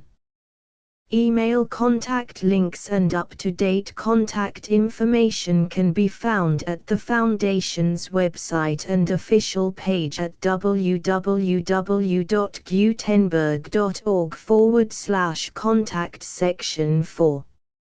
Information about donations to the Project Gutenberg Literary Archive Foundation. Project Gutenberg trademark symbol depends upon and cannot survive without widespread public support and donations to carry out its mission of increasing the number of public domain and licensed works that can be freely distributed in machine-readable form accessible by the widest array of equipment including outdated equipment. Many small donations, $1 to $5,000, are particularly important to maintaining tax-exempt status with the IRS. The Foundation is committed to complying with the laws regulating charities and charitable donations in all 50 states of the United States.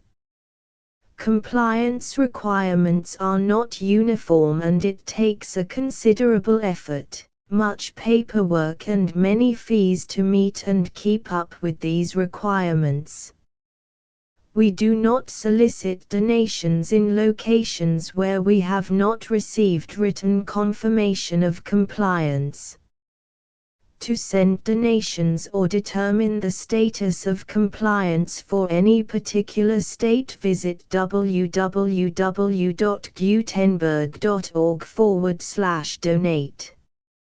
While we cannot and do not solicit contributions from states where we have not met the solicitation requirements, We know of no prohibition against accepting unsolicited donations from donors in such states who approach us with offers to donate.